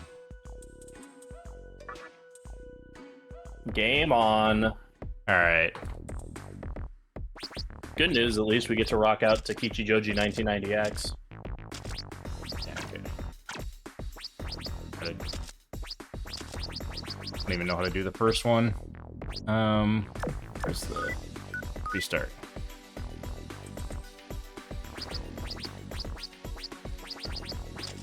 There's no merciful difficulty in Puzzle Boy. Yeah, exactly. There we go.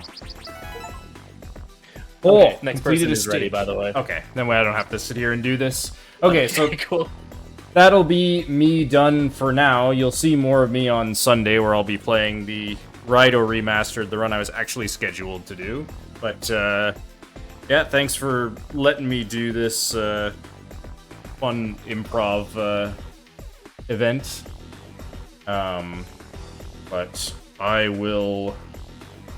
I guess you're gonna throw it over to intermission.